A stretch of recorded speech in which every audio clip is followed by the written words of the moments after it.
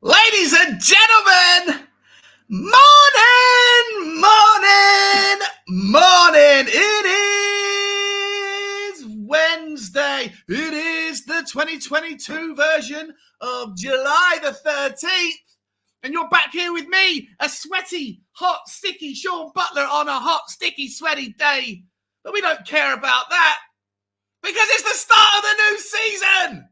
We are about to do our first watch-along of the year. The pre-season starts now, and it's Tottenham against the K-League All-Stars. And we've got the transfer news to drop in as well just before we get into the game preview show. And also we've got the injury news. We're going to talk a little bit about the formations we want to see, the players we want to see, and unfortunately the players that we won't see.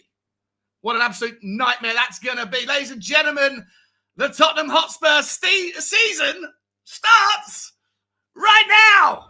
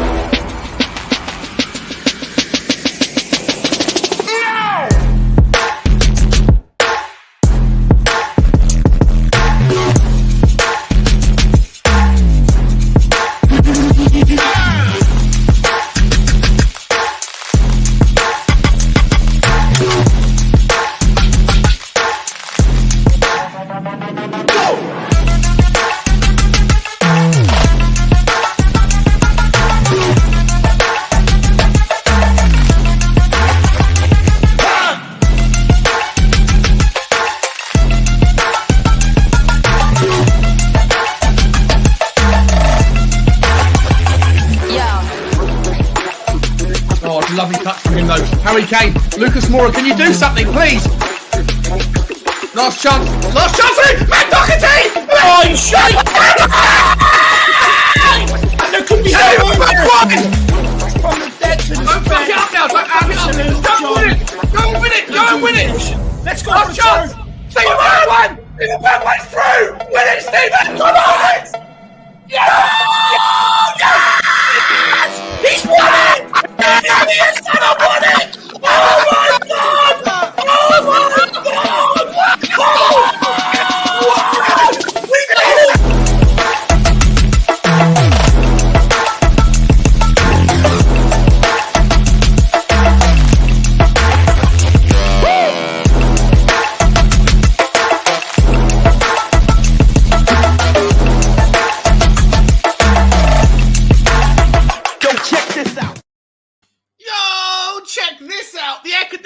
Turned on briefly because you don't want to see me damp and clammy. How's everybody doing? Ladies and gentlemen, in just over 1 hour's time, 1 hour and about 20 seconds to be precise, we're going to see Tottenham's season start. It's going to be exciting. It's going to be a little bit disappointing though with some of the injury news that's come out. Well, we're going to talk about that in a second with my man who's going to join me for hopefully most of the watch-alongs this season and certainly a lot more of the content as we get through everything. Let's welcome him into the show. Please, ladies and gentlemen, who could it be? All right, next contestant, spin the wheel again, please.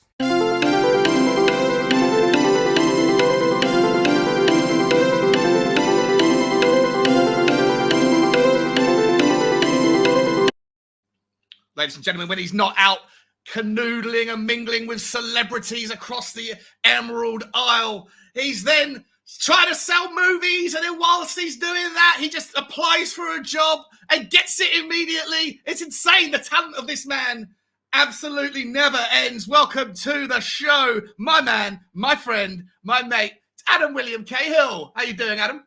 Not too bad, buddy. What's the story? Great to be back with you. Good, yeah, good, mate. Good to see you too. Am I quiet? Am I noisy, or are you quiet? I'm not sure. Am I quiet? No. Maybe I got my. No, you're perfect. That's good. I can adjust the mixer if necessary. You know, I got all the stuff going here. How's my audio? We should have done this backstage, really, but no, I can hear you fine. So please, God, everybody else can too. Yeah, nice. Tell How's us things, in mate? the chat, folks. Tell us in the chat how we're doing. Yeah, all Yeah. good, man. All good. It's an incredibly blisteringly hot summer at the moment here in Ireland. So you were telling me before we got started that you got crazy temperatures coming this weekend. I think we'll probably have something similar.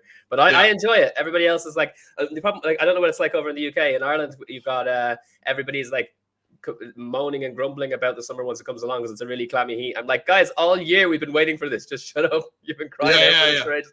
So I love it. I love it personally. But honestly, I can't stand. I'm not a fan of the heat, man. I'm not a fan of the summer. It's the worst. It's the worst season for me. Okay. Yeah, it's just anything above like 25, and I'm damp and patchy. I'd rather be damp than cold, mate. I'd rather be damp than cold.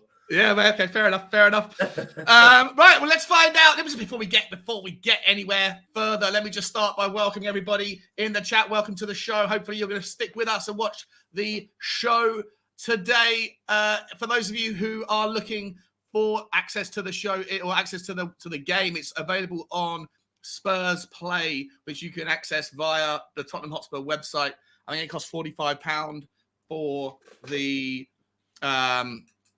the annual pass, and it's quite clever what they've done in that they make you pay up front, because I think most people are just going to need it for the pre-season friendlies and then not sure how much more they're going to tap into. Although I've heard other people talk about, like Brian Daigle's got this vision of Spurs Play becoming a future Netflix of Tottenham Hotspur, where everyone can buy their season ticket to the games who can't get into the stadium itself, etc. It's quite interesting. Quite interesting listening to him how he sees the vision for it.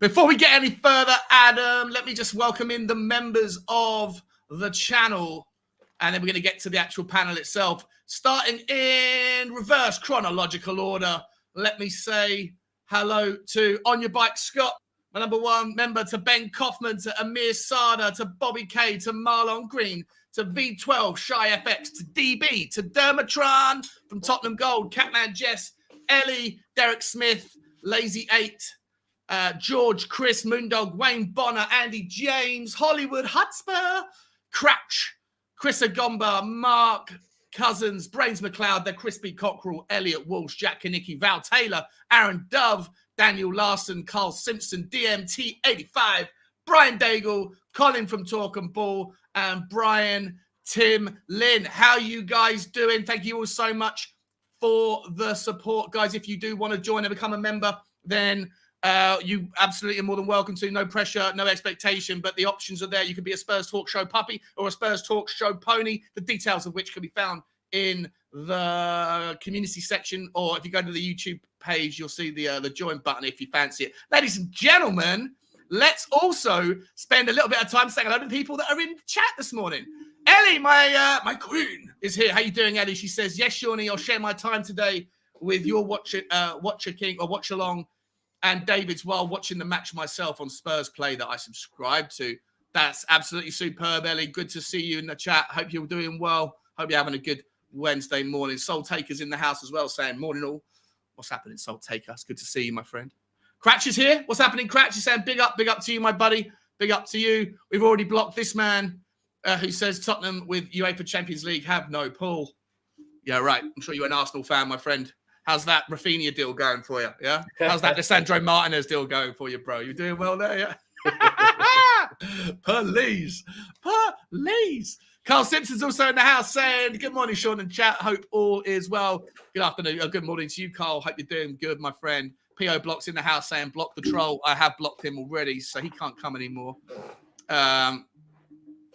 Tottenham, has he put that? Oh, he's put a second thing in. It's okay. It's okay, mate. You're gone now. You can't say any more nasty stuff to ruin our day. Carl Simpson's here saying, Tottenham, good to see you. Have nothing better to do. Oh, he's about the other guy. Good. Yeah. Got it. Nick Collison, what's happening? Ranjit, you are always noisy, Sean. Well, I am what I am. I am what I am. Carl Simpson is saying both are good. ATX7 is in the house. What's happening, my friend? Saying it's fine. Nick saying anyone with headphones, take them off. Eugene's in the house saying, hi, everyone. Big up. Hashtag hard training. We're going to talk about that in just a second. Big up, Eugene. I hope you're doing well. OCD Whiskey is in the house saying £45. Does that mean we have more money for transfers? Well, you know what would be interesting? How many people do you reckon signed up for Spurs Play, Adam? Yeah, I wish they'd give out those figures. I wonder. No, I'd imagine that considering the content that's available, like we've got all of our preseason matches. You can rewatch any match from last season whatsoever, which I've been enjoying doing. Going back and being able to watch games like us battering Aston Villa, battering Newcastle, battering Everton, battering Leeds. There's a draw to that in and of itself. You've also got the Conte documentary. I think there's still already there's enough content on there to draw people. So maybe they've got a decent following. What do you reckon? 100,000 people? 50, maybe more? Maybe less? Given the amount of fans that we have, we've got to remember we're a big club. You know what I mean? The amount of fans we got, and then with the I don't know what way the Korean fans are able to watch these matches. Perhaps they have their own another service over there that's available to them. Yeah, excuse me. But if not, then they'll have to sign up to Spurs Play too. Yeah, interesting, very interesting. I'm sure Daniel Levy wouldn't have just given away the rights to some Korean TV network without making a bit of money out of it. Yeah. Audio Artisan is in the house. What's happening, Audio? Good to see you, my friend. Said morning, chaps. Morning, buddy. Ryan McFarlane's in the house. What's happening, Ryan? Hope you're okay, my friend. Cuba99 is in the house saying, big up, lads. Still struggling with the heat. The football is back, so it doesn't matter, does it? I don't know if you're coming on, Cuv.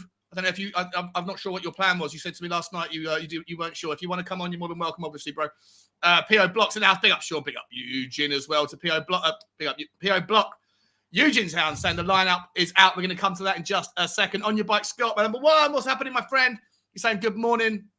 Good morning to you, buddy. The crispy cockerel's here. Let's go. John Fitzpatrick's in the house as well. Welcome, mate. Welcome. As is Wilson T. Match day. Game day! Oh, I didn't do my game day. It's been so long. It's been so long. I forgot to do it. You got out of the habit. Oh, no, I didn't do it. It's game day. Never mind. I'll have to pick that up for next time. Mick Hermlock's in the house. Good morning, lads. Good morning, my friend. How you doing? Crypto Pritch Gaming's also in the house. Come on, you Spurs. Let's go. Soul Taker. I'm debating it now, but can't justify paying 45 quid for a couple of friendlies. It's a fucking liberty. It is a liberty. It is a bit of a liberty. We love you, Sean, and big up to Adam William Cahill. AWC. Does anyone call you AWC? Not often, not out loud. But people are texting me sometimes. Yeah, AWC. Yeah. But never. No one ever says AWC. And Youngie Hong. Youngie Hong's in the house. What's happening, Youngie? Good to see you, my friend. Good to see you. Hang on one second. Let me just get this link over to Kubi Groovy. Wants to come on. Hang on a second. Let's get him the link. Ladies and gentlemen, just so you know, before we get into the action, we are just so you know, the plan of action, right, is we're going to watch the game, obviously do the watch along, and then at full time, we're going to put the link in, and everyone who wants to come on and just give their thoughts, they can, but we're not going to bring it in as one big giant panel. We're going to bring you in like one at a time, for a few minutes, 5-10 minutes, whatever, and let you have your say on the action, and then we move on to the next person. That's the plan. So if you fancy that, then hang around after the show, and we'll be doing that straight away, depending on how many people are still interested and still want to do it. All right, last but by no means least, in the admin section, I also wanted to just quickly say, if you are interested in joining the Spurs Talk Show Fantasy Premier League, then you can. The link is there. The code is AF61M7. It's it's absolutely free to join, and the winner over the course of the season will get a football shirt with a name and number on the back to your taste. Obviously, Tottenham shirt with the name and number on the back with your shirt. We'll do that obviously at the last point of the season. But the door's only open until the first game. Once the first game has started, you can't join the league once you know you're doing well and try and sneak in the back door. You have to be there from the get-go. So make sure you join that. AF61M7 is the access point. Ladies and gentlemen, let's get the news, the team news. Adam, have you seen the team news? The starting 11 is, we've got Brandon Austin in goal. Oh. We got Christian, we're playing a 3-4-3, obviously. QT Romero. Let me get this up, actually. I'll just get it up so everyone can see it. Share screen. Here we go. Oh, hang on. Need to get rid of this thing. Unusual choice for the back three. Yeah. Okay. Can everyone see the screen? I do believe so. So we got Davinson Sanchez playing in the middle, Romero on the right, Eric Dyer on the left of the back three. Then we got Emerson Royale, Rodrigo Bentancur, Oliver Skip, and Ryan Sessegnon making up the four across the midfield. And then Lucas Richarlison and Brian Hill up front. I think immediately looking at that, I think that they've got the distribution wrong. There's no way that Lucas is playing on the right and Brian Hill on the left. If they're playing as inverted wingers, Lucas is right-footed. He's going to play on the left and the other way around with Brian. And then at the back, I would say Eric Dyer is going to be playing center, the central centre back role, and Sanchez and Romero, whichever, probably Sanchez on the left. Yeah, like they always get this wrong in terms of where they're putting the players. But at least we know that's the starting 11. Yeah, and if there's anyone watching that is going to be holding me accountable for any of the Korean K-League Masters names, then I don't know any of these players. Most of the names look like they're fairly. I can get it right phonetically, but I'm probably going to just stick to the when they've got the ball. We'll just be talking a little bit of injury news. Real shame to say this, but obviously everyone's been looking forward to seeing the likes of our new players. And of the 5 players that we've signed this season, 4 of them are not going to be participating at all today. Fraser Forster is sick. Clement Langley didn't make the trip, obviously, because of his work permit thing. Perisic is down with a bad knee. And Bissouma is also unwell. How disappointed are you in that one, hearing that news, Adam? Yeah, it does put a dampener on it for sure. That one of the big things that you want to see, we're all delighted to have Spurs back playing again and to be able to just get that, get over the summer drought and to see our team out on the pitch again is going to be exciting. It's fantastic just to have the football back again. But we were so looking forward to seeing our new additions and how they were going to perform and just watching them come out in the shirt. And to have thank God for Richarlison. At least we have him, and there's something new to see, and he's starting as well, which is great. But I was really looking forward to seeing Yves Bissouma, I gotta say. And unless there's some sort of speedy recovery that happens over the next hour, then I don't see. Yeah, unfortunately, we won't be seeing them jogging out in the colours today. But look, it is disappointing, but we still got a game of football ahead of us, and as I say, we still got to see Richarlison doing his thing, and hopefully doing his pigeon celebration at some point as well. So, what do you make on our faces?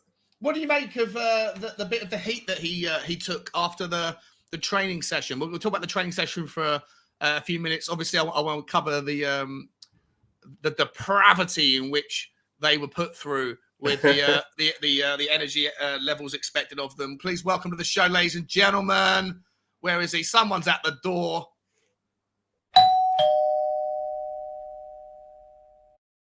Who could it be, Adam? Who could it be?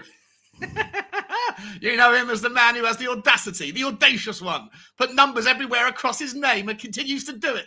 Please welcome to the show. It's Cuba 90. Oh, Jesus. It's half Cuba 99. Half Cuba 99. Wait, I need to get rid of that one. How do I do that? That's an interesting one. That's not going to work either. I need to go back to this one. No, I don't. I need to go back to that.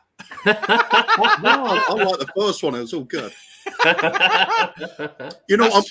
I'm still tempted to run away while you're doing the doorbell one time. Knock and run on air. Knock down Ginger, the virtual version. How you doing? We call it knickknacks over here. Oh, is that what it's called over there? In Ireland, it's called knickknacks. Yeah. Nice. Fair enough. It's too hot for all this, but got to stream. Yeah, got to get done. It's fucking hot, isn't it? I've got the don't you find your head is cooking underneath your headphones? Yeah. And the things, these little pads are like when you finish, you can almost do that. Yeah, and drips will come out. I used to have a pair, but I just cannot wear them. It's bad enough in the winter, I think, but yeah, not doable now.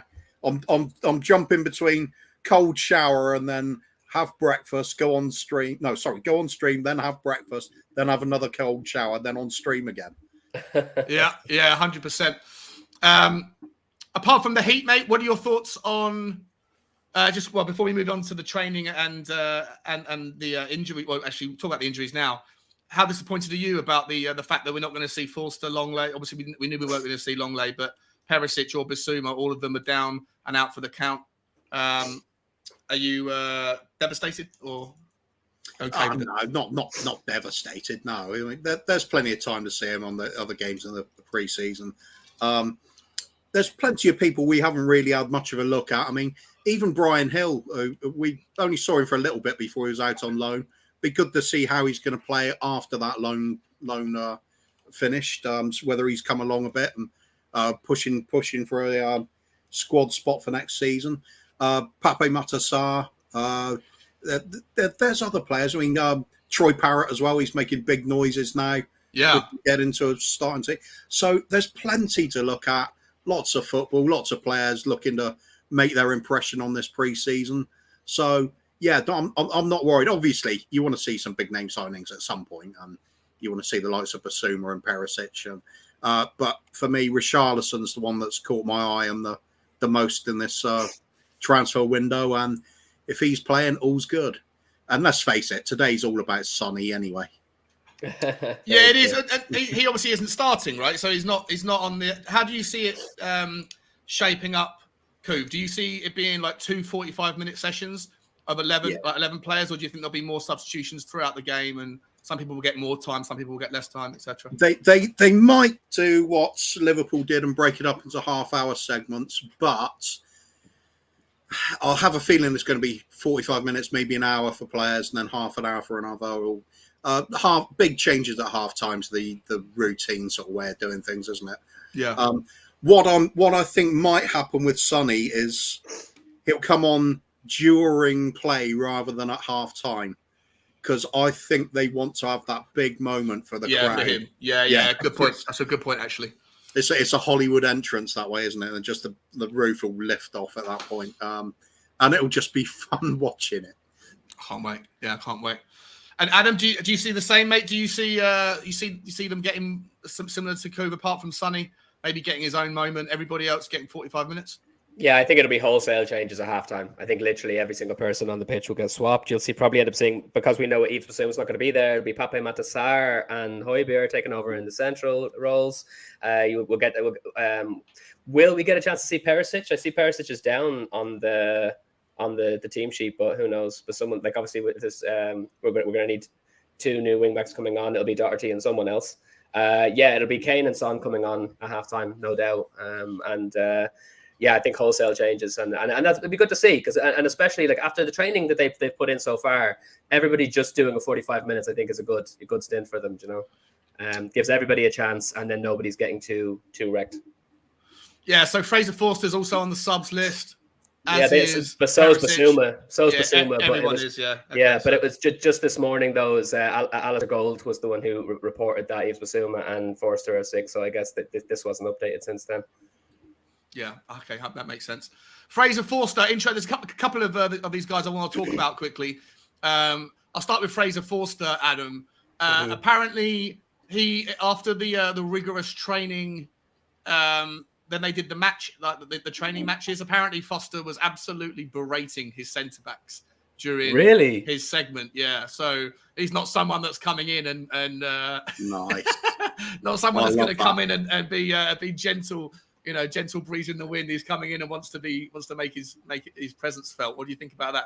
Well, fair play. No, fair play. I mean, that's kind of, you don't want to see someone coming in and being sheepish. You know what I mean? At the end of the day, if this guy's going to be doing, putting in a stint of perhaps 20 games to give Larissa a break, especially during, let's say, the likes of the Carabao and the FA Cup games, then you want to see someone who can come out. And if they're like, this team is used to our keeper captaining from between the sticks, you know what I mean? So like at the end of the day, if they're looking for, if they're used to having the leadership coming from right at the very back, then if Forster's able to step right in and do that and be like, right guys, I'm also going to be that voice from the goal, then I'm glad that he's doing it, because they may the centre backs may depend on that at this stage from the likes of Lloris. So Forster's able to come in and he's like, yeah, no, I can do that job too. I'm delighted to hear it. I'm absolutely delighted to hear it. Yeah, same here, Cove. Yeah, I think it's one of the few criticisms you can have about Hugo over the years is he hasn't got that commanding presence at the back, and part of it's verbal with all keepers. I remember the likes of Peter Schmeichel and Eric Torstrat for us. You could hear them a mile away when they were shouting for something. It got done. Hugo's more sort of lead by example type player, and I think with Forster coming in, exerting his dominance on the defence, he's getting what he wants. Let's face it. I mean, by nature, a lot of us are cowards at heart, and we're not going to argue with somebody that's 6'7" screaming at you. Yeah. He certainly has got the stature and the presence, hasn't he? I'm all for it. It's good stuff, and Conte's going to love that. Yeah, I agree. Yeah, 100%. Conte's all about the control, and if it starts with his keeper barking out orders, that's a good thing. Yeah, 100%, mate. 100%. And not quickly, take us how much time we got? Obviously got plenty of time. The next guy I want to talk about is Troy Parrott, and we're going to sort of blend this in before we speak about him specifically. The training regime, right? Do you think there's any chance at all that maybe Basuma's illness and Foster's, well, not necessarily Foster, but did they make Foster run and Hugo Lloris run 42 laps of the pitch as well in 40-degree heat? I mean, wouldn't be fair if they didn't. Yeah. It would not be fair if they didn't. 42 lengths of the pitch. You'd imagine even if they were offered a free ride and didn't have to do it, I'd expect them to insist on joining in anyway. You don't want to be this odd one out in the squad. Yeah. And they wouldn't have done all the running up to that point anyway. These lads had put in a stint, they were doing 3 training sessions over the course of the day. And at the very end of the last training session, they were told to do that many laps of the pitch. The keepers have not spent 3 training sessions absolutely busting their balls the way the outfield players have. So there's no reason for them not to have done a few laps. You know what, though? I don't know. Some of those, some of the routines are certainly from my own experience watching our goalkeepers, even non-league. The training routine is pretty extensive. It's actually pretty tiring to throw yourself down, keep picking yourself back up again on a regular basis. It's a big part of boxing training as well, just completely flat out on the floor, get up again, down again, up again. It is physically tiring. So in their own way, they will have done quite a workout as well, I would have thought. But it's different. Hard to compare the two, though, I agree. Yeah. Soul Taker saying the keepers didn't run, but the rest of the team did. He goes, as sad as I am, I watched the entire thing. That is commitment, mate. Your season started 2 days ago. My season started today. You know what? If I was if the option was there and they went, okay, boys, do you want to run the 42 lengths? You can imagine Foster looking at Lloris and Lloris looking at Austin and everyone kind of going, don't fucking say yes. If you say yes, then I've got to say yes. Giving the old the silent shake of the head. Shut the fuck up. Keep it down. Yeah. Listen, 42 lengths, obviously madness on top of everything else they did. Before I talk about Troy Parrott, because he I think was a standout one with the fitness. And we'll talk about him in a second and what he can bring to us over the season, maybe, or if he's going to be loaned out. But before we do that, I just want to ask you guys, why do you think? How do I phrase this? If you remember when Hugh, sorry, go on, Coach. So I was just going to say, while on that subject, there's a really good comment from OCD Whiskey right at there we go. Yeah. Getting out of bed in the middle of the night to go for a wee is pretty taxing on me. Yeah, good one, OCD. What was I going to say? Yeah, so if you remember, right, when Nuno was in charge, we were bottom of the distance travelled league, right? Consistently number 20. Conte came in within 2 weeks. During mid-season, he had got us to the top on the distance travelled thing. So surely the fitness regimes that they do in training every day were of a certain level anyway, to have taken them from 20th to 1st in the distance travelled and then maintain that for the entirety of the season. So my question is,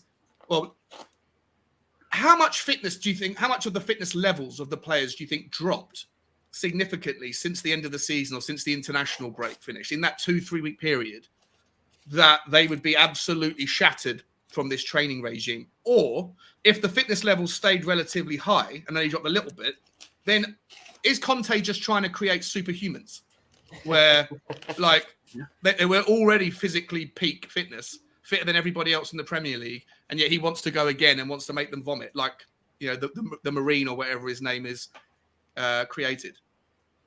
Koof? Yeah, surely he's going to want the ultimate fitness machines, isn't he? It's an advantage, definite advantage. You look at the amount of games that are won in the last minutes of the game because you've got that extra bit of petrol in the tank and the other team's running on empty. If you take that away from your team, you don't give them that opportunity, you are going to miss out. At some point, it will cost you. You can't afford to be that team. You want to be the team that is the one taking the advantage. Yeah. So, it's a bare minimum to be super fit nowadays. Really is. All the dietary regimes, the fitness, all the technical coaches, all the sports psychologists. It's all a massive part of it now because we're talking about elite level where even the tiniest little deviance from optimal, and you're not getting the best out of your players. And just those tiny differences can make all the difference, especially when we're looking at. Well, let's face it. Let's be optimistic. We have got to be looking at Manchester City in our sights. I'm not worried about who's behind us. That lot down the road with their joke signings this season, I'm not worried in the slightest. Chelsea, I think, are there for the taking. Liverpool's going to be really difficult to catch. Man City could be almost impossible to catch if their signings hit the ground running. But if we're in peak physical condition, we're prepared for that first game of the season, we don't drop easy points in any of these games that we did last season, push ourselves up to 90 points, every single bit we do to help that is going to count at the end of the season. When we're talking about 90 points, and last season, City won on 93, was it? Something like that. I don't see it beyond us to get 90 points again this season. If we're in place to hope for them to slip up somehow, or players don't fit it in, or something off the field happens, maybe they get done for financial irregularities. You never know. Teams can be. You've got to be there to steal the opportunity if it presents itself. Exactly. Yeah. So let's be absolutely prepared in every single way. And much as the training has gone where you see the players completely exhausted at the end of it, having to flop down on the ground because they've got nothing left. Yeah. That's what you want to see for the whole season with us. Give everything. And it starts from day one, and it's this training, these sort of training sessions that make it. So I'm all for everything that's happening at the moment. I'm so supremely confident of things going into this season. And I think that the only thing lacking now is those couple of little signings that turn a promising window into a bloody good one. And if that's the case, let's get the silver polish out and open up some cabinets. Yeah, nice, man. I like that. Yeah, good take. Adam, though, is there a chance at all that we could be overdoing it, and that you could get peak fatigue or peak fitness too early, and then fatigue or injuries, people pushing like Kulusevski? I think he's down as well, right? With calf problem. With a calf problem that you picked up in the training. Like, I don't know if it could just be a little strain, but maybe it was because of the running. Like, is there any? Are we pushing the boundaries between like looking for supreme fitness and excellence and everything that we do, and maybe going a step too far with some of these players that haven't seen it before, haven't had this asked of them? Is there any chance that whether it's a negative in just the actual fitness, whether they get injured from it, or whether they don't have the mental strength and go, oh fuck this, this isn't, this is too hard, I want out? Is there any of those risks at all? I don't think that we're in the short term. I don't think we should be concerned about risks, because the fact of the matter is that the Kulusevski thing is an example of, like, from what the reports are saying, is he had a niggling issue with the calf, and therefore they didn't put him through the training specifically because they knew that it would aggravate it and turn it into something else. So they are paying very close attention. What we need to realize, and when people I don't know why I'm touching on this already, but all of the people who are giving out about that we focus so much on, even though we haven't won trophies, we focus on how good the training center is and how good the stadium is, blah, blah, blah. The training center is is state of the art. It is superb. You want to see when these guys are getting like their measurements done, their every little last detail of their physique, their condition, fitness, everything is monitored to a T. So when they're looking at the players and they're putting them through their paces, it's like, no, these guys are at a standard where they can handle it. Kulusevski happened to be in a position where it's like, oh, I feel this little niggle in my calf. And then they're like, right, stop. We're not going to force you to do this because that will end up in a serious injury. So therefore, they know what they're doing, I think. As far as the, getting them out and after 3 weeks and seeing them in the condition that they're in, I think that does make a massive difference. Sitting around on holiday for 3 weeks and then coming back into the training, it is going to make you absolutely bollocks. Look, I can say from experience, from someone who's been going to the gym every 5 days a week for the last 3.5 years. If you miss 2 weeks in the gym, like you work out in the gym when you first start out, everything hurts, and after a few weeks of being consistent, you don't feel it anymore. You just go in, you do your shift, you go home. You miss the gym for 2 weeks, you go back in again, and you do the same exercises with the same weight that you did the last time, and you're in bits. You might be able to get it done, but 2 days later, your arse hurts, your legs hurt, your arms hurt, everything is just really, really painful again. So these guys are being put through their paces so quickly after coming off of a holiday. It makes sense that they're that initial shock to the system, even over that short period of time, will cause them to be completely and utterly destroyed. But are we pushing them too far? I don't think so, because ultimately.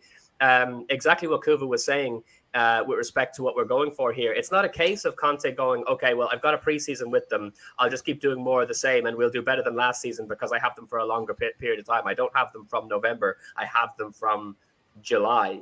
The fact is he's got... he's in his mind, he's not thinking I need to get this team from top four, fourth place finish to a third place finish or a second place finish. This man wants to win the title. And to win the title, he's not going to be thinking to himself, okay, I'll just do more of the same, or, just put them through a little bit more intense training. He wants these guys to be the elite of all elites. And that's why they're being pushed to that degree. My long-term concerns are far more pressing, I think, more pertinent than the short-term concerns. I think they will be able to manage, just like every other team that ever was put through their paces by Conte have managed. And they've gone on and they've won silverware. The problem will come potentially in a couple of seasons' time when the players are like, I just can't do this anymore. This is just like, it's so grueling.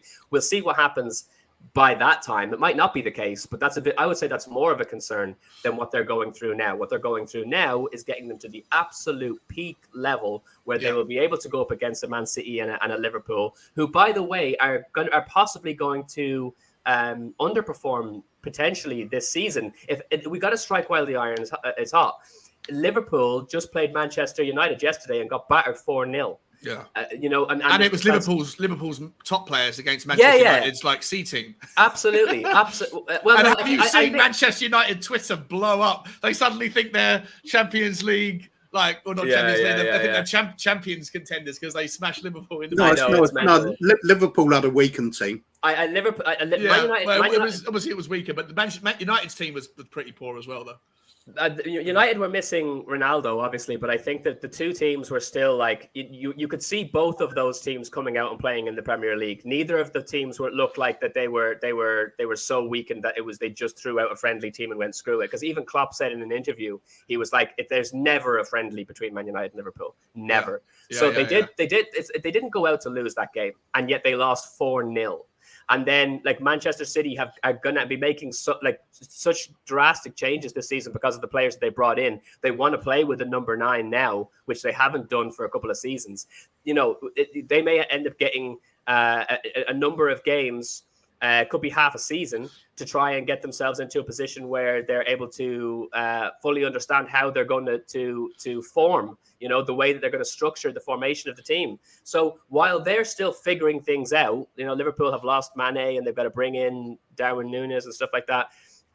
While they're trying to figure out what's going to happen now with the team in a kind of sort of a transition, we can hit the ground running and potentially outdo them this season. Do you know what I mean? So Conte's thinking that. Conte realizes that this is where his head needs to be at. He's not going for second or third place. He wants to win the title.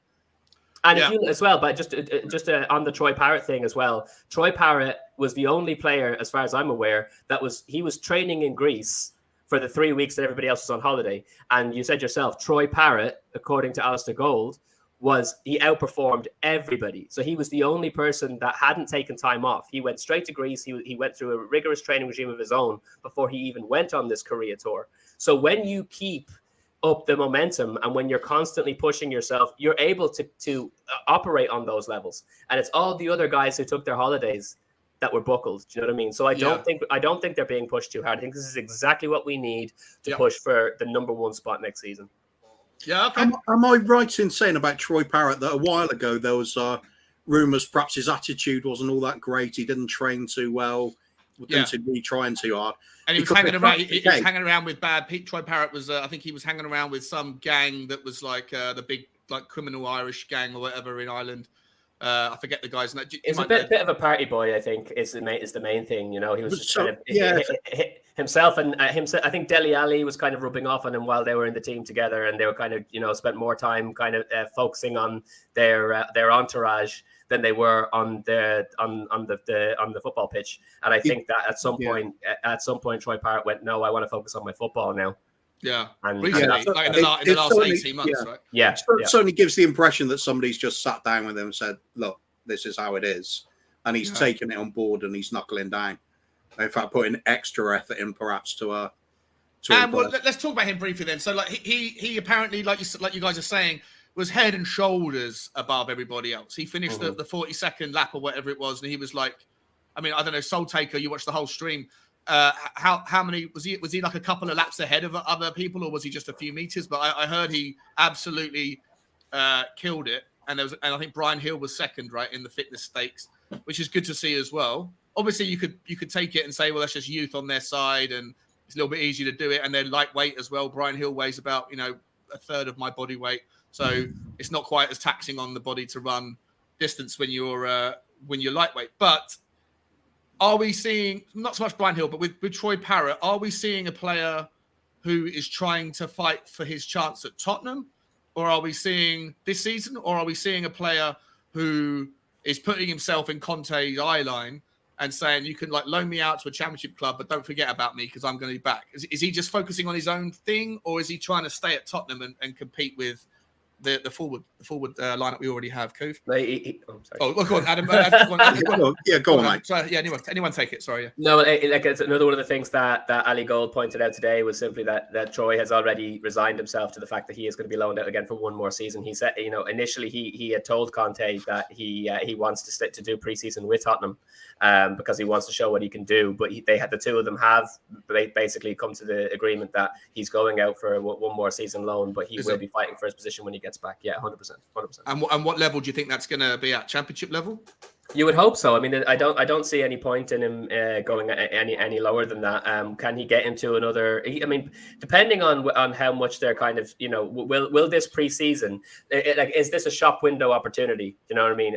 Will this preseason enable him to get out, grab a few goals, show what he's able to do, and then maybe one of the lower Premier League teams come in for him? It's not beyond the realms of possibility, but I would say more than likely you're going to get a championship side going for him. Yeah, 100%. But it could be like a Nottingham Forest. Well, do you think if you were to loan him out to a Premier League club, though, do you run the risk of him just sitting on the bench for another team and then not playing? Or would you rather him go to the Championship where he's going to play 30 games in the season and try and see if he can bag double figures? If he can get 10, 12, 13 goals, then that's the sort of progress you want to see. Even though it'd be nice to think he's going to a Premier League club, then we've got a Premier League level player on loan. But it defeats the purpose if he's just going to sit on someone else's bench. It depends on how badly the other Premier League team needs a striker. I mean, if you look at for Everton, for example, so they've just lost to Charleston, right? And then Calvert-Lewin is injured nearly every other month. So, I'm not saying that they'd go for him, but I could see him getting a good number of games for a side that just do not have a striker up, a number 9 up front anymore. That is doing it week in, week out, and you could get plenty of games. I still think the Championship is most likely, but there are teams at the bottom of the league that could do it with a striker of his ilk. Yeah, interesting. Koof, what about you, mate? No, I think Adam hit the nail on the head there. Is just get him lots of minutes is more important than just the quality of the team that's actually going to. So preferable if it's the likes of Nottingham Forest because it'll be against Premiership opposition, and he'll learn to have some of the hardships in life where you're not getting it all your own way, and your chances may be limited while you're playing. And you've got to make the most of them. And the team's struggling, and you need to overcome that adversity. I think it's really good for a player to go through that point. I know lots of people argue against it and say no, you should be building up the youngsters' confidence and let them have a nice easy run in there to just ease them into the game. But I disagree. You want to have character in players. I think you want them to find a way to overcome those challenges and still come out on top. When you've got that and you've got the difficult start, it's so much easier for the rest of the career. I know I certainly found that my own personal experience pre-season and then playing against some teams from divisions way above us. It was really hard games, but it made us as well because especially when I was a youngster, we were getting outplayed. I mean, we'd take a few 6-7-0 pastings, but we learned so much in those games playing against seasoned veterans. It paid dividends for the rest of the career. But Troy Parrott, he's at that point now. Game time, Dane Scarlett as well. Got to have game time. So you're also right, Sean. There's a worry that going out to a club and they're just sitting on the bench, that does them no good at all. Yeah, no good for anybody. It's one of the worst crimes there is in the sport, really, isn't it? Any player shouldn't just be sat there not playing.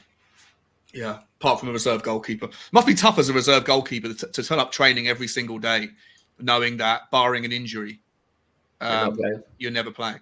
Although it's not that tough. If you're picking up 50 grand a week to sit on your ass, it's not bad. Miss out on the odd 40-lap run at the end, apparently, as well. That's 100%. I do want to shift the conversation in a second. There's a couple of people that have asked from Twitch. A few people watching on Twitch today. It's interesting. It's unusual. Good to see you, Ant Groom. I want to show the bench in a minute because I'm going to come back and talk about talk a bit more about what we want to see and who we're looking forward to seeing, given that the other guys are out. Just quickly though, we've got a new member for the channel, R Green 216. Big up, my man. I really appreciate the support.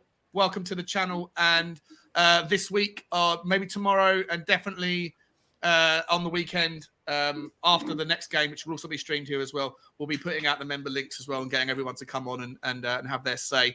And like I say, guys, if you are interested in hanging around after the show, we'll be putting the StreamYard link in the chat, and so people can come on one at a time and have their little rant or their well wishes about the team. But mate, R Green, thank you so much for the support, my friend. Looking forward to meeting you, and also a super chat from Chris Hammond. Thank you so much, my friend. You haven't left a message. If you do have something you want to say to the guys, and you just and you didn't put it in by mistake, then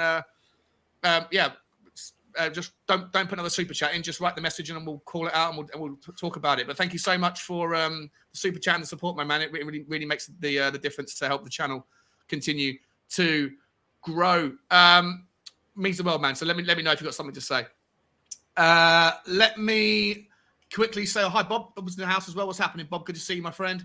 Your bestie Rishi is starting. Yeah, listen, man. It was interesting. What I was going to talk about him actually. It's a lovely little segue. So I was actually going to use Bob Spur's tweet as an example. I wasn't aware of this, but apparently on Twitter, Bob Spur said, a lot of people out there that have seen Richarlison miss a couple of sitters in the training game a couple of days ago, and apparently Twitter exploded with people having a crack at him, saying he's no good or whatever.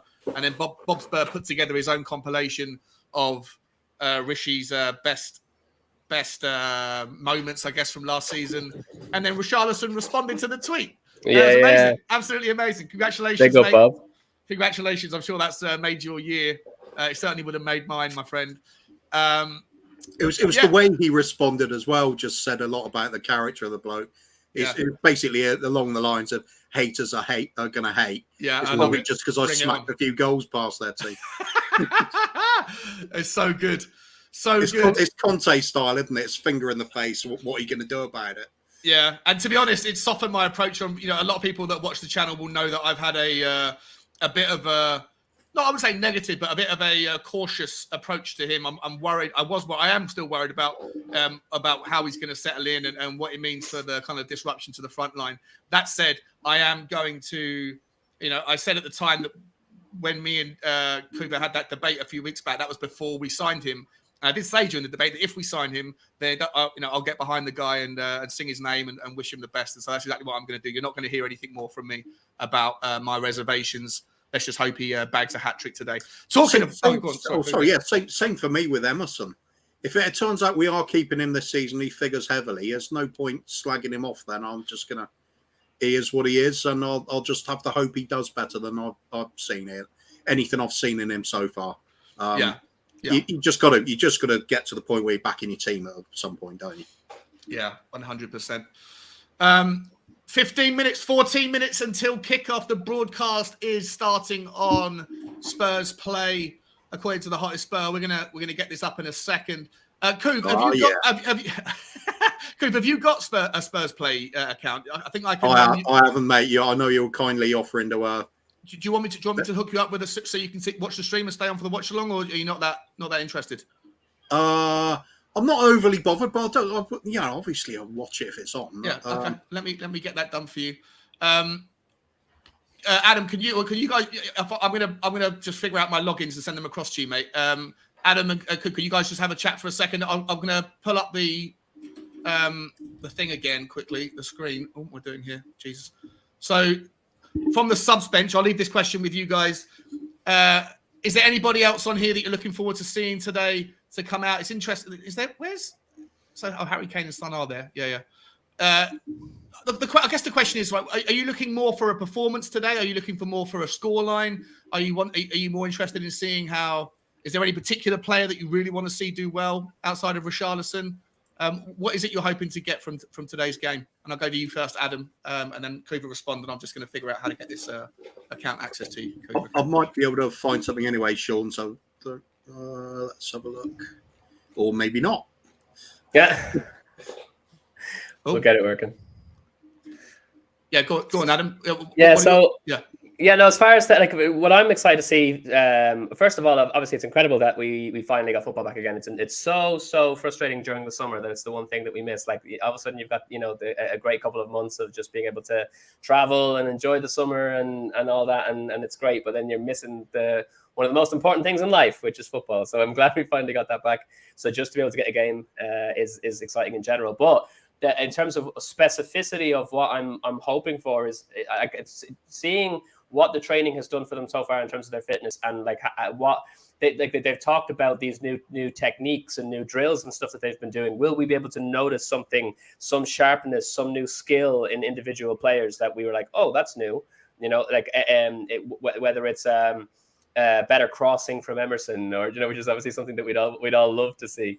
Any little thing that we're like, okay, yeah, this is definitely something new that they're trying out. This has definitely been an upgrade on last season, and just the fitness in general. Like, I'd love to see, are they able to put that extra, a few paces on other players to beat them that they weren't able to do last season, things like that. In terms of specific players, I can't wait to. We've seen nothing of Pape Matar up until this point, so I'm actually he's not starting in the first half. He is more than likely going to be coming on alongside Højbjerg in the second half of the game. I'd like to get a chance to see what he's like, and especially playing with our players and how he will gel and what the chemistry will be like. But definitely, I've got no idea, apart from a highlight reel, which doesn't say anything about anybody because it's just their highlights.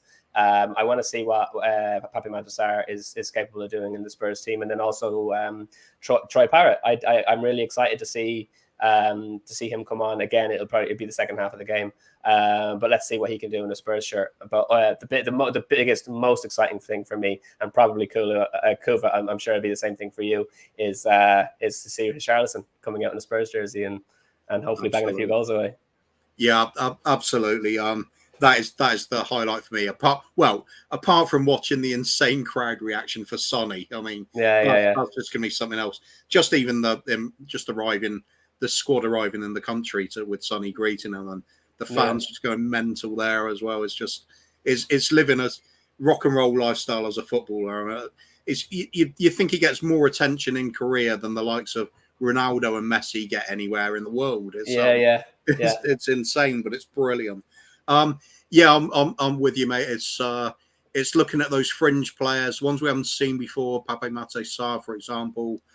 See what they can do. See if there's any flashes of brilliance that catch your eye and think he's certainly one for the future, even if not right now. That would be good. Agree about Emerson that I would love to see just a few crosses going in, a few quality crosses whipped in. If he does that, it would be like, wow, maybe there is something on the horizon for him, because at the moment I just don't see anything that suggests he's a great wing back or any kind of wing back. But other than that, I was saying on David Harris' stream earlier, is passages of play. You look for little intricate passing movements.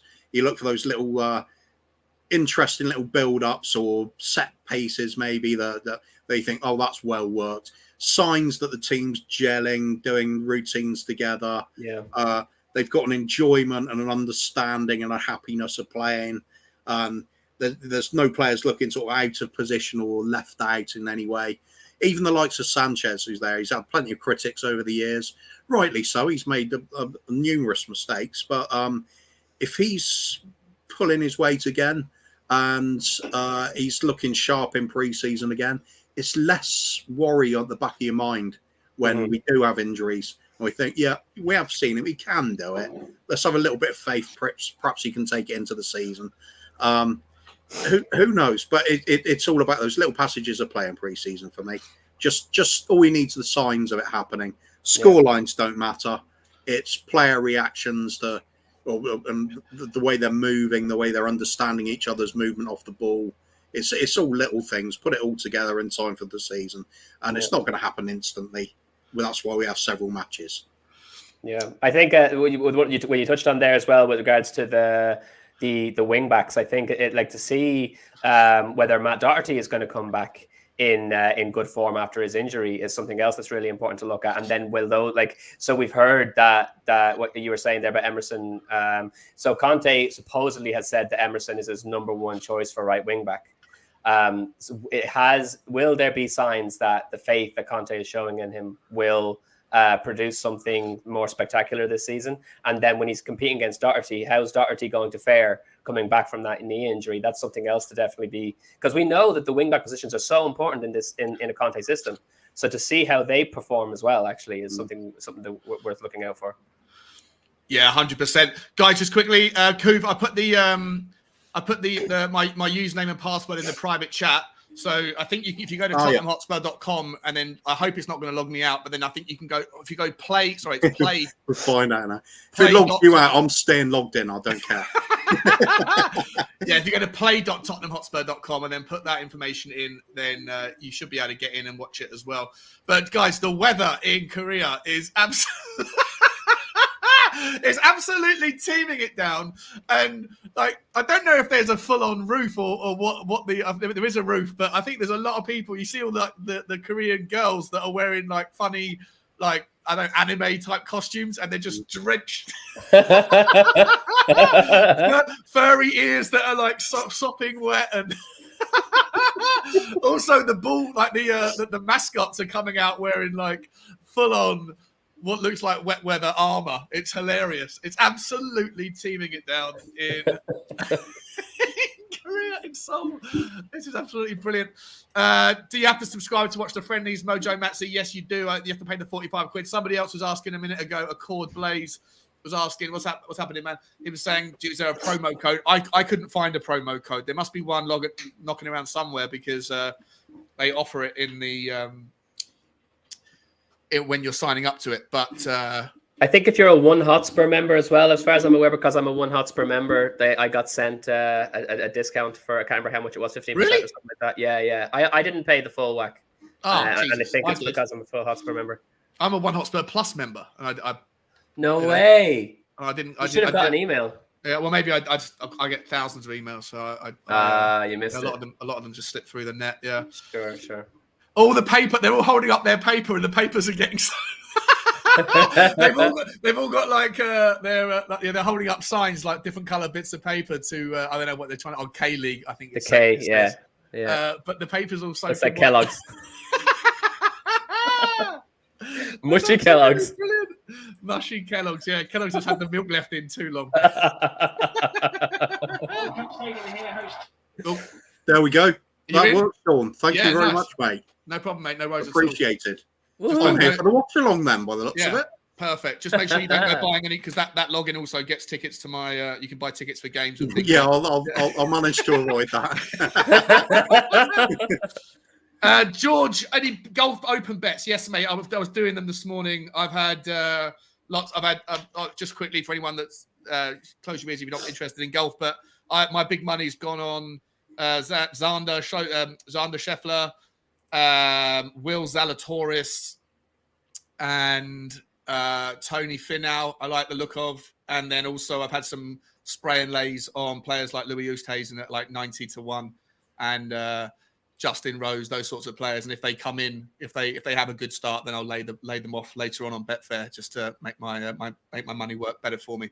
But for me, Xander and Will Zalatoris are my two big picks. I don't fancy Rory McIlroy. He's 11-1. It's such a crazy price for him, and I don't think he has the mentality in the moment or the consistency in his game to play 72 holes of open golf. So sorry for everybody else, but that's just me and George's little side thing. And they're the bets I've gone for, mate. I hope you're successful, whichever bets you go for. Boys and girls, we are 3 minutes away from the first. Oh, it's game day! I'm excited. It looks as though Eric Dyer has come out as captain of the side, which is great to see. But he's not wearing a band, which is strange. None of the players are wearing a captain's armband. Well, you know who's going to have the armband, don't you? Who's that? It's going to be Sonny, hasn't it? It's got to be. Oh, I suppose. But I mean, for the first half, one of them has to have an armband on. True. Or perhaps it's just too hot to put it on yet. Even the Korean players, like the water's on their face, they're just like, this is horrible. It's absolutely never seen rain like it. What was I going to ask you guys? Yeah, do you think that have we heard who is the captain? Is Larry still club captain for this season? Oh, he would be. Yeah, they wouldn't strip him of that. There's no way. I mean, it'd be such a an earth-shattering thing to take a captaincy from someone who's done such a tremendous job for us for so long. I'm not a huge fan of having goalkeepers as captains because it's to manage a team from so far away from the front line. I think it's always better to have a midfielder as your captain if you've got a good one. But no, there's no way Lloris is getting that taken from him. Yeah. Especially when you're club captain as well. There is the odd situation sometimes where the club captain might not be the same as the team captain, but that has happened in the past. Not very often though. But Hugo's one of those players where you could imagine that going on because he's clearly got the respect of the other players. But if he's coming towards the end of his sort of playing times with us, which he will be over the next few seasons, no matter how well he's doing now, he can't go on forever. So eventually we're going to have to start looking at the replacement, and perhaps they're coming in as vice captain, getting more and more times out wearing the armband. Perhaps is it going to be Dyer? I don't think so long term, but you never know. Bit more consistency under Conte. Do you think you do need a player that's going to play, most games, right? To be the captain. If it's and Lloris obviously fits the bill there, which makes it easy. But obviously long term, you're going to want someone, and there's nobody who's going to play every game apart from Harry Kane. But I don't think Harry Kane needs that responsibility of being that he leads by example anyway, doesn't he? He doesn't need the extra weight on his shoulders of having to scream at people during the game. But it's not really his style anyway. I wouldn't have thought. I think he'd do it quite well. Yeah. But personally, I always prefer it's a central midfielder or central defender. But same. Because it's just easier to get around the pitch to any incident, have a word with a player or a referee. That alone makes it worthwhile. So Højbjerg or Dyer then would probably be the obvious choices, then, wouldn't it? At the moment, I'd probably say so. But I don't think Højbjerg is going to play every single game. I don't. That's a good point as well. Yeah. I just don't quickly, think Dyer will either when we sign Bramer and Bastoni and Herrera and Hakimi. yeah, Oh, wouldn't that be something? unbelievable. Derek Smith, you don't have to worry, man. The game day chant only happens once a game. It doesn't happen again, so there'll be no more screaming, my friend. Also, if you're no turning more screaming. well, unless we score a few. Does he know this show or not? But unless this is also, for what it's worth, Derek, if you turn the sound off the stream, there's really no point in in having the stream on at all. You're just looking at three mugs talking about Tottenham, but you're not even, you can't hear us. And the game's underway, guys. Here we go. Come on. Just quickly, big occasion for Brandon Austin, right? I don't know if he's played for Tottenham before. Playing in front of 65,000 people in career. If it is his debut, I'm not sure if it is or it isn't, but he can't have played in front of 65,000 people too many times. So, Derek's just saying the live chat. Fair point. But you must have still had the volume on for me to have heard my. Yeah, I figured you out, Derek. But yeah, Brandon Austin, boys. I don't know if he's played for Tottenham. I don't think he has played for Tottenham before, but if he has, it would have been in a friendly. No chance he's played in front of 62,000. Big day, big moment for him, right? Yeah, for sure, absolutely. I mean, it's not as though we haven't got. He's not out there playing with a bunch of kids. He's out there playing with our first team players. Do you know what I mean? So fair play to him. I'm sure it's an exciting moment, and hopefully it means he's going to want to impress. Yeah. Just quickly, it does look as though Eric Dyer is in the middle. You were right. So Sanchez is playing. Yeah. They always get that wrong, mate. They always get that wrong. So you got QT on the right, Dyer in the middle, and Sanchez on the left. And as I was right as well, Brian Hill is playing on the right of the front three, and Lucas is playing on the left. That'll be interesting to see. Oh, nice work from Sessegnon. Draws a foul. That's an interesting one about Brian Hill as well. It also suggests that we are looking to turn him into the inverted winger rather than the outright. So yeah, it's a push to try and fit into the Conte system. So it's a good move. Yeah, absolutely. In all likelihood, though, do you see him being in the? I mean, look, he's not going to be a threat for the European squad because he can be put into the under 20. Oh, it's a nice move there from Lucas Moura. Tries to get it through towards Richarlison for his first touch, and it breaks down and goes back to the keeper. So do you think he'll still be a part of Tottenham, or do you think it's more likely he'll be loaned out again, and hopefully this time to an English team? Is this more of a shop window exercise, or is this an actual? Let's see what you can do, mate. I think it depends how well he does. If there's huge interest straight away, we might be looking to ship him out. If we're getting a really big, solid offer for him, a money offer to move straight on, we might have some targets we're looking to bring in instead anyway. So it's a bit unknown with him. What I do like about Brian Hill is he isn't a complete waste of time backing because there's enough talent to say he might develop into somebody that's good for the team. Otherwise, he's good for loaning out somewhere. We know there's interest in that, and he's also got value to sell on. So he's worth. He's not worth just rejecting on the cheap. We'll see what happens with him. Yeah, 100%. And just for what it's worth, I'm just trying to look at these Korean players' numbers and seeing if they match the formation that has been linked up on Google.com, and they are so wildly inaccurate. The formation that I'm seeing says that Park, number 14, is playing at left-sided centre back, and he looks for all intents and purposes as playing as right back. So it's all over the place. So forgive me, I'm going to try my best with some of these some of this stuff, but as the game goes on. Early stages, though, Adam, it looks like the K-League have got the All-Stars have got the vast majority of the ball, and they're pinging it around with confidence. Cross comes in. Chance! Oh, Sessegnon shuffles him out the way. Korean players looking for a pen. Not happening. Ooh. Yeah. Just did enough, didn't he? Shepherded it out sensibly. Yeah, Emerson. Do you reckon there would have been a proper shout for a pen and some VAR in the Premier League on that? Didn't look anything it's to just me. Just a fair shoulder barge. I'm a little bit. Did you see Brian Hill there though? Brian Hill didn't track back at all as the ball was pinged out to and Emerson stayed back to cover the back four or the back three. Look at Benson. Who's that? Yeah, Benson Call comes in and Brian Hill does a nice little flick. Oh, and it breaks down again. But Brian Hill didn't track back at all then, which is something you can't have that in a 3-5-2, can you? Or 3-4-3 rather. No, not really. I mean, Conte's always going to want hard-working players, no matter what. It's part of the reason Richarlison was such a high priority for him, I think. He always admires that about him. Oh, no. Oh, no, don't want to see Romero rolling around. That's a really bad land on his back as well. I think he's okay, is he? Tailbone. I'm sure everyone's synced up to the right time, but just if anyone is, delayed or whatever, we're on 5 minutes, 20 seconds at the moment. I'm on 5:13. I'm on 17 16. Minutes in. It's 4-all.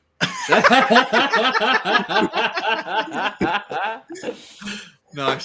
You're on 5:13, are you, mate? Okay, I'll pause. 5:26, 5:27.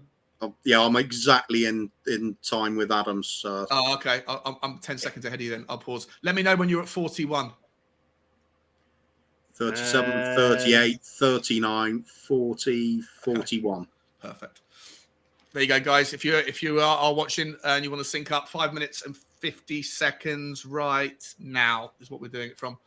It's basically quite a scrappy game so far, isn't it? As you'd expect. It's a couple of teams blowing off a bit of the rust from having the off season. Sanchez sloppy pass. Romero comes across and gets it back. Well done. And who was that then? Oliver Skip. Bentancur holding it up. Oh, look at Bentancur hustling for the ball. Well done. Laura passing through Brian Hill. Oh, nice little turn from Brian Hill. That's nice from Hilly. Sensible bit of play from him.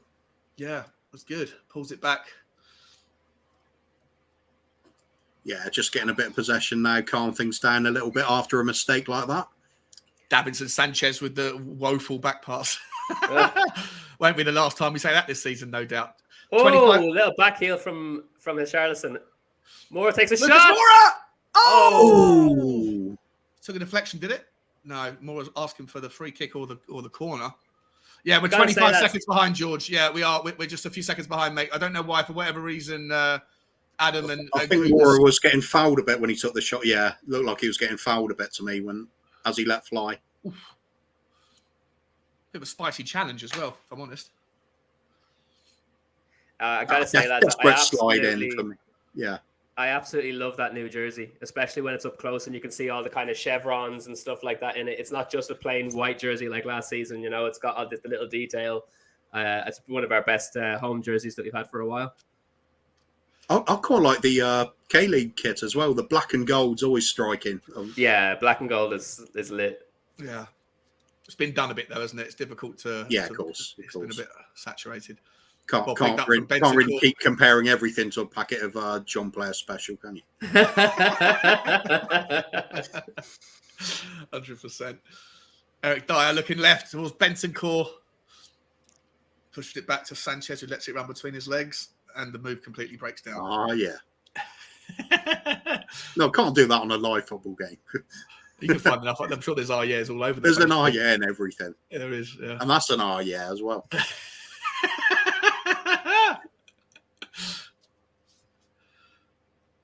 Yeah, nothing much in the way of chances. Long ball from Eric Dyer, puts the ball through. Richarlison gets tugged back. Has he touched the ball yet, Rishi? Yeah, he did a lovely little back heel a minute ago, didn't he? That's right. Yeah. Yeah, it's just a sort of finding their feet at the moment, really, isn't it? Bit of a sloppy kick from their keeper at the moment. Put them under pressure in their own half. Emerson gets caught completely out of possession there. Ref played advantage well when it looked like we fouled them high up to try and stop the counter attack. And the game slowed down again, but you'd expect that. Yeah. Well done, Sanchez. Get back to it. Oh, give away the corner kick. First corner kick of the game, and it's gone the K-League's way. All the lads putting the blonde in their hair. Are they all? They're all Yeah. copying Emerson. Yeah. Sessignon Sanchez has tried to do it, but he hasn't really achieved it very well. He didn't leave the dye in long enough, I don't think. It's got a little bit ginger. It's just the natural sheen from the oils that have gone in there after his extra hard work out on the run. Pushing and shoving, he comes to the corner. Cleared well by Eric Dyer, and it finds the feet of T.U. Jung. His Balthwiz are cut out by Emerson. It's one of the good things about Emerson. There's not a lot you can always say that's great about him, but he is, I think, one of the better headers of the ball in our team. Good in the air. So certainly as a wing back, he's exceptional for that. Yeah, 100%. 100%. Otherwise, it's not really a game of huge chances so far. It's kind of like some Premier League games in a way. Yeah. You know what? The very first time I went to see, I was asked to do the We Are Tottenham TV, or go into their studio and do their watch-along, and it was the Brentford game. And it was the 0-0, the most boring bore draw, where the entire game was played inside the centre circle pretty much. And it was just like, how do you commentate on this? It's like, Bentancur loses the ball, and here's Ericsson loses the ball, and here's Oliver Skip and gives the ball away. It was the most boring and exhausting game of football to watch. Nice bit of showboating and the little bit of interplay between the defenders and our keeper at the moment. Keeping possession while under pressure. Yeah, lovely. Nice. Ending with the sort of back-heeled flick out to the wide player from inside your own box while massively unnecessary. Yeah. Brian Hill with a bit of trickery. Do it, Brian. Oh. Unlucky lad. Overcooked it. Yeah. Good bit of trickery. Worked his way into the box and then just a little bit heavy touch at the end. Ball got away from him. Soul Takers. I think Soul Takers. I appreciate the selection you've made, mate, but I think you've got the wrong way around. You're watching the game on your phone and you're watching us on your laptop. I think that needs to be. Yeah, you should be watching the game on your laptop, I think. I do appreciate the support. Mojo Maxi saying, have you seen the Venezia kit? It's glamorous. Let's have a look. Venezia FC kit. Oh, that does look. That's black and gold. Yeah, that's gorgeous. Oh, and a little bit of green and orange. Wow. It almost looks like it's rustic as well. It looks like a sort of test page when you get a new printer and you have to do the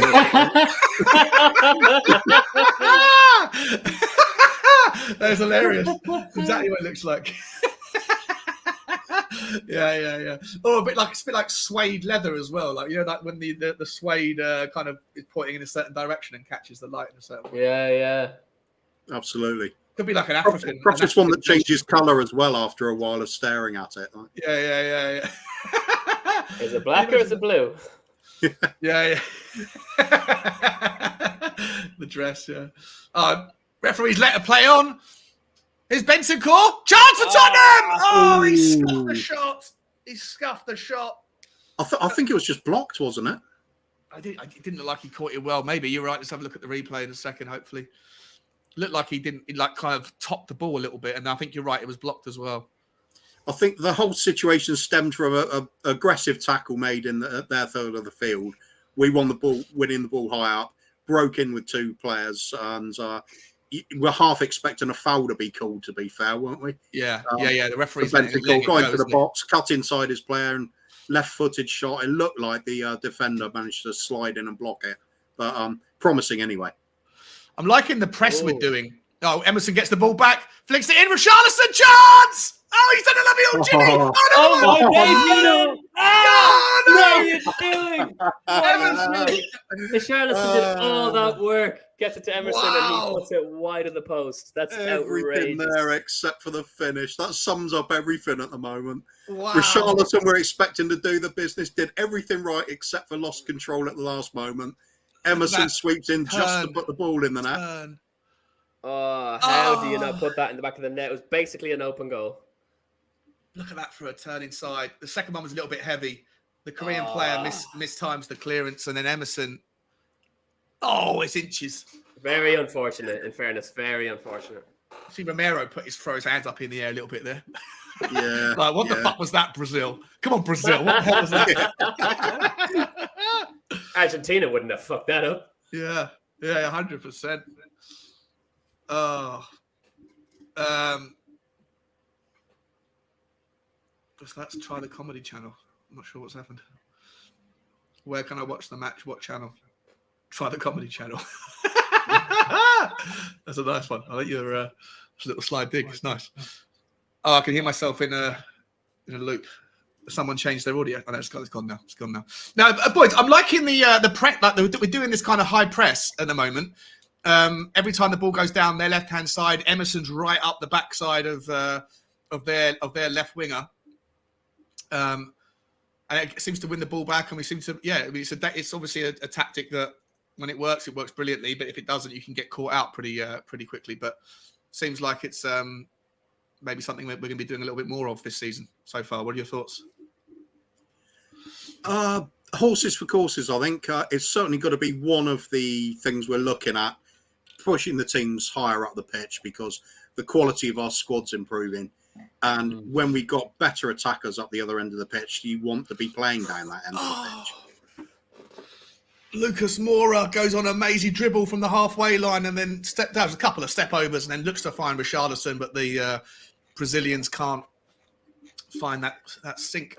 It is the Brazilian show at the moment, isn't it, with Lucas Richarlison and Emerson doing their thing up front. I think that the front, that like in the Conte system, the front five are obviously really your initial front three, and then the wingers. That kind of arrow going forward are definitely pressing much more than we're used to seeing, which is great. But that's one of the things that I was thinking when there's so many rumors about a creative midfielder coming into the team. It's like that's just not what the midfielders do in a Conte system. Both of the midfielders are normally hold the ball up and ping in some passes, sure, but they're much more defensively minded than they are offensively minded, because the attack comes from the width.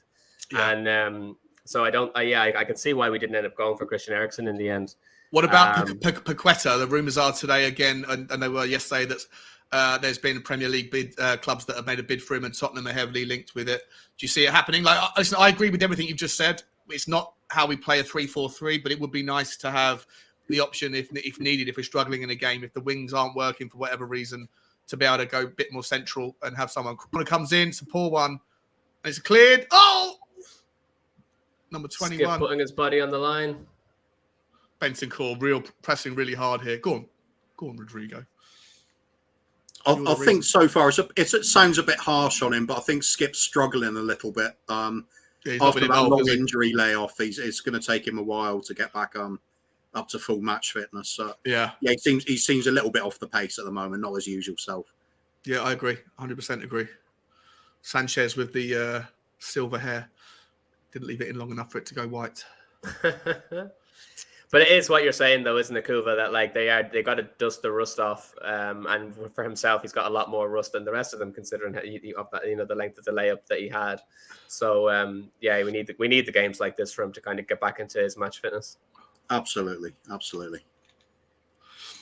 Wow. But Sean, what you were saying about getting, I do think having that option, if like, let's say, for example, if Conte has a specific way of playing, but if we end up, if we're 1 goal down or 2 goals down towards the end of a game, getting a more offensive player on in the midfield wouldn't be a bad shout, because if you're losing already. There's no point in having that, worrying about your defense when it's goals you need at that point. Yeah. So having someone like a Paqueta who can make those strides forward more so than Bentancur or Skip would do.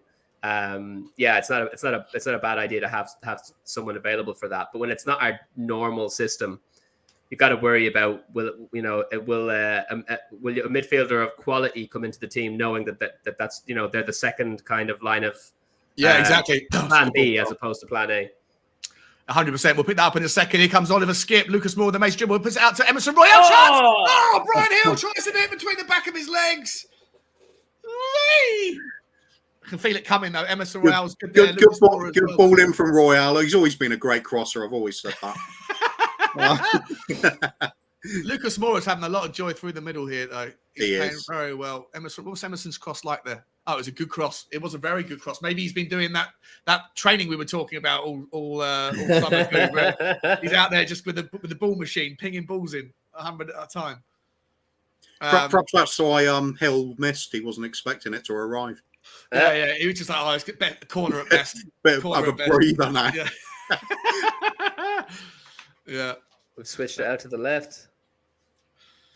Yeah, I guess, Adam, to take your point on, the problem with having such a rigid and, constantly used system is that how could you attract... Oh, what a tackle by Sanchez. That is Sanchez doing a great job right there.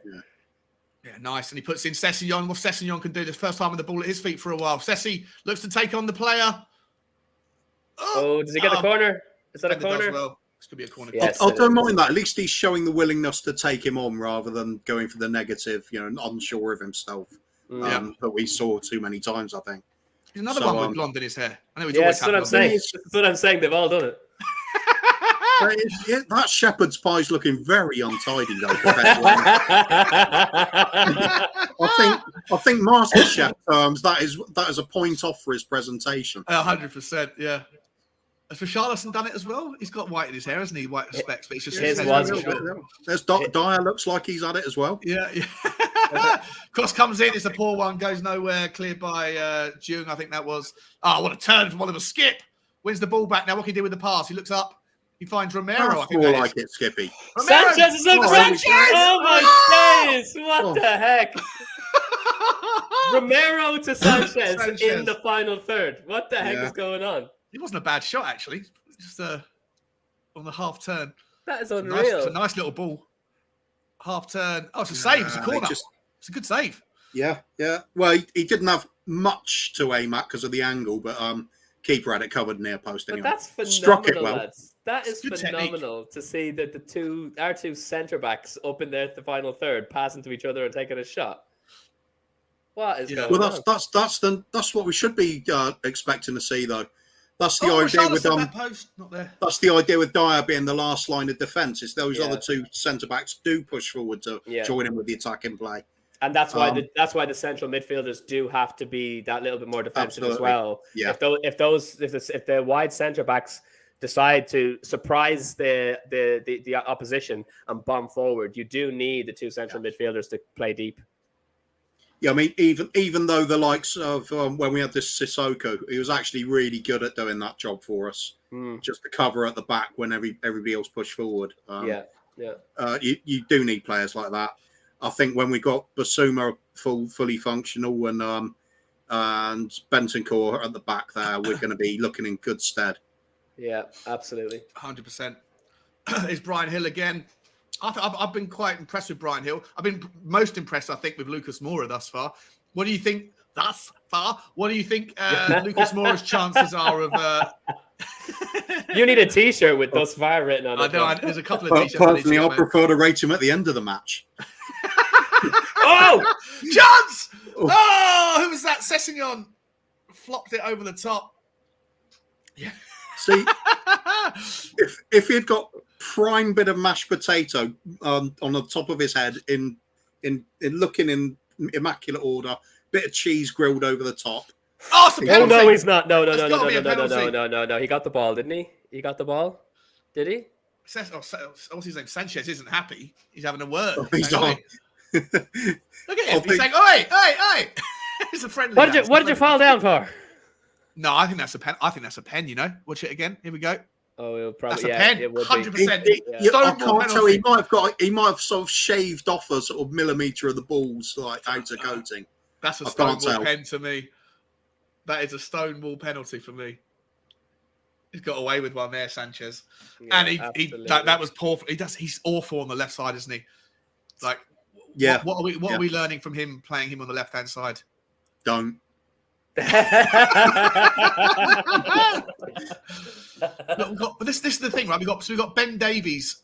Wouldn't you rather see Ben Davies play alongside? I suppose we already know what Ben Davies, Eric Dyer, and so who's going to play in the second half in the back? Japhet Tanganga is going to come on. Tanganga, Davis, Dyer may stay on because I don't know if we've got another centre back, have we? surely they'll come. I'm expecting a full change half time, to be honest. I don't know what position Malachi Fagan Walcott plays. Do you guys know? Yeah, that's a good point. I have no idea. Let me double check here. I don't know. Never seen him play. No, I've never even heard of his name, to be honest. He is a defender. Okay. Be interesting to see if he's got. I wonder if he's going to dye his hair as well. Be interesting. Yeah, he's under 23 player, 20 years old. Zoe Junior asking penalty to who? It was a challenge made by Sanchez, a recovery tackle, and it didn't look like he got the ball, but he brought the player down. Ref was having none of it though. But it was another one of those. He took down Mr. Kim. I'm not sure what his first name. D. Kim, whoever that is. It was another one of those Bambi on ice moments, though, because only a few seconds earlier he was slightly further away from our goal. He went in for a tackle and completely slipped, which allowed the player to then bomb on, and he had to go back. He had to run after him and try and recover it. So he still has a slip in him. Yeah, does Bambi. Also, having to make the recovery tackle with the wrong foot, being he's a right footer playing on that left side.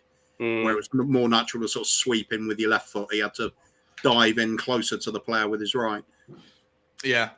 Here's Richarlison doing some step overs, walking down the side. Oh, he's flipped it inside. Got to draw a foul. Well done, Richarlison. This is what we can expect from him all season long. Okay. Yeah, it's nice. It's nice. Pulls it back. Tries a little flick. It does. It's a lovely little flick. We're seeing the chicken in this game. I'm sure of it. The chicken. I wish it was. I wish like now that he's playing for Spurs, it should be the cockerel and not the pigeon. 100%. Yeah. Same thing. Sanchez, you should have played Sessegnon through then. 100%. Didn't happen. Eric Dyer looks in towards Brian Hill. Don't know how, but it finds a way to Richarlison. He does a nice little flick out to Sessegnon. Just overhit. Just overhit. Never mind. There's little signs that we're going to be shoving the ball in the net a few times, but it's not quite happening on the last hit. Apart from Emerson, who definitely should have scored. Yeah, 100%. Carl Simpson saying it's disappointing that Conte didn't dye his hair as well. One of the boys. Look at the crowd. He can't dye his hair, otherwise the warranty's like null and void. Yeah, can you dye a toupee? I don't know. I'm not sure. Perhaps that's a theory, isn't it?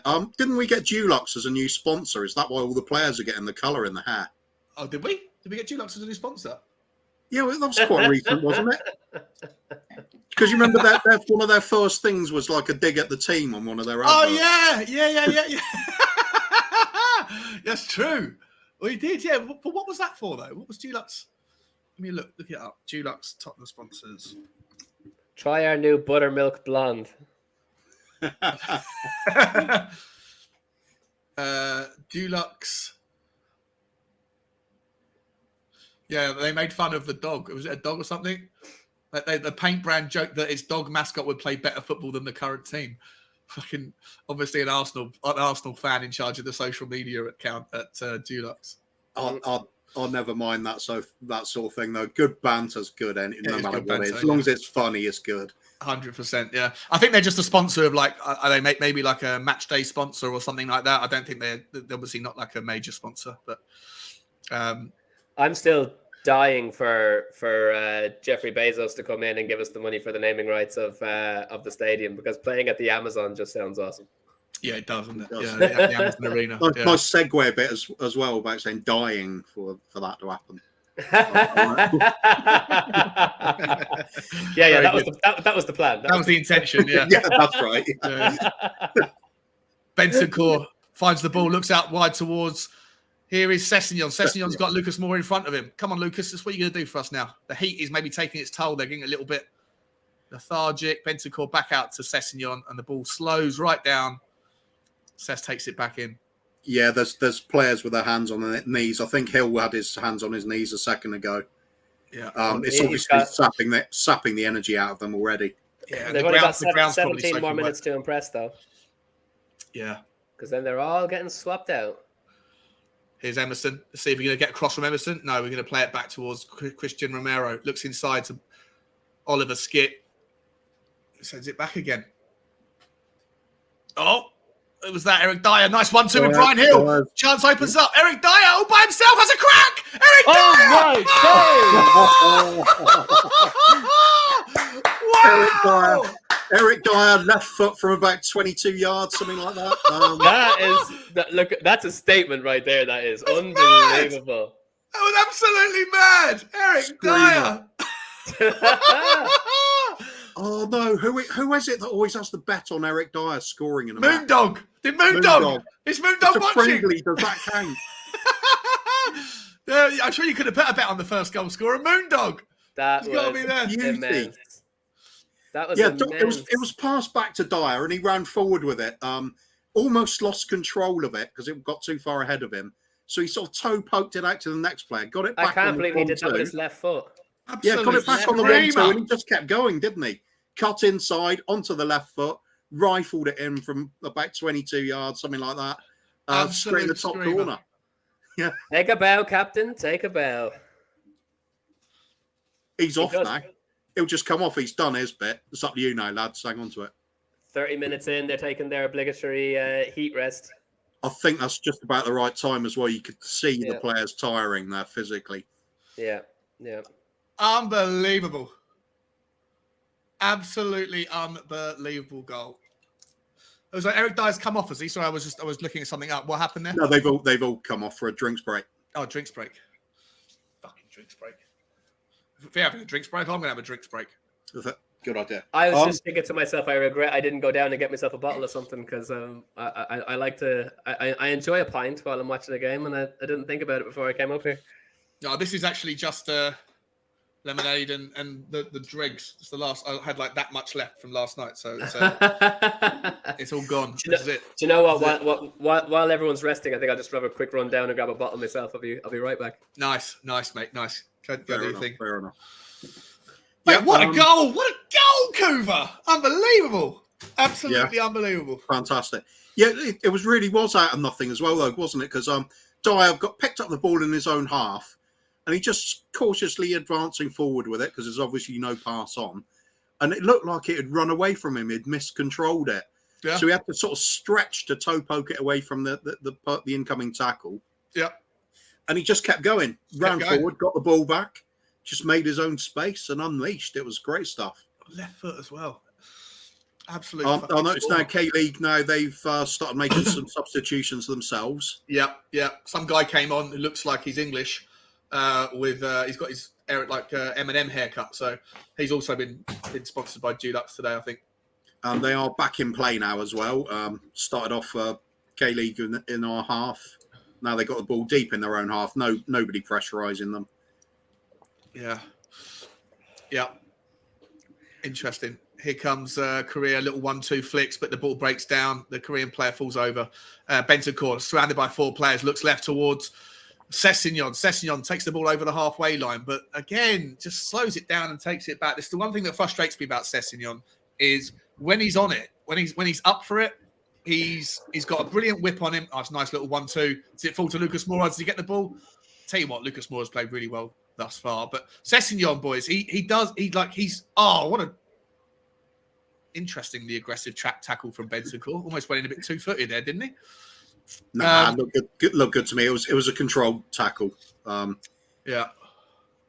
it was a big difference from going in 2-foot stud showing, but in a friendly. Yeah, he certainly sort of jumped in at it a bit. Yeah, it was a full-blooded challenge you don't expect on pre-season, I think.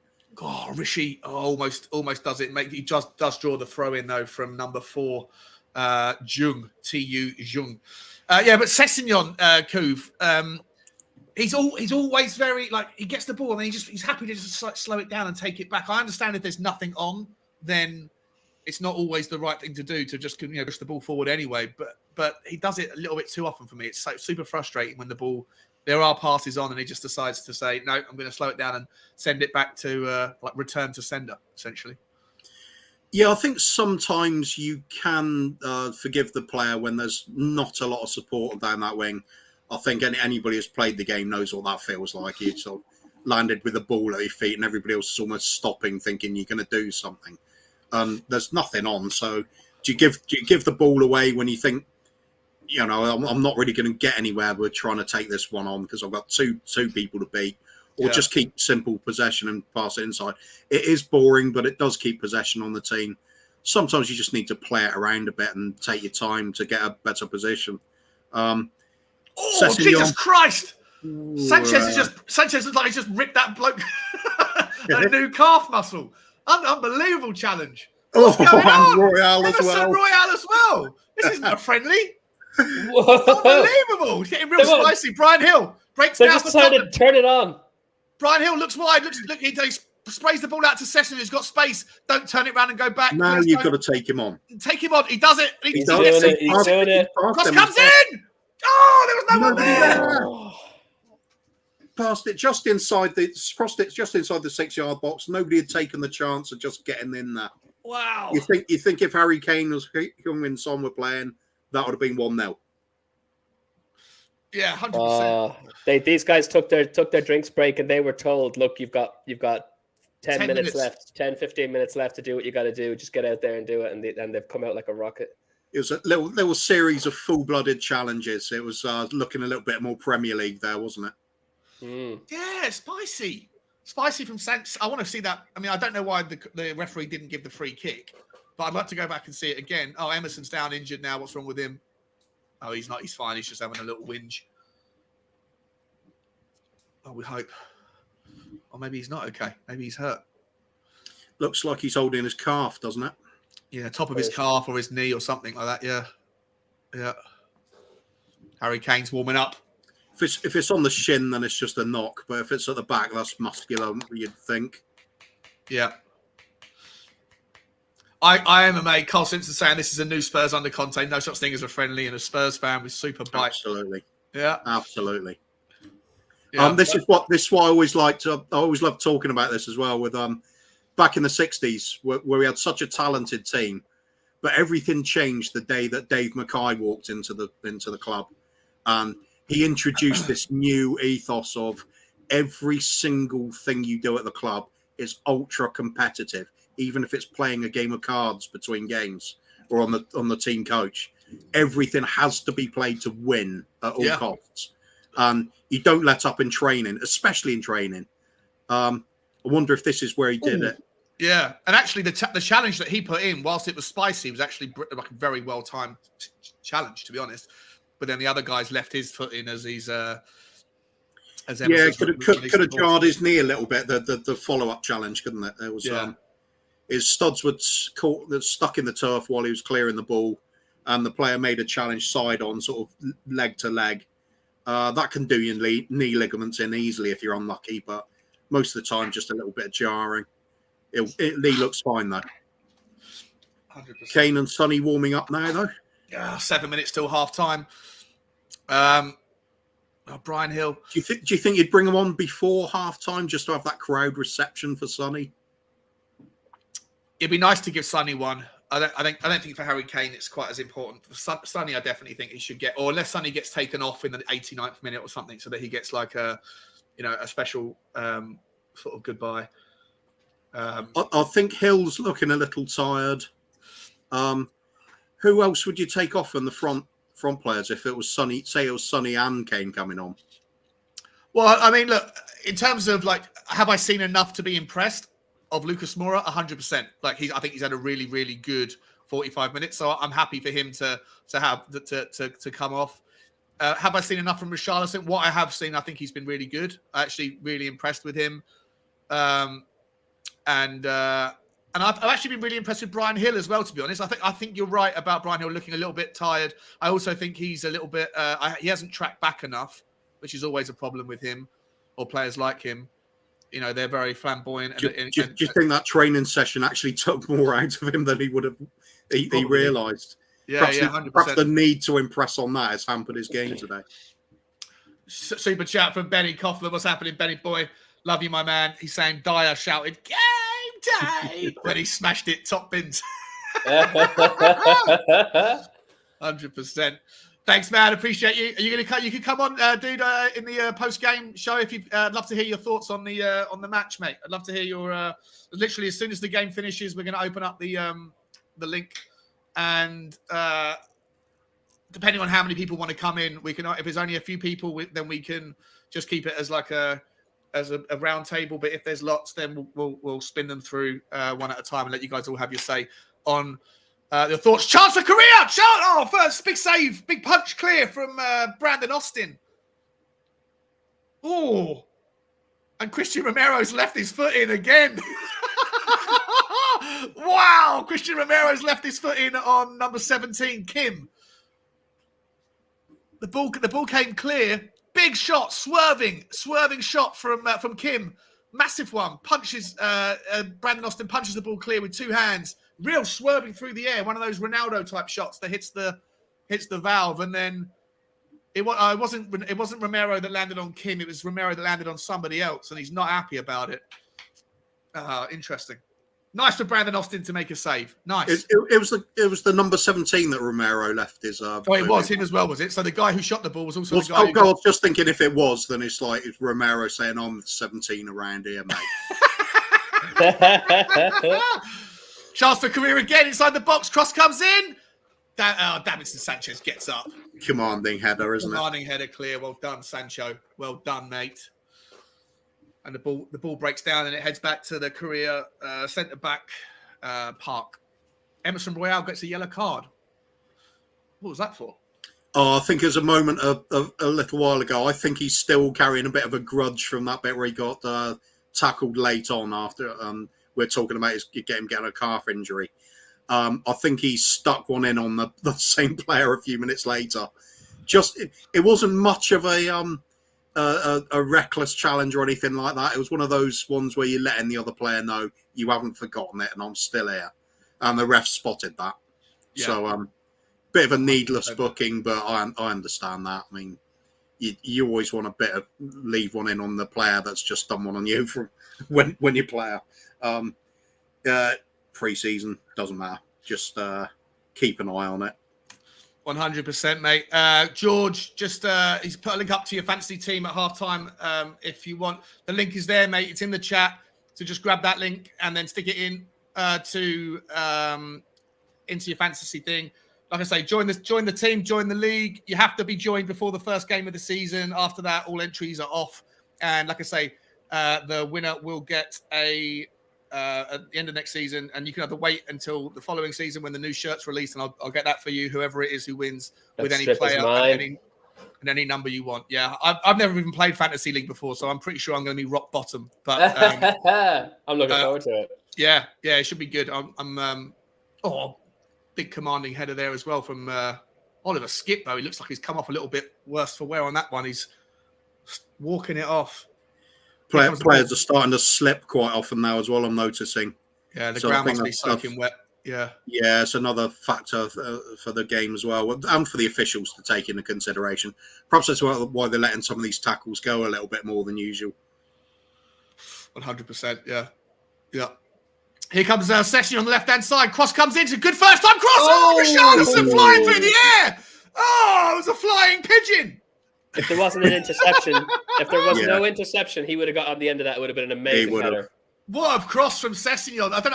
I wasn't looking when Sessignon receives the ball, but he just hits it first time, whips the ball in from, halfway between the edge of the box and the touch line. But it's a beautiful, delicious cross, something that we've come to expect from Sessignon. And it was brilliantly defended. Out swinging cross with pace at a really good height to just stoop in and head it. And Richarlison was waiting there in the right position.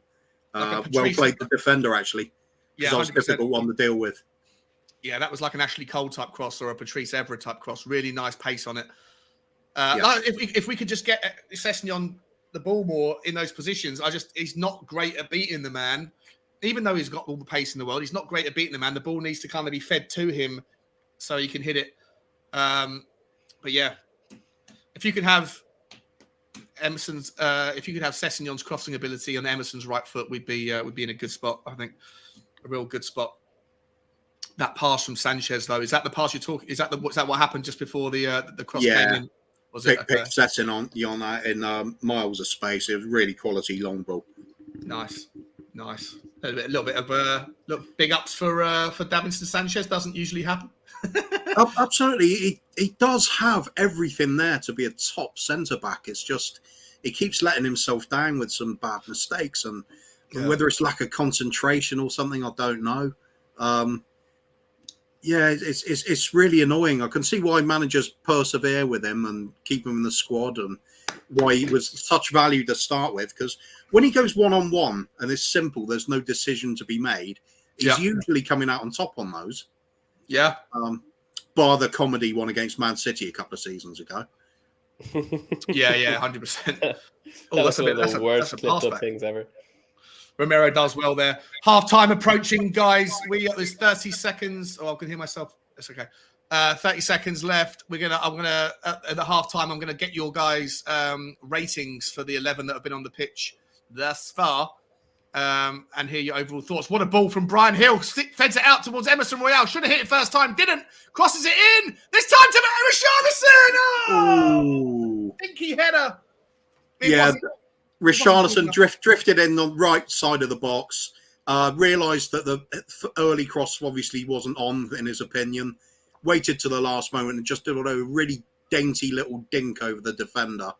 So Richarlison was in a standing position. Oh my God! Who was that? That guy's tricky as hell. That's that Kim again, isn't it? Yeah, sorry. Yeah, I'll just finish. Richarlison was in a standing position for the header, so he had to generate all the pace himself. Sort of did a chicken move to try and get a bit of purchase on it, but obviously not enough. Yeah, 100%. Well said, mate. It's the substitute Yang Hyun Jun. Forgive me if I butchered that. Any Korean watchers of the stream, he comes inside, tricks left, tricks right, step overs, and then makes Sessegnon go absolutely flying, and then finds some space and just misses the ball, misses the post by a couple of inches. Lovely, delicious ball now out wide to Sessegnon, who looks inside to Lucas Moura as the halftime whistle is very, very swiftly approaching. Oliver Skip looks forward to Brian Hill. It's in space. Brian Hill got four men around him. Where's he going to go with it? He finds Sessegnon. Great cross, Sessegnon. Oh, it's ball. Not a great cross. Sorry, not a great cross. I meant to say great pass. It was a horribly bobbled miss hit to the keeper.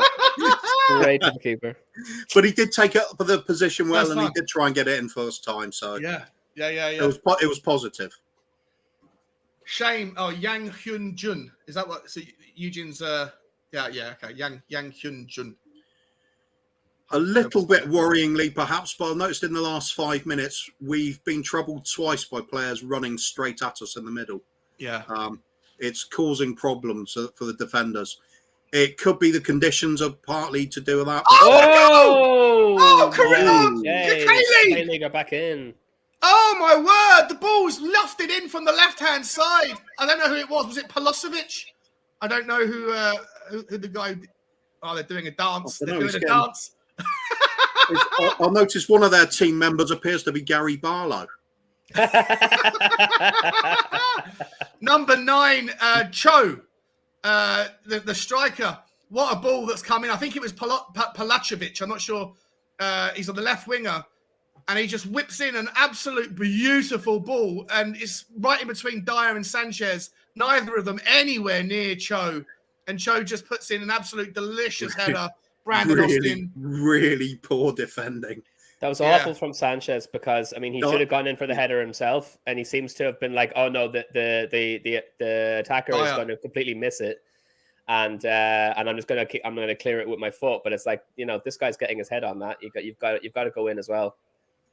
Yeah, Dyer had no idea the players behind him, which you could blame him for a bit. But Sanchez clearly knew the player was there. He could have done something. He could have done something. And it was one of those ones where he jumped up and trailed out a limp foot. It was like watching a nervous 6-year-old ballerina with some sort of medical condition go for it rather than professional football. That was poor. That was poor, 100%. Great cross. Bloody good header, though. Amazing header. Brandon Austin, not his fault at all. He put his, flying through the air. It was a brilliantly timed header into the top bin. And poor positional play from, I think it's Sanchez, really, because Eric Dyer's probably, it's less on him. He's not aware of the guy behind him. Sanchez should have stepped in, and it's It's 1-1. And to be fair, do you think that the K-League All-Stars are worthy of it, Adam? Well, I mean, it was very fortunate for them right at the last second, but it did, they deserve it. If a team switch off and you can capitalize on that moment, then there's no reason to think that they don't deserve to have come back. You can't be expecting that just because you're in the dying minutes of the first half that you can settle. If the intention is to keep the clean sheet, you need to stay focused right until that whistle goes, and that's not what we did. So we we'd have been further ahead if we took more of our chances as well. The fact is, with the likes of that awful cross from Sessegnon, we just saw there were a few bits and pieces from time to time where it's like, okay, we could have done better here, lads. So going into the halftime break at 1-1, yeah, can't say we don't deserve it right now. But again, as Kua was saying at the beginning, the result doesn't really matter. The idea at the minute is to dust the rust off, which is what they're doing. And we have seen some encouraging passages of play, but it's just getting that, once the heavy hitters are coming on now, you know what I mean? So when you've got Son and Kane coming on, there's definitely going to be a number of shots going to get put away that just weren't finished in the first half. So yeah, I mean, halftime 1-1, fair, but I think we definitely look the stronger side. That we'll be able to see it out at the end. What do your should we go through the players of the half? Starting with we'll obviously focus on the Tottenham players, but let's start with Brandon Austin. He probably only had two things to do. I think there was a moment when obviously there was a bad back pass from Emerson that he couldn't get out to, and he gave away the corner, but I don't think that's on him. But then you had the one save that was pinged from that guy, Kim, number 17, Kim, and it swerved through the air. I think he did well to punch it clear, and then obviously the header at the end. Apart from that, didn't have too much to do. No. Solid 6 performance, I think. Like, you wouldn't give him much more than that yet because he didn't have an awful lot to do. But the fact, and it's not at all his fault that that we conceded, because that header was put in the top left corner. It was very, very perfectly, precise header. So, but again, he didn't have an awful lot to do aside from that one punch away. So I'd give him a solid 6. Koof, do you agree, mate? Yeah, if you're going to be ultra critical, we'd say perhaps you wouldn't want to see him punching out the shot rather when there's a chance of catching it. But given the conditions, especially, I think that would be very harsh on him. I think he's done all right. 6, yeah, 6 is fine. You can't say there's anything there to say, wow, he did brilliantly, because he just literally hasn't had much to do, has he? Certainly hasn't disgraced himself. Looked comfortable enough. And when he did have the ball at his feet, he was put under pressure at one point, and he did keep possession. He did fine. Yeah, solid 45 from him. Well done, mate, on your, like I say, don't know if it's your debut, but it's certainly biggest moment of your career, I'm sure. Staying with you, Kuv, let's start with Sanchez. Gave away what I think should have been a penalty. Poor in the air for the goal. I'm not even going to talk you through the moments. You talk through the moments. What's your reaction to Sanchez's 45? It's a microcosm of Sanchez, really, isn't it? It's the good things and the bad things all in one half. Saw some towering headers, saw some great sliding tackles, last-minute recovery tackles, couple of great balls he played, and then loses possession, loses his man for the goal. Could have been a penalty. I still want to see that one back. I don't know whether he just got a clip of the ball or not, which he might have, but it did look highly dubious that we got away with it at the time, didn't it? Yeah. So for me, it's a sort of 5 out of 10 performances. There's good and bad. Give him the benefit of the doubt both ways. I think 5, maybe even, perhaps I'll be critical, go for a 4.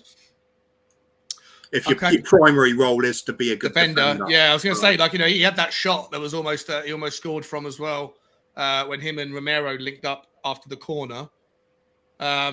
It's weird, like the things you don't expect from him, I think he did well, but the things that you would expect from a defender, he did very badly. For me, it's a 5. Adam, how do you feel about it? Yeah, I think I think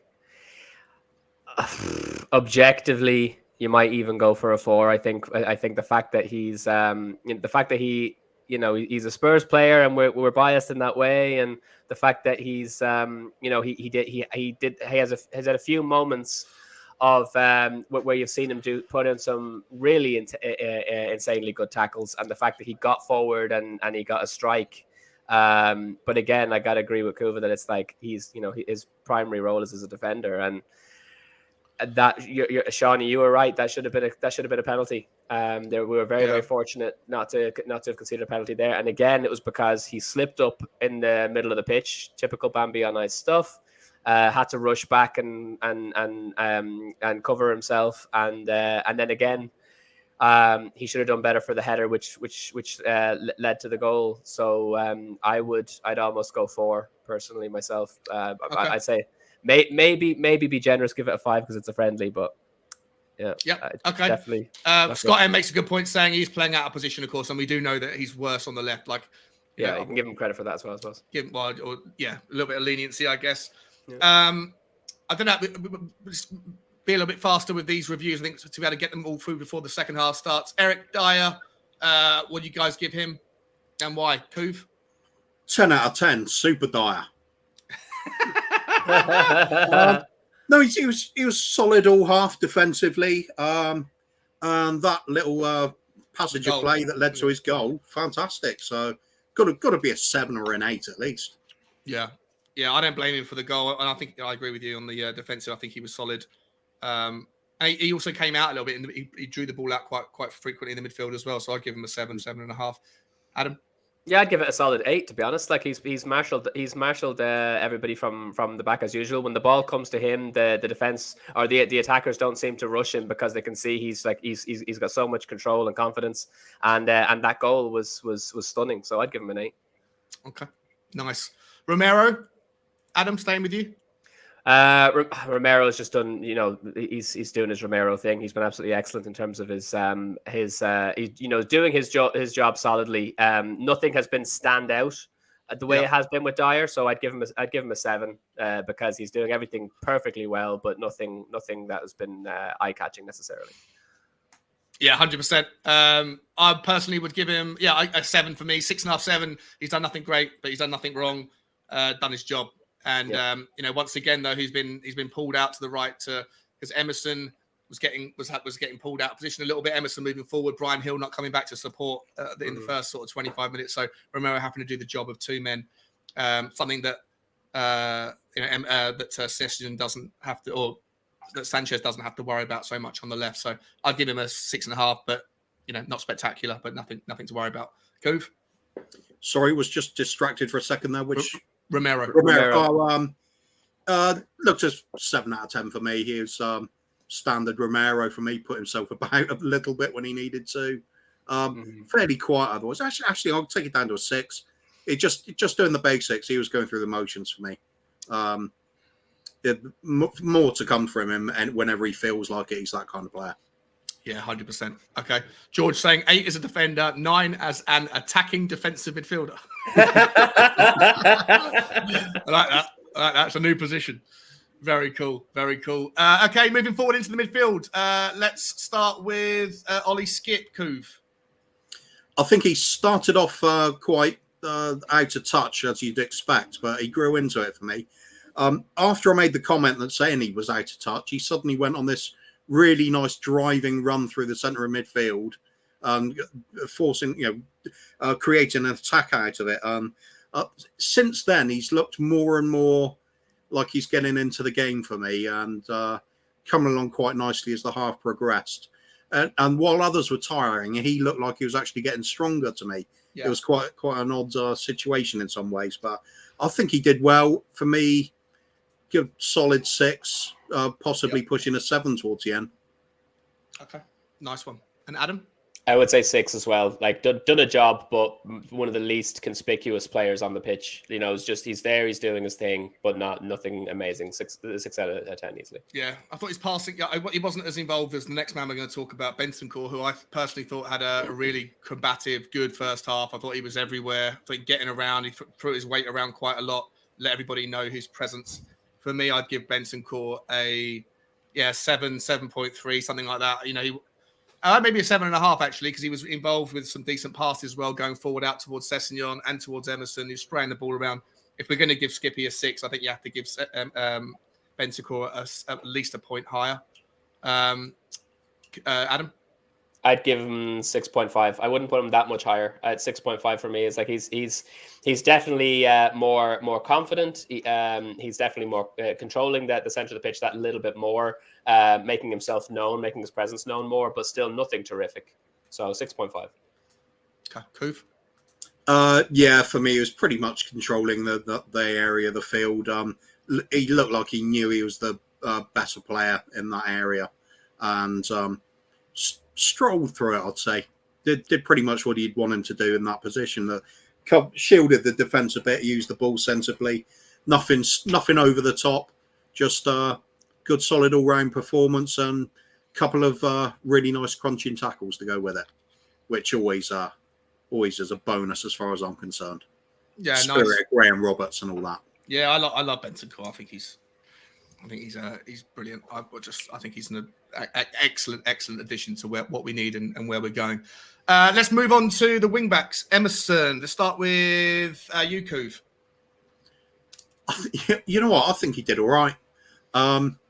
He's certainly shown his usual athleticism, combativeness, putting in a few crosses, got involved, didn't he? He's set up a few chances. I thought it was quite promising, actually. When this time, I've noticed he seemed to be far more aware of what kind of cross to put in.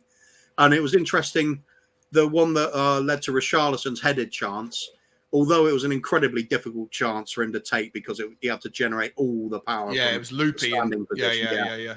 I think Emerson had weighed out and realised the cross, putting it across the ground there, it was going to get cut out. Yeah. So he chipped it over there really delicately. He did it well, didn't he? He did. So credit where it's due. They played pretty well that half. See, I think he. I personally agree with you. I think he was good going forward. Certainly the best crosses we've seen out of him in one half of football. He got stuck in. He was linking up well with who we're going to come to after Sessegnon and Brian Hill. And Lucas Moura. So I agree. I think you got to give him a 7. Adam? Yeah, I'd give him a 7. I think defensively, absolutely tremendous. He's shown his strength. He's been amazing in the air. He's cleared the ball where necessary. Retained possession. Incredibly well. And then going forward, I feel like he's showing definitely that he's learning, but I think it's by degrees. It's very I wouldn't be blown away by him offensively for this half, but he's done bits and pieces. He's caused a little bit of chaos, which is enough for me to push him up from a 6 to a 7. Yeah. I'd still only go with a 6 overall for him, but there was promise in there. It makes a big difference. You gave him a 6, did you? Sorry. Okay. Oh, yeah. Fine. Yeah, it's okay. There was a lot of waste to go with the good bits as well. So yeah. At least there's something there to show a bit of promise, at least. Mm-hmm. All right, the second half is almost upon us, so we're going to have to get through the last 4 players pretty quickly. Ryan Sessegnon, just for me, I think he was 6 out of 10. Frustrating, goes forward, then pulls it back a little bit too frequently. But when he did put the balls in, they were vicious and accurate and caused a lot of trouble. 6 for me. Same for you, Adam, was it? Yeah, 6 out of 10. Less conspicuous than Emerson. Just doing his job, but a few poor crosses from him actually. So yeah, just a 6. Okay, Kuv. Yeah, I'll go along with that. 6 out of 10 for me. Nothing special, but occasional good bits. Okay. Brian Hill. Kuv, go for it. Really promising, bursting to get involved with every attack. Always open to be passed to, looking for the ball, looking to do something with it. Really promising. It's just a lot of it doesn't come off, unfortunately. I'd still say it's about a 6, 6.5. Yeah, might even push a 7 for him. Yeah, I'd agree. I was really impressed with him. For him, right? For him, it's one of those situations where the expectations weren't that great, but I think he played really well, very tricky, and may play a decent part of the squad if he hangs around. If that's the sort of thing we can expect from him, a different option. Adam. I was just to kind of, because we're starting up again, I'm going to wrap this up really quickly. The front three, I think Brian Hill is the one who's impressed me the least. With Richarlison, he's definitely caused havoc. There's a couple of times where he was very, very close to getting the ball in the back of the net. Lucas Moura doing his thing, very tricky, very quick.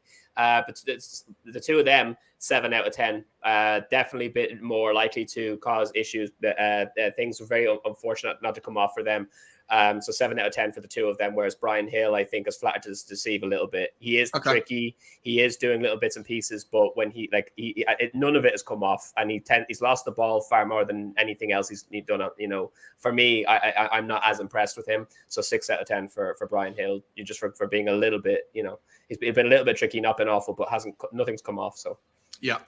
Okay, cool. Yeah, quickly summarize because the game's about to start. Summarize just Brian Hill quickly not Brian Hill. The other two, Richarlison and Lucas Moura, and then I'll call out the changes at halftime. Richarlison 7 for me. He's been doing the right things, getting in the right areas. Looks a goal threat coming up and working hard, putting himself about a good solid 7 for me. And good debut so far, thus far. And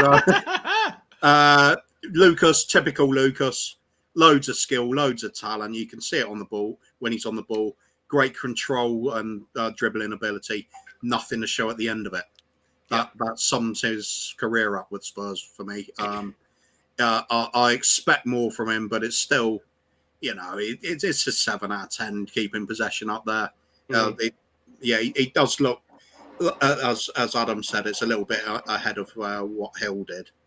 So if I'm giving Hill a sort of 6, 6.5, 7, then I'd say Moura's got to be a 7. Okay, nice. The only subs that I can see are Brian Hill is off for Harry Kane.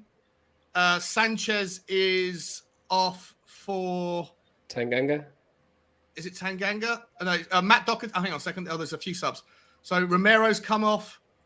Tanganga's on, Pape Mate Sarr is on, Matt Doherty's on, and Harry Kane is on. So 4 subs on, and the 4 players are for Brian Hill for Kane, Bentancur for Pape Mate Sarr.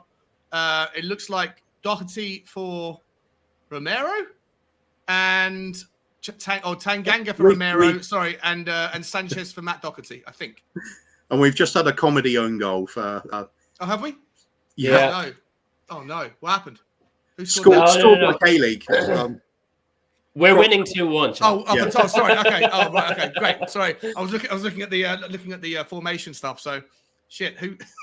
Kane crossed the ball in, and then one of the K-League defenders tried to clear it, but put it right in the back of his own net. So it was a very composed, tidy finish. It looked like he meant it. Wow. Sonny's on. I'm on TV. Yeah, 100%. His way to get his moment. This is very interesting now. Son's come on for Emerson, which means that Lucas Moura has gone out to right wing back, and Son, Kane, and Richarlison are playing in the front three. Yeah.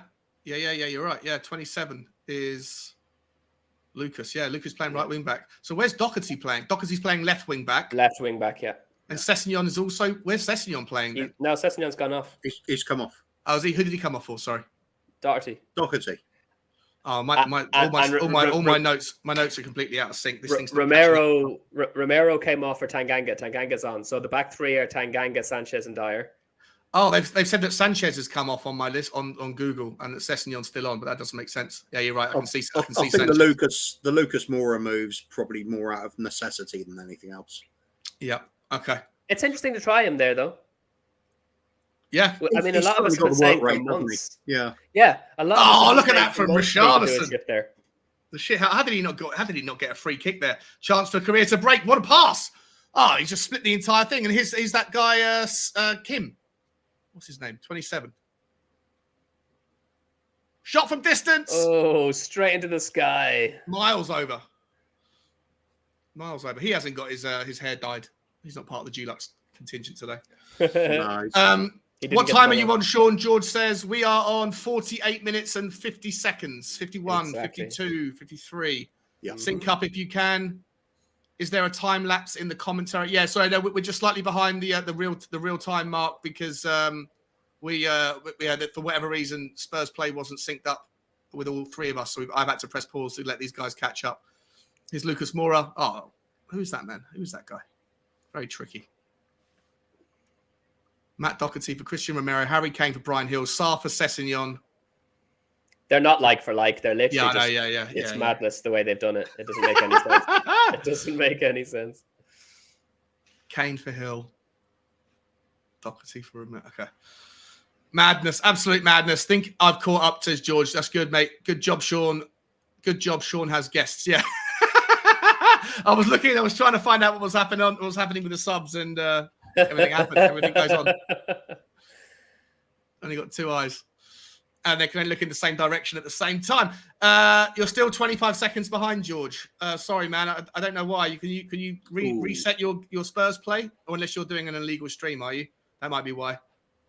Carl Simpson saying, look at that front three.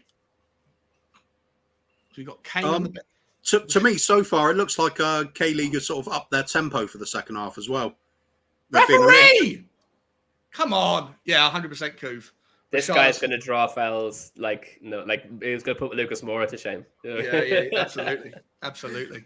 You notice how a lot of the players still got their white shirts on. Richarlison's is like grass stained. Yeah. He's playing in green today. It looks like he's just coming out of a Vietnamese jungle after about 5 years. Like, what year is this? Yeah. Oh, it's well played by the Korean right wing forward. Puts it. Here's the sub that's come on. Number 22. Oh. Kim puts it in. It's a lovely, delicious ball again.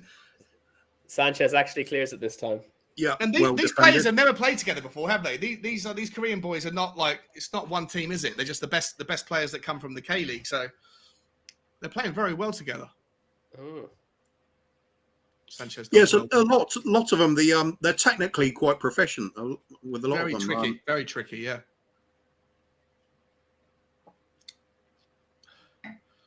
There's Troy Parrott getting himself organised. Yeah. Corner kick to Korea. Man slips. Comes to the first post. Comes back. Pulls back. I've got no idea what the form. Who's playing in what position now? I'm all confused. It's all okay. The only ones to really remember, Doherty now playing left wing back, and it looks like Lucas Moura is playing right wing back. Otherwise, it's a kind of like for like with the rest. Oh my days! No! That was quite a strike. So we're 2-2 now. We just got absolutely ripped to shreds in the left wing back. Gary Barlow with another outside of box. We just got absolutely torn to shreds in the left wing back spot there. Doherty and whoever else it was in front of him. They passed it through like it was knife through hot butter. It was so easy. The hot knife through butter, I should say. Watch this again. Look. Just oil. Yeah. There was that Doherty and Sonny just got absolutely ripped to pieces. That was very, very, very quick and really sharp. Yeah, our entire defensive line dropped back to the 6-yard box as the ball was coming in. And some of the K-League players had the sense to pull back out of that pack because that's what you should do when you're up against much taller players. You want to get on the cutbacks and things like that. They were just ready for that second ball or the ball played in short. But that strike was about 30 yards out, and it was absolutely a screamer. That was an incredible shot. Yeah, for me, it wasn't so much about the goal, the actual, like the defending for the goal. For me, it was the defending on the left between Sonny and Doherty. They just got 1-2'd and it just sliced through them like oil. Yeah, it seemed like a general sort of unawareness of what's happening, really, didn't it? Yeah, unbelievable. Yeah. Oh, Lucas Moura does well, though. Lucas Moura pulls it, keeps going.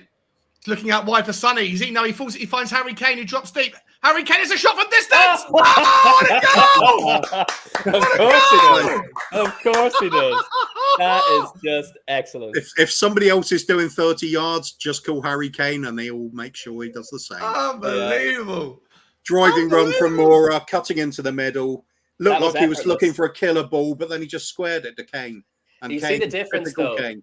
The difference is that, like, the K-League, in fairness to them, like, in spite of that was a tremendous 30-yard shot, it did look like they had to be very clinical. Harry Kane made that look effortless. He was strolling through the center of the pitch, and then it's like, yeah, I got this now. Bang.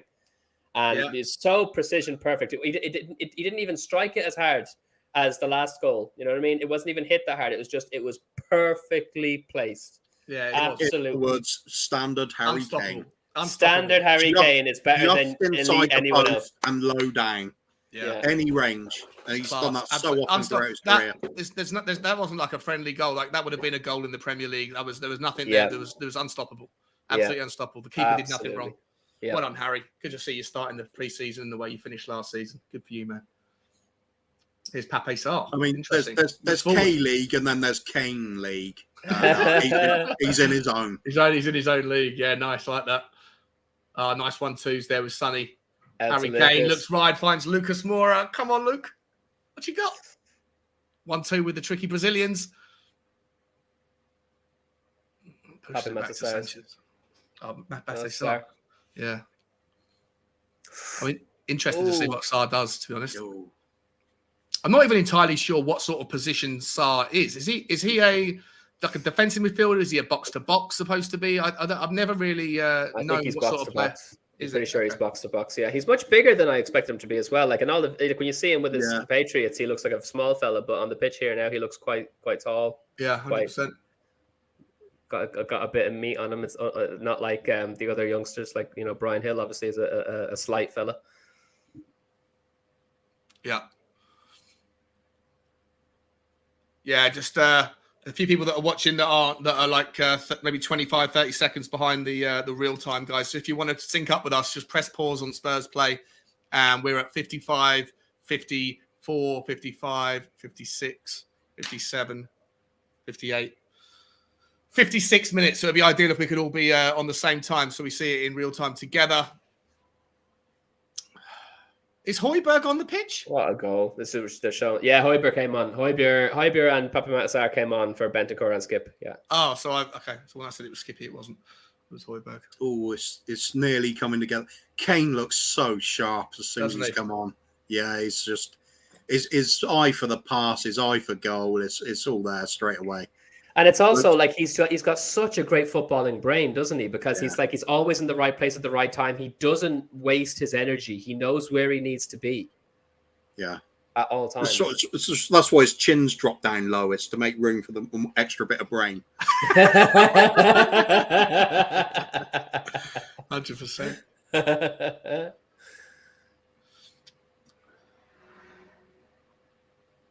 Might have to get a few beers delivered. Yeah, I was just thinking of running down. Something cold, that's for sure. Yeah. I think I'll get a bigger bottle next time. What was I thinking? 300 mils, for fuck's sake. Did you only buy one? No, but there's more downstairs. But I brought up a 300 ml bottle. I should have brought up a pint bottle. Nice. What are you drinking? Cider. I'm a cider man. Yeah, well, nice. This is Bulmers because I couldn't get any. Like, this one's 0 alcohol.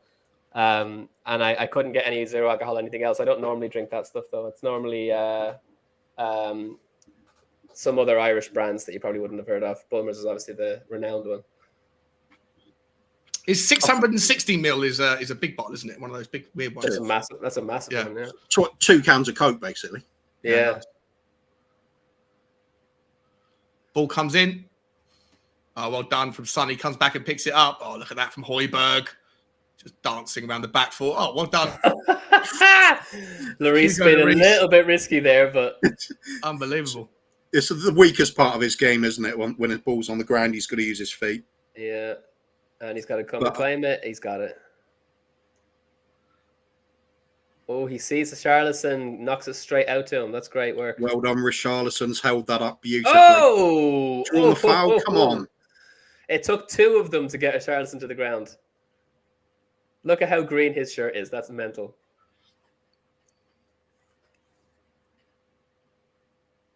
Obviously, you don't notice it as much when he's wearing Everton blue, but when he's wearing Tottenham Hotspur white, he's going to be green most of the time. It is. Pace has just dropped again a little bit. Perhaps players on both sides now. But actually, no. The Korean team they were certainly starting the half really high energy, high press on us, and it's dropped off a little bit now. Perhaps Kane restoring the lead soon after them equalising has taken the sting out of them a little bit. Took the wind out of the sails. Yeah. So is the only player that's still on the pitch from the first half Richarlison? No, Sanchez, Dyer. Oh, okay.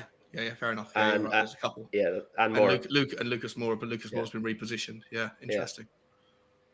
Okay. Yeah, nice. 60 minutes is almost up and on the hour mark. How's everyone feeling in the comments? Are you happy with the performance so far? 3-2 to Tottenham. I don't know. It's a weird game, isn't it, boys? It's been a strange one. Defending has not been spectacular. Offensively, we looked really, really interesting. Oh, look at that guy doing a step over. Well played, Japhet Tanganga. He's all pace and no idea what he's doing. That one, I don't know who it is. Look, it's a sort of a Korean Traore. Number 12, isn't he? Let's have a look. His name's Gerso Fernandez. Gerso Fernandez. Yeah, interesting. Oh, Sonny's lovely offside. long ball. I think he'd have been offside anyway, to be honest. Yeah, I think so. Just waiting for our Sonny to score now, really. Yeah. It's the only thing that matters in the game now. Yeah, 100%. The whole stadium will erupt. But no, I think as far as the performance so far, like, yes, we've conceded 2, but I think it's like, you're using these as opportunities to try different things out, which is obviously what's happening at the moment. We're giving the players a run out. They're dusting off the cobwebs, and they're doing whatever new things they've been taught in terms of techniques and drills and stuff like that. They're putting them into action. The only person that we've really seen, thankfully, that did not go in the back of the net. Kaylee just missed a bit of a sitter there.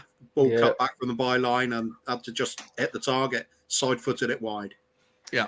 Offensively, we've been causing an awful lot of trouble from start to finish. So the only thing that we kind of obviously that's let us down is Sanchez making the couple of mistakes that he's prone to making. But again, he shouldn't be playing on the left-hand side. And as you were saying, Shawnee, like Doherty coming on didn't quite do what he needed. Himself and Sonny didn't do what they needed to do on the left for the lead up to their second goal, K-League second goal. But apart from that, I think we're seeing a pretty sharp, pretty attacking and intense Tottenham Hotspur compared to the dross we were seeing, for so long when we're playing the defensive sort of sit back and wait until we can break sort of football. That's not what we're seeing here, which is really encouraging. 100%. Here's Lucas Moura, looks across towards Pape Sarr. He's playing. It looks like he's almost playing a bit of a hospital pass there towards Sanchez, but he gets it forward. Sanchez, lovely little delicious ball to Matt Doherty. Matt Doherty gets tackled and it goes out for a Tottenham throw. Well, do we like seeing Matt Doherty playing, left wing back? Like, how much? Like, is it? I do actually. I'd like to see him do that because he's the more practice he gets at it, the better he'll get at it. And it's lovely to have somebody that has the versatility to do a job on both flanks. Yeah, I just don't know. If you've got him and Perisic able to swap over at will, that'll be a big bonus to us. But you have to remember, he was playing on the left side a lot just before he had his injury as well. And the thing about Doherty is, like, he was able to provide, like, he set up from the left flank. He set up Emerson's goal against Newcastle when he scored. Was it Newcastle? He scored from the right anyway. So it was one winger crossing to the other, which is exactly what Conte likes to do. And then because Doherty is right-footed, he's able to take shots from if he gets ahead of the back line from that side, he's able to take shots himself. And we know that he was getting to his Wolves form before he ended up having his injury against Villa. So I think he could definitely do a job there. I'd say we'll see quite a few goals and assists from him from that position if he's able to get in front of Sessegnon and Perisic from time to time. Yeah, interesting. For me, I don't know. I agree with Scott. Scott M. asked the guys what everyone thinks so far. Scott M. saying hard to make many definitive statements on the first preseason game of the year. Of course, that is absolutely correct. But overall, I would say that it is what I would expect from everyone. Still need a first choice right wing back and a top level centre back. Yeah. Yep. Yeah. No one's really surprised either way thus far. Mm-hmm. I don't like seeing Doherty whenever he gets the ball on the left. If there's a little bit of space for him to do it, he comes in because it allows him to then put the ball on his right foot. Mm-hmm. Like, I need to feel like he's comfortable with the ball on his left foot, and I just don't think he is. So it's not a problem when you got somebody like Sonny playing the wide left up front anyway, because it means Doherty can become the inverted wing back, and Sonny can just drift out wider if necessary. Not a problem there, as long as he's comfortable and he can do something with it. It's fine. Yeah, you stupid foo in the comments asking who we have in the right wing in your rotation. Right wing, we don't really have a right. We have wing forwards or wing backs. Wing backs, we have Emerson and Doherty at the moment, and we're probably going to get Jed Spence if the transfer window's going to play out the way it looks like it will. And in right wing forward, we have Lucas Moura, Brian Hill, Kulusevski. Yeah. A few players that can play up in the right wing spot. Oh, that's the dangerous challenge there from the number 6 Korean player. He's left his foot on Emerson. Oh, sorry, on Richarlison. Oh, he's okay though. He's okay. Is he drawn the foul? Ooh, right on the shin. Yeah.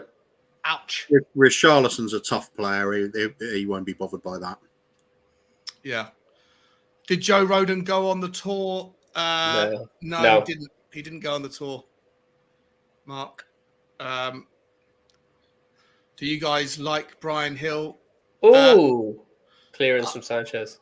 Yeah, don't mind Brian Hill, mate. I think he's a tricky player. I think he's just lightweight. He needs to put on some weight and learn the English game a bit more than he has done. He's very good in Spain, obviously. Harry Kane looking for the ball across. He finds Sonny. Chance for Sonny. Can he put someone in there? Oh, he decided to go himself. If only he'd done the bit of showboating and sort of flicked the ball out behind him and round the corner, it would have been...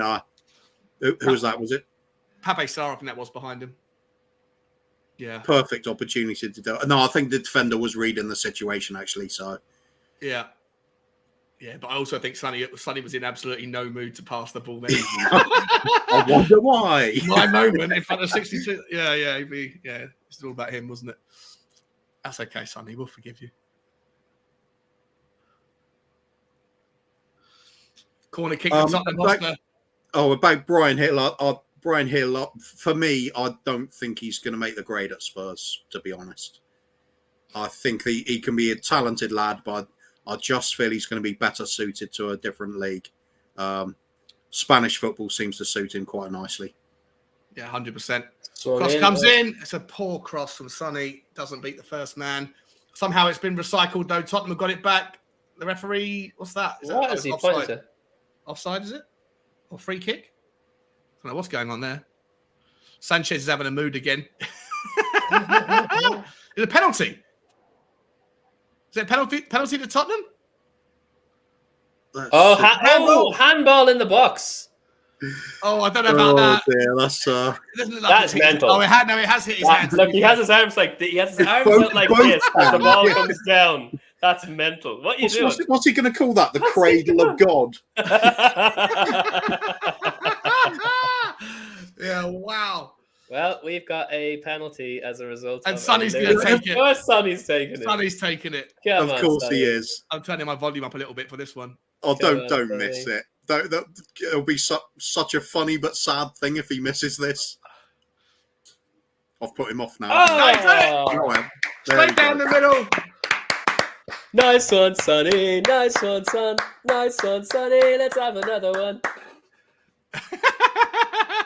Did you see that Harry Kane saying, don't get used to it, bro? Imagine if he missed. It's the last one of them you're having. Wow. There's a lot of females in the stand. Sonny's playing. Yeah, it's not so much a predominantly male sport in Japan, in Korea, is it? No, I guess it's not. A universally loved game. Yeah, fair enough. Yeah. Just in Tottenham, you probably see one girl or one female every, I don't know, like 300, 400 fans or whatever. Not the case in Korea. Hey, I think more and more girls are getting into the game than ever, though. So sure. It's true. It's great for the game, yeah. It'd be amazing. And I like what happens on our Spurs YouTube community as well. You get the ladies coming on the channels, and they get well received generally. Yeah, it's fun. It's fun to see. No more football widows. They're all getting into it as well. Yeah, absolutely. My- 100%. I might as well. Bloody hell! I've got like. Listen, I either see my husband or I don't. I'll watch the football then. I'm very fortunate. Like my girlfriend is Brazilian, and she was a massive Santos supporter even when she was over in Brazil. So since she's come here, she's adopted Spurs as her second team, and she's actually coming with me. I'm going to the Wolves game in August at home, and she's coming with me. Nice. Really into the football, so yeah, I'm blessed in that way. Absolutely perfect. Yeah, absolutely perfect. Mark H saying, "Keep your eyes on the game, Sean." Well, yeah, can't help but have a look.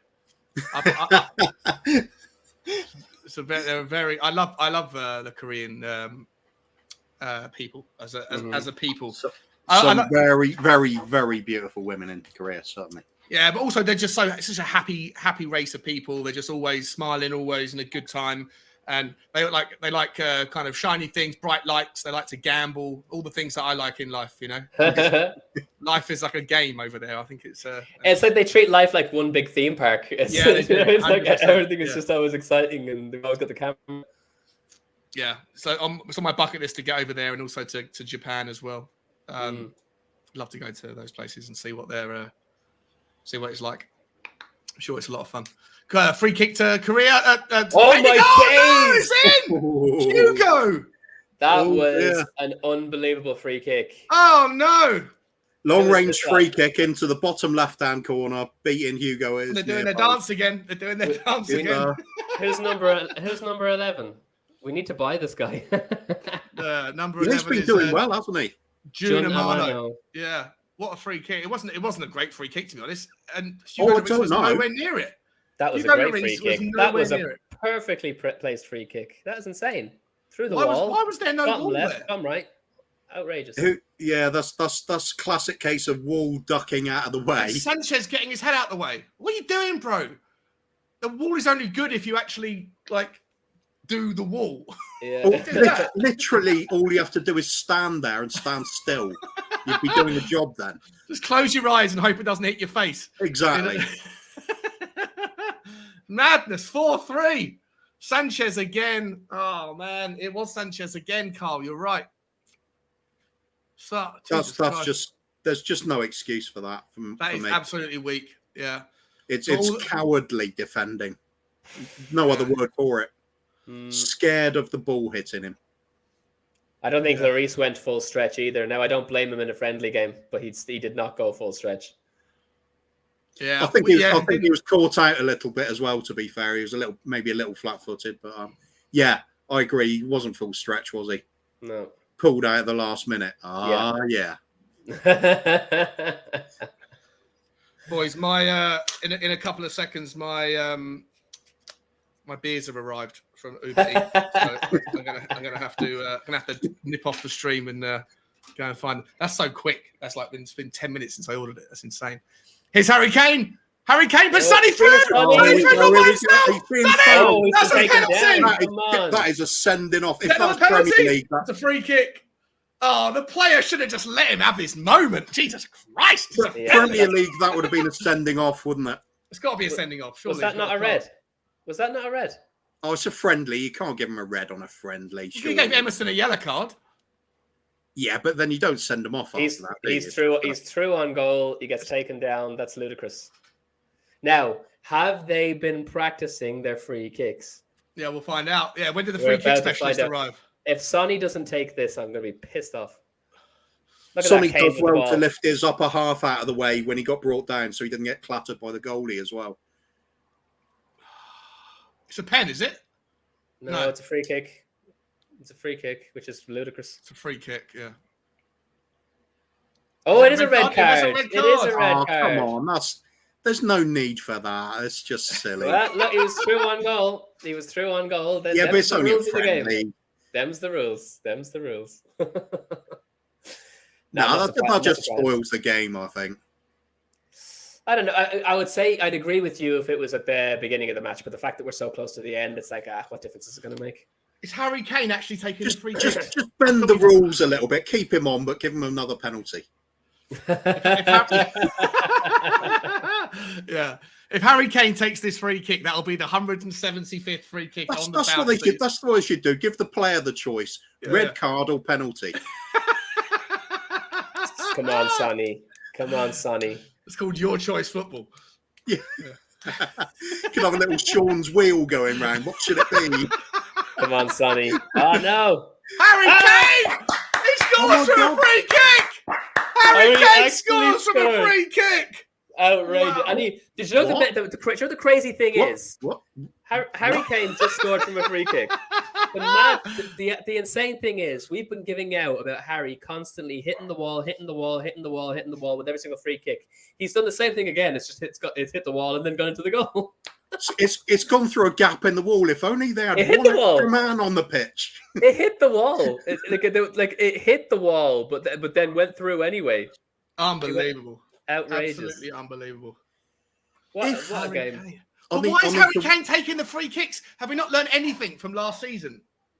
We've got a new free kick set piece specialist, though, haven't we? And he's since he's come in, we're 1 for 1. But in the last three times that Sonny has taken a free kick, he's scored all of them. Why is he not taking all the free kicks? I don't understand. Here we go. Lot of changes happening now. Is it up to Troy Parrott? Troy Parrott's come on. I think one of the youngsters has come on. Let's have a look at them. We get the That's names Harvey up. White. Harvey White, yeah. Troy Parrott's come on for Richarlison. Harvey White has come on for Lucas, and I don't know who the third. I think it's that. Sonny's not happy. Shaking his head. He wants to. Oh What's no! going Wait on? a minute. Is this drink break. substitution or just drink break? No, they've definitely on. Yeah, Harvey White's definitely on. Harvey White's on. Troy Parrott's on, and I think it's Fagan Walcott. I was trying to work out why Sonny was shaking his head. Could One be second, anything. one second, boys. My beer's here. 2 seconds. Natural break in the game anyway. Looks like they're taking drinks on board anyway. Yeah. Good to see a few new players coming on the pitch. That free kick, what did you make of it? Because what I was seeing, it looked like Keynes was deliberately aiming at that part in the wall where we had one of our players there. Yeah, absolutely. And So it still happened I'm wondering to hit if off that's one a of the new Gaelic players, thing. Aim for that to create the space for the. Yeah, have some of our players within their wall and then move out of the way so that the ball can fly through. And yeah, it worked perfectly.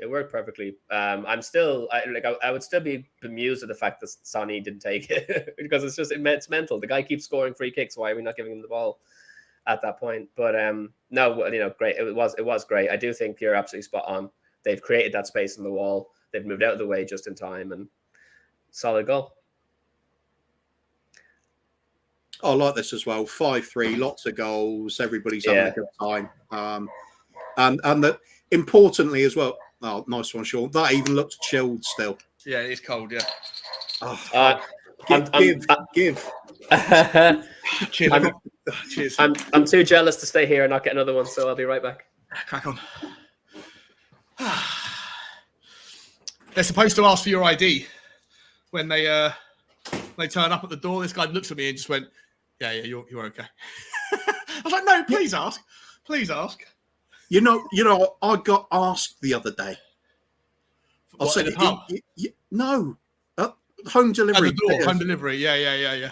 I got asked, and I said, "Yeah. Are you taking the piss or what?" Yeah, job's worth, isn't it? 78 minutes, guys. Just as a reminder, we're on 77:45 or 44, 45, 46. If you're looking to catch up, and do hang around after the stream if you want to come on and give your thoughts on the performance, on the players, depending on how many people are interested in doing that. I'll put the link up at the end of the game. And if there's only a couple of you, then we can turn it into a panel. And if there's a lot of you, then we will just do one at a time and see what happens. So be good to get everyone's opinions when the game is over. Here's Harvey White being challenged for the first time. It's a good challenge from Harvey White. Very well. And wins the ball back as well. Reads that interception. Sonny now on the bounce. It's a Burnley goal type thing. He pushed it through. Who's this? Come on. Who was that? It's Troy Parrott. Oh, so close to being on the end of that for his debut goal. Fucking hell. Well, no, George is saying he's going for a Frostino. You can get Costa delivered, mate, depending on where you live. Get your Frosty. Nice. I never had one of those. Did you see your boy Troy Parrott almost had the goal there, mate? Oh, really? Yeah. No, I missed Yeah, that. it's very interesting. Lovely run from Sonny, ending up with him cutting inside and then threading a through ball, just a touch overhit. Troy Parrott was running onto it. You had a feeling he would have tucked that away quite easily. He was in acres of space otherwise. Yeah. Yeah. It's funny though, looking at some of them, some of the players clearly look like they've got a bit of ring rust, and the likes of Harry Kane and Sonny come on, and it looks like they haven't stopped playing from the Premier League. 100%. Yeah. Absolutely. Lucas Moura as well looks sharp all the way through. Japhet Tanganga has not done anything really, has he? Since we've come on, he's like walking around the pitch. Just done everything he needs to. Kept simple short passes and been in the right place. Can't ask for more anymore. Yeah. Is that Harvey White again? Nice little ball from Harvey White there. That time it was just a little bit too pacey. Like that though.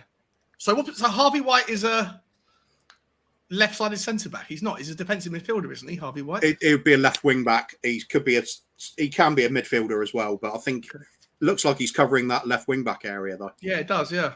Yeah. Interesting. That allows Doherty to push forward more. Oh, it's a lovely step there from Pape Sarr. Love that interception from Sarr. Very good. Harry Kane with the cross. Sonny! Oh, he kind of turns his head away.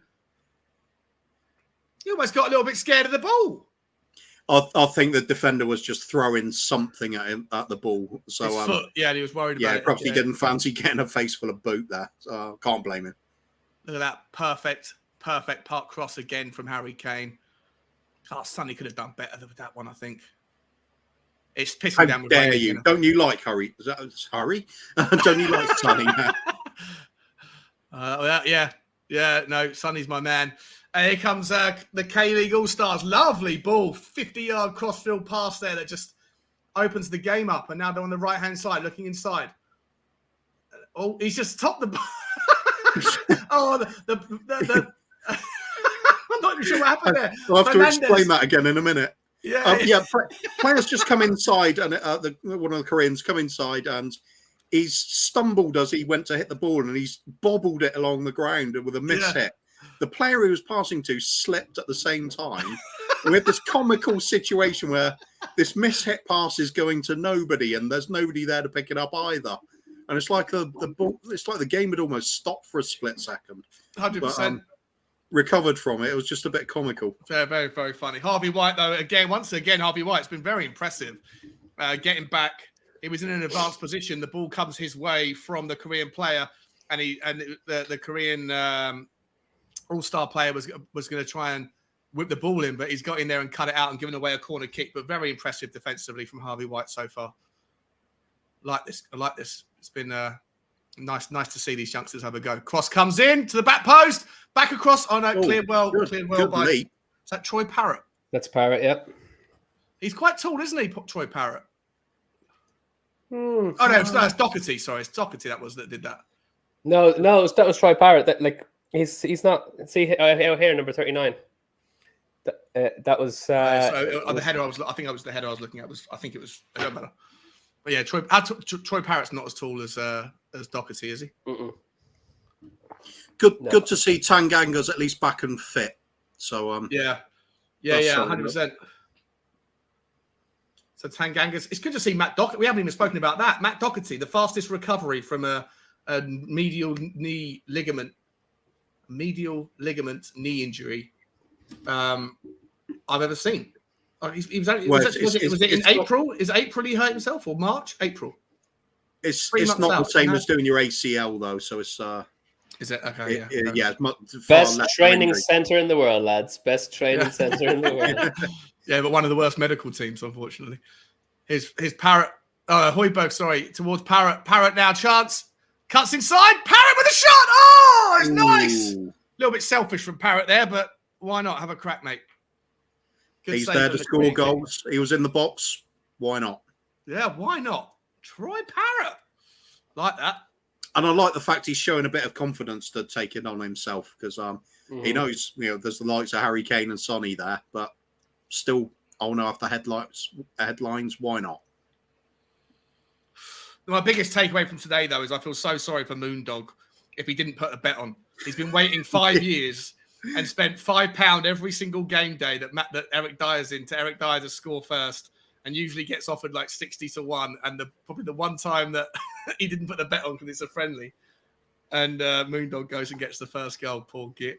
My biggest take on today's stream is Shawnee sitting there making a point of having lemonade at the start and then having a beer delivery on air. I couldn't handle it. I couldn't handle it. Got to have a beer. Got to have a beer today. Yeah, I've never seen the site. These beers are absolutely huge compared to my hand. They're absolutely massive. It's like a bottle of wine. It's not any. The truth is, Sean's tiny. Got Donald Trump hands. Too, yeah. Wrong. You are fake news. Sean's actually sitting on his desk at the moment.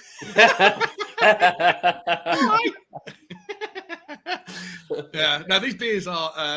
I'm delighted. It's come cold. It's not like ice cold. Oh, chance for Sonny! Scores for Sonny! Gets 2. Well done, Sonny. This time it's not from a penalty. Well done, Sonny. 6-3. I think at this point it's fair to say the Koreans are kind of giving it up a bit now. They're getting tired. The defensive frailties are creeping in now, and we're making it look easy. Yeah, 100%, mate. Yeah, look, it's been an interesting game though. Obviously, like to Scott's point a minute ago. They just made a mistake. He capitalizes on it, runs around the keeper, runs around the last defender, and just slots it home 6-3. Sonny gets his second of the day. I don't know how. I know, like to Scott's point earlier, right, it is just a friendly. It's the first friendly, and there's no one that's really sort of shone or stood out negatively. Well, I think actually Sanchez has been a bit of a worry again. Although, again, to Scott's point, he was being played out of position. He's not being played out of position anymore. I think defensively, it's been more concerning than it has been offensively. Would you agree? Offensively, it's been quite promising. Absolutely. Yeah. Yeah, no doubt about it. It's who's in the back line at the moment? Harvey White, Fagan Walcott. Harvey White's playing in defence. He's playing sort of left wing, either left-sided centre back or left wing back. It's weird. And then we've got Fagan Walcott and Shafit Tanganga and Sanchez. Or did Sanchez come off? I can't see Sanchez there. I haven't seen him. No, you're right. Yeah, it's fake. Do anything for a while. Yeah. That's Fagan. 46 is Fagan Walcott. He's a big fella, isn't he? Look at him. He's bigger. He's taller, broader than Tanganga, and Tanganga's a big guy. Look at this Fagan Walcott guy. No, Tanganga's not that big. Tanganga's just got a superb leap. He makes himself appear to be more dominant than he should be. Malachi Fagan Walcott's 20 years old. He's 187, which I think is 6'1", 6'1.5". He's very broad shoulders on him. Oh, Charlie Sayers is on. Oh, is he? Charlie Sayers is on as well. There you go. It's another one I've never seen play. Yeah, interesting. Good for these guys. He's playing in the left centre back role. And Harvey White's playing left wing back then. Wing back, yeah. Yeah.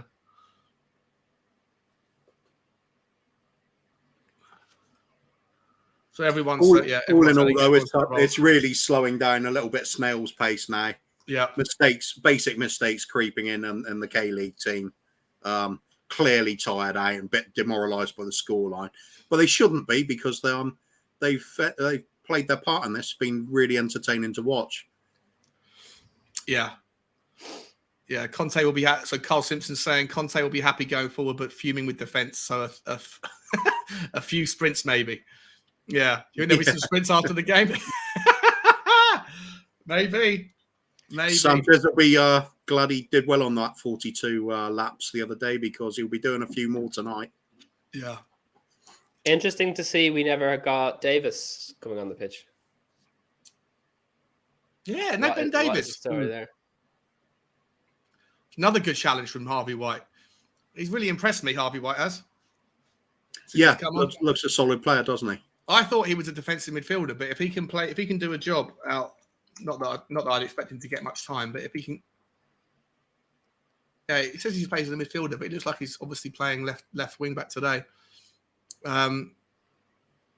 Oh God! K-League player tries to hit the ball on the volley from a shot from outside the box, ends up going probably out of the stadium. I think. Harvey White, Christoph Martin saying the same thing. Harvey White is doing good. He is, mate. Sayers from non-league. Charlie Sayers is from the non-league. 64,100 people. That's more than Tottenham, isn't it? Yeah. That's insane. Scott M. After the game, can we get a 20-minute detailed breakdown of Charlie Sayers from Couva? It depends how long I can take reading Google, really. Jack, there's 30 seconds left, guys, of normal time, and then we're done. And I'm going to put the link up into the comments section. As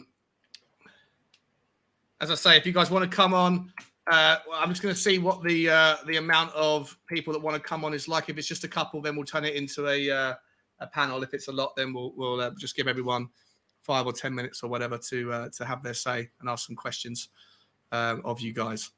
It's been an absolute privilege to share the first of the season watch-alongs with you, Adam, and with you, Kuvi Groove, and everyone that's been. We had over 100 people in the 150 people, nearly 200 people at one point, I think it was, but 100 people solidly throughout the game, which is far more than I expected, given the amount of other channels that are also streaming. So, Harry Sonny for the hat trick!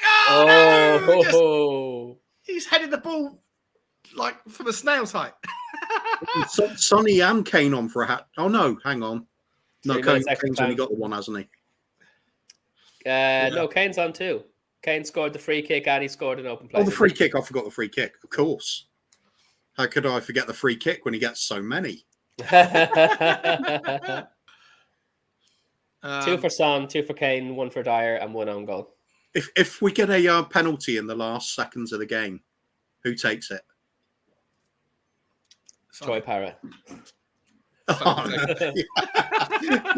That'd be funny. Imagine that if Troy Parrott just went up and just grabbed the ball and just While pushed Kane away. Kane and Sonny are arguing. Yeah. Just pushed them away and went, boys, when you beat me on 42 lengths, then you can fucking decide who takes the penalty, right? Until then, here he is. Chance for him. Chance for Harry Kane.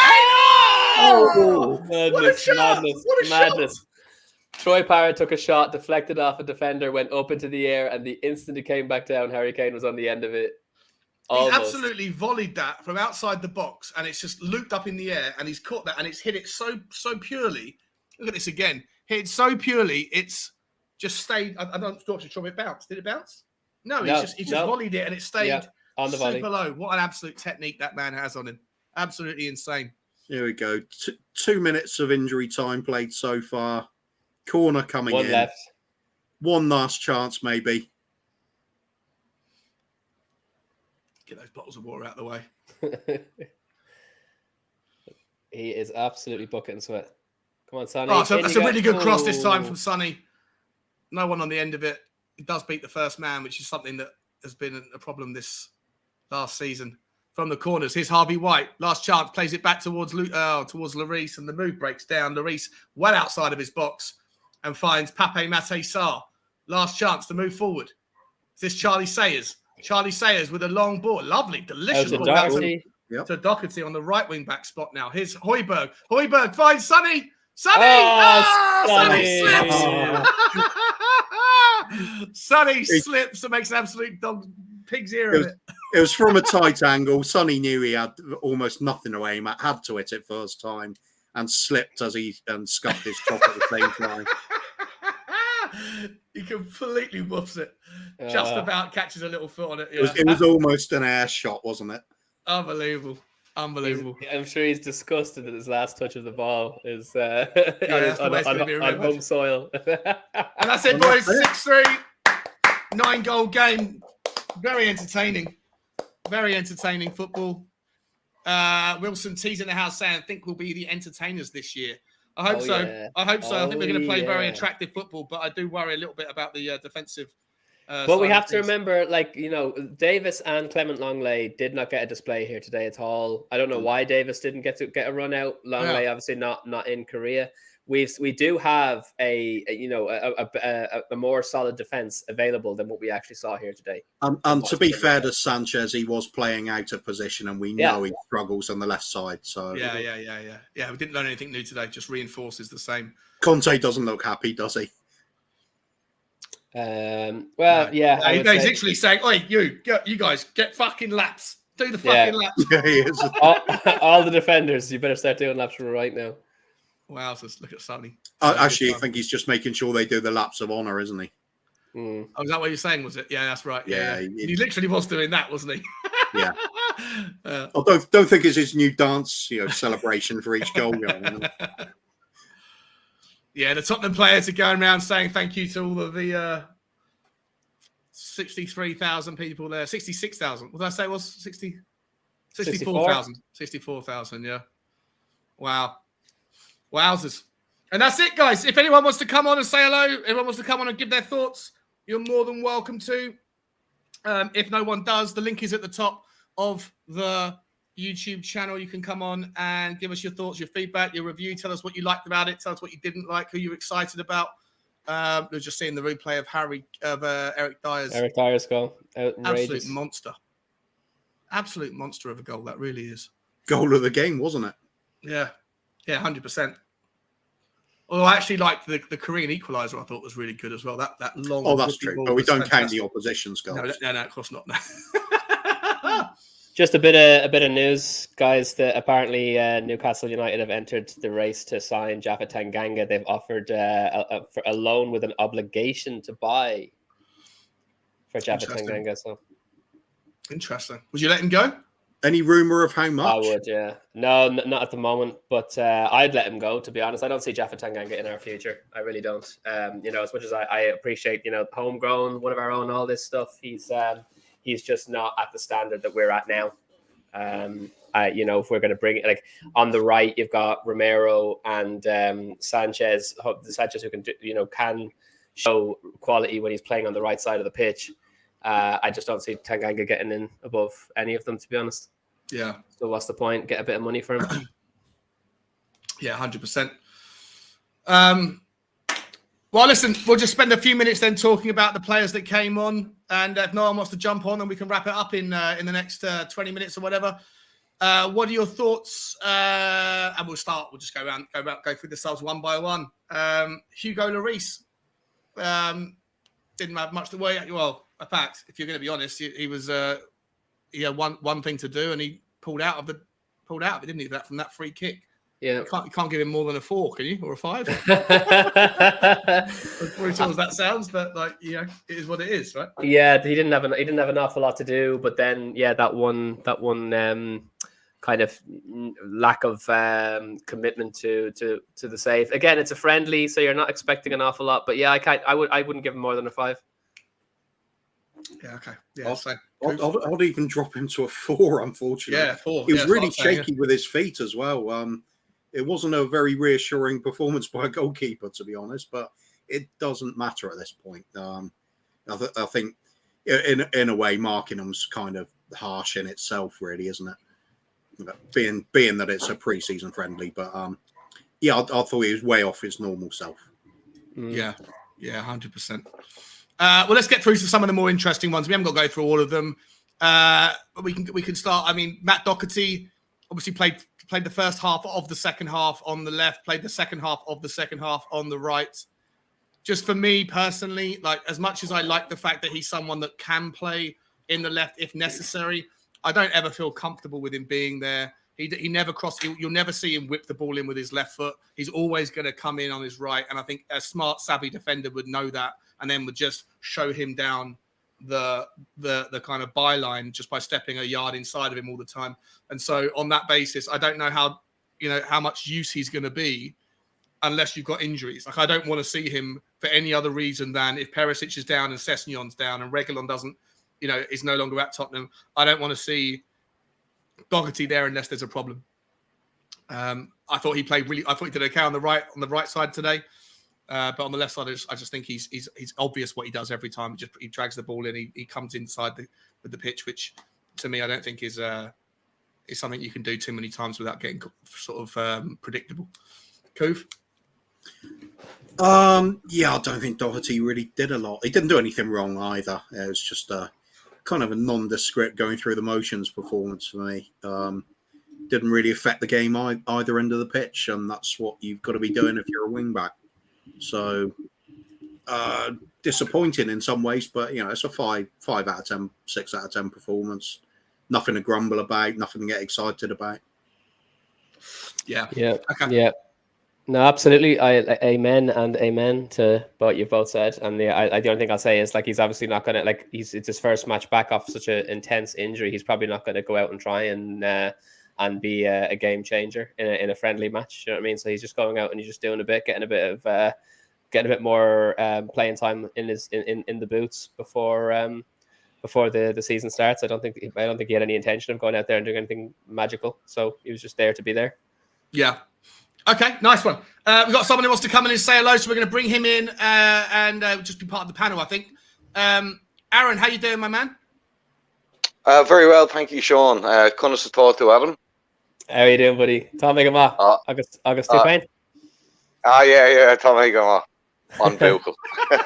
That's about as far as my Gaelic goes, right? By the way, apart from on Will Callaghan, Doug Goody, I'm letterless, yeah. Which means, can I please go? Yeah, so it's an Irish, it's a Gaelic line we'll never forget, Adam. Cuba, hello, my man. Aaron, I'm going to make welcome to the show, bro. I hope you're well. Thanks for stopping by. Let me. I'm going to start by just asking for your overall thoughts on the game, how important it is, and what you thought. But then I want you, when you finish with the roundup, I'd like you to move us into the review on. A few people are asking about Pape Matar Sarr. What you thought about him, but start off with just your thoughts on the overall game and whether you were happy with what you saw or weren't, and then talk about Sarr at the end, if that's okay with you. Look, it was a game. I've been in Seoul for 18 months, or in and around Seoul for 18 months. I know what the summer humidity is like, and it's a drain. I even thought the sun looked like he was drained after about 10 minutes today, man. It's a very difficult climate I would imagine, to play football in. I used to carry 3 T-shirts in my backpack to change every couple of hours, Wow. I mean, it's that intense, the heat. Not the heat today. It's the humidity, is it? The humidity, yes, the humidity is the killer. Yeah. Sorry, what was the second part of the question? Well, just what do you take from the game overall, and then what do you think about Pape Matar Sarr? It was a fun game. It was a fun game. It was a pre-season friendly. Obviously, you don't expect too much. Fantastic for the Korean fans. Bit weird with no singing, but that's what happens when you play friendlies overseas. Pape Matar Sarr. I watched it in Polish. Okay, so I'm not going to say how I watched it, but it was in. I was watching it in Polish, so I didn't hear his name pop up much, and he didn't really make an impression on me. And I don't expect much from any. I mean, for me, I've a bit of a grudge against players coming directly, bar Hugo Lloris, but outfield players that we've signed, and Kudu, Unji, Ndombele. And when I lived in Luxembourg, I actually used to go and watch Mets play a bit. And they're not a good team. And Pape Matar Sarr only played 52% of the games last season. I think he had 7 yellow cards, 1 goal, three assists, or something like that. I think were his stats. I might be wrong on that. I don't have much expectations from him. Mets got relegated, and he wasn't even making an impression with them. And he didn't even make much of an impression on me today. But again, give the kid a break. First game, So you give every. Hugo, I see audio artisan mentioning Hugo. What was going on with that free kick? That free. Where was he standing? I mean, he was standing in the North Pole, when he should have been on the equator. The wall split. He only had 2 men in the wall, and they decided to, Sonny goes left, and the other dude goes right. I mean, it was just bad organisation by Lloris. But again, first came back, 9 goals. You can't complain. So that's no, it was a good game. It was definitely a good, fun game to watch to get us back into the swing of things. Phil, mate, how you doing, bro? Welcome back to the show. Cheers, man. Yeah, I'm all good, mate. All good. Not a bad game to watch. It was good, wasn't it? Did you subscribe to the Spurs play, or did you go down the Polish route like Aaron? Nah, just went for a stream on the internet. Yeah. And what did you think, mate? Overall, was it? Can you take much away from it? Was there any players you haven't got to talk about? Matt Sarr, if you don't want to, you could talk about Troy Parrott, talk about Harvey White. Charlie Sayers. Any of the players that kind of that made their debuts. Brandon Austin. Go wherever you want with it. Who were you excited about? I thought Sarr did well when he come on. I didn't think he put a foot wrong. Harry Kane and Son looked pretty sharp, especially in their finishing. That first goal by Kane was class. Yeah. It was. Yeah. Not standout performance. I mean, our defence looked a bit shaky, I thought. Especially Sanchez in the first 10-15 minutes. I was like, normal Sanchez. But yeah, I thought it was a good performance overall. Defensively, not so much. But yeah, not bad. Nice. Coover, I'll come to you, mate. We've got someone else in the background. I'm going to bring him in as well in a minute. If we're going to keep it to 6, so if anyone else wants to come on, then I'm going to have to sort of give people their chance. I'll actually drop off in a few minutes if that's all right, Sean. Yeah, no worries, Coover. Before you go, then I just wanted to ask you, who was your standout of the faces we haven't released, or who's your man of the match? Actually, go on. I'll let you go wherever you want with it. Well, for me, as soon as he came on, we were just different animal altogether. It's got to be Harry Kane at that point. Which just suddenly looked sharp all of a sudden. Is that bias? Maybe. Perhaps it's Kane and Son together. It's just like when you introduce that amount of quality in a game where there's not a lot of it on show at the time, they really do stand out. Overall, I think. Yeah, Pape Matar Sarr did okay, did nothing wrong. Certainly didn't look out of place playing amongst the players around him. Otherwise, it's just a gentle workout for everybody, wasn't it? It was supposed to be a sort of feel-good game, get a little bit of match sharpness going, a happy bit of squad play and players smiling at the end of the game. That was job done, exactly what I'd expect from this kind of game. Yeah. So, nice. Not really important who was man of the match for me. I think Harvey White did really well when he came on, actually. I thought he was brilliant. His timing was excellent. It really was. Yeah, his tackling was good. In a game where our defence was the standout thing to be concerned about. Brian, I see you in the background. Eugene, I see you in the background as well. Just give me a couple of seconds because I think Coover's going to drop off and then I'm going to get into the rotation. I'll say goodbye now then. Cool, mate. I appreciate you so much for coming on, my friend. What pleasure, mate. Is there a stream you want me to plug or a channel you want me to go? Bob Spur TV tonight. He's doing a stream that's not about football for a change, and it's all about his experiences of life coming out of a coma and what's involved for people afterwards. He's got other people coming on the bike to do that. I'm going to go on and host it this evening. I'll just be the neutral, ask some questions for them all, and it's going to be a much more somber, probably going to be fairly moving kind of stream. Something different entirely. What time is that? That is at. If you bear with me 1 second, I think it was 8:30. I've just got to double check it. Okay. Let's see. Typical. I don't have it. Hang on. I've got it here somewhere. Where is it? I'll be able to find it, I reckon. No, come back in a second. I'll just get it. Right, I've got it here. I think. You got it. It's on at 7 p.m. tonight. Life after coma. 7 p.m. Sorry, yeah. Yeah, that sounds sounds like a really interesting show, and I'll certainly be tuning in. I think there's just loads of questions people have for people that have been through it because obviously there's nothing we can possibly relate it to. So there's a lot of intrigue. He was telling me all about the dreams. You know, like when you have bad dreams and you can eventually shake it and wake up from them. Obviously, when you get caught in weird dreams in your coma, you can't wake up from them. So unfortunately, you have to he was saying it's terrifying, some of them. And that they were. Yeah, that sounded scary. I heard him mentioning that. Yeah, not being able to wake up from a nightmare is I don't know. It sounds like hell on earth. There was one in particular Bob told me about, and that really struck a chord with me because it's the sort of thing it's going to hit you most when you're a parent. Yeah. Oh, sure. Yeah. We'll do that on the stream anyway. Okay, 7 p.m. 7 p.m. 7 p.m. Okay. Yeah. Cool. 7 p.m. on Bob Spur TV, guys. The link is in the chat. Please get over there and make sure you hit the notification bell for that one or watch it this evening. And also, obviously, like and subscribe to his channel. He's a great guy. and a great part of the community. Cooper, man, thank you so much for coming on, my man. I love you to Cheers, pieces. James. And I'll see you soon. Cheers, Shawnee. See you later. Cheers, Cooper. Bye. Bye-bye. And with that, I'm gonna bring in the next couple of this. So you know what, we'll go to 7, and then after that, if anyone else does come on, then I'm gonna have to ask people to drop off and make space as we go through it. So welcome to the show, Brian, and welcome to the show, Eugene. How you guys doing? All good, brother. It's good. If you get more people come on, I've only got 20 minutes anyway, so that's all good. I Big up to can hop everyone. off. I can hop off. Hey, Brian. I can hop Big up, off, by the way. Yeah. No, I don't imagine there'll be too many more people. Just quickly, let me come to Adam first, then I'll come to Scott, and then I'll bring in Brian and you, and we'll go around the houses from there. Sorry, my Bugsy's being. You can hear that Bugsy's being argumentative. Adam, just quickly, mate, who was your man of the match, and who was the standout performance for you today that you're excited about?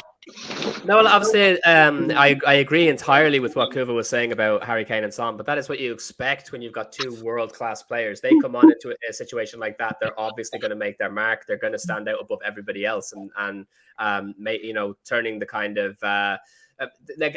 Of all of the, they made their goals look easy, and as much as our defense was shaky at points, and K-League got 3 goals, they did have to work really hard for theirs. Whereas when we were scoring, it was sort of we were scoring for fun. So, of course, they're the standout performers in terms of their levels above everybody else. However, in terms of like what kind of the thing that kind of put a smile on my face the most was just seeing Eric Dyer being so confident, so controlled, so kind of dominant on the ball to the degree where he can stroll from his usual. He's normally the last man back. You know what I mean? He is normally the one that you rely on to the bitter end to be the ball stopper in front of our goal, and yet he felt confident enough to take strides forward and have such. And that was. Let's not underestimate the quality of that goal. This lad carried the ball through the center of their midfield, and from distance with his left peg, which is not his strong foot, absolutely blasted that ball perfectly into the back of the net. Dyer is the one for me that I'm like, he's the one that's going to be on my mind, shall we say, over the next couple of days until we're playing again on Saturday. Knowing that he's got that in his locker on top of being a rock in the defense for us all last season. That's definitely one of the bigger standouts for me at the game. Eric Dyer doing what he did, that's absolutely tremendous. Nice one, Adam. Love that summary, mate. Okay, Scott, mate, how you doing, my friend? Oh, good. I think you saw I said in the chat, I think that, it's the first preseason game. It's going to be hard to make super definitive statements about anything, right? It's mainly about getting the guys out there, and that's great. I didn't really see anything that surprised me or any really stand out. If there was something that I would say that stood out, Harvey White looks intriguing. I want to see more from him. Yeah. I think Kane and Son were clearly a level above everyone. I think Richarlison a little bit. I don't think he was quite there, but in the first half, there were some few things that I saw out of him that I think kind of showed his quality compared to anybody else, really, especially in attack. I think from Mora, we saw when he had tons of space, he can run with the ball. When it's time to make a decision, he messes it up every time like he always does. Ryan Sessegnon was very good when he had space. Anytime he was pressured, he struggled because he isn't great when he has pressure on him controlling the ball. But if he's given time and space, he's good. Emerson, I haven't seen anything from him to change my mind on him today. I think Sanchez, we saw, yes, I know he's playing on the left. The mistakes are there all the time for him. I don't know about the play that should have been a penalty. I don't know how much you can write it off for him playing on the left versus him just making a poor decision. And a few times, I think Adam had mentioned it, he was a bit of like Bambi out there again, which is concerning as well. Dyer, full marks for him for his goal. I think in defense, again, we saw concerning things for him. It wasn't his fault when the ball came over, I think, and they scored their first goal. I think that was more Sanchez, but it's another time you see a ball coming in over Dyer's head and he looks kind of clueless of where the ball's going to go, who's behind him. And there was another play too, when I think it was a young kid up front kind of made a nice run and Dyer turned away. They didn't score, but again, just a few of those concerning things that I saw. I think Pape Matasar, wow me, but what was encouraging is he didn't look out of place either, right? And there was some concern that he could have come in and looked overwhelmed, and he wasn't overwhelmed. He looked like he may not be ready to start for us, but at least there is some promise from a player that we kind of might have been concerned about and not really sure what he was going to give. So, I mean, overall, it was great. Nobody, I mean, I kind of complain about Sanchez a bit there, and he's the closest one I would say that had a bad game. I think everybody else had pretty solid game, pretty comfortable win, and that's what you expect for the first game where you're trying to get your legs under you, right, and just get everybody a chance to play together after some changes, after some time off. And so overall, I think it's nothing really major to take. Great to see the be able to talk about actual games though, right? Rather than just trying to, even though it's just a friendly, it's fantastic, isn't it? Just to get the boys out and having new content rather than going asking the same question. Who do we want? Right wing back. When do we want him? Now, you know, like we've had that. How much content have we all had to listen to and be a part of? You know, it's just nothing new to talk about. But now we have fresh stuff, man. So yeah. Sorry, Scott, I interrupted you, mate. Sorry. No, that's about it. Like I said, just it was no major concerns, no super standout. If I had to give a player of the game, I might give it to Sonny, being that it was in Korea. But I think, you know, Kane and Son looked as you would expect, being two world-class players. They looked a level above. I was impressed with Romero. I don't think he did anything like, oh my goodness, great. But again, he just looked so solid back there. Like every time something happened, I had no concerns that he was going to make an error, where I didn't quite feel the same with Sanchez. So credit to him for just being, and again, it's what you expect, right? The quality players are going to be quality. I guess I'm the only one who thought Sonny looked slightly out of breath every time the camera panned onto him. He looked like he was gasping for air, but again, you put that down to the humidity. He looked so good. I thought the rain stopped in like the early part of the game, but when the camera panned to him, he looked absolutely drenched, and I just didn't know whether or not he was if it was still raining or if it was just like the humidity sweat. Don't know. I'd say it was humidity, but I also thought he might have put on a couple of pounds. He might have been on the Korean barbecues, which is not a bad thing because Korean barbecue is the best in the world. But Korean barbecue's amazing. And he's been there for the last 2 weeks. Sorry, Eugene. Hello, I forgot to say hello there, mate. So what's your take, brother? Sorry, Sean. Not the. Oh, sorry. Well, yeah. Once I'm just going to go in order. Sorry, Eugene. I'm going to come to you in a second, but Brian came up first, so I'm just going to give it to him first. Brian, mate, welcome. How you doing, my friend? Good to see you on the show. What do you think? You watched the game, did you? Yeah. I'm doing good. I got up at 5 a.m. to do We Are Tottenham TV, so I won't go back to bed after that. That's for damn sure. Wow. But yeah, so watch the game. Listen, Scott did a very, very big overall analysis. Listen, like you said, what we got to take from this is, and I heard Aaron speaking about it, is the huge weather conditions there, as in the humidity and the heat. The fact that people like Richarlison left Brazil to come to England, then flew to Korea, then had that first training session on their bodies. This has been very, very grueling. Very, very grueling. It's all about the fitness and getting used to the playing in the new players. And listen, Richarlison, I like what we saw from the first. Like his passing looked a little bit heavy at times, but his general hold-up play, that opportunity where he just had that heavy touch, and then Emerson missed the sit. No, I wouldn't call it a sitter, but should have scored. He looks like he's going to bring something to the team that we don't have, which is what we need. If we look at whether you like him or not, or the players we're bringing in, you got to look at things that we hadn't had before this season. And from what I saw, he's definitely going to bring something. Having Ollie Skip back is always great for me because I love that kid. And you got right, that's after a long-term injury. His first link up with Bentancur. Bentancur looked good in the first half to me. Looked very good. I mean, it's hard to say, they had 45 minutes and you're not going to get a glowing ref apart from Son and Kane. But like Adam said, those two are genuinely world-class. They come on and change any game, regardless of what game they're playing. Yeah. But overall, it's 90 minutes. And after that first training session, which we saw, those boys were collapsing with the absolute. And that was what, 48 hours ago, wasn't it? Exactly. Yeah. That's what we got to look at. For me, even if we'd lost that game 3-2, the whole purpose of that game is to get out of it. I don't know if any people in the chat or any people on here watch a show that I'm obsessed with called John Taffer Bar Rescue, where he goes and takes over struggling bars and he does something called the stress test before it, so you can see how badly the bar's being run and what the mistakes are. So when he reopens the bar, he can work out all the kinks and say, right, you do it. That's what these friendlies are. Go out, let me see what you can do.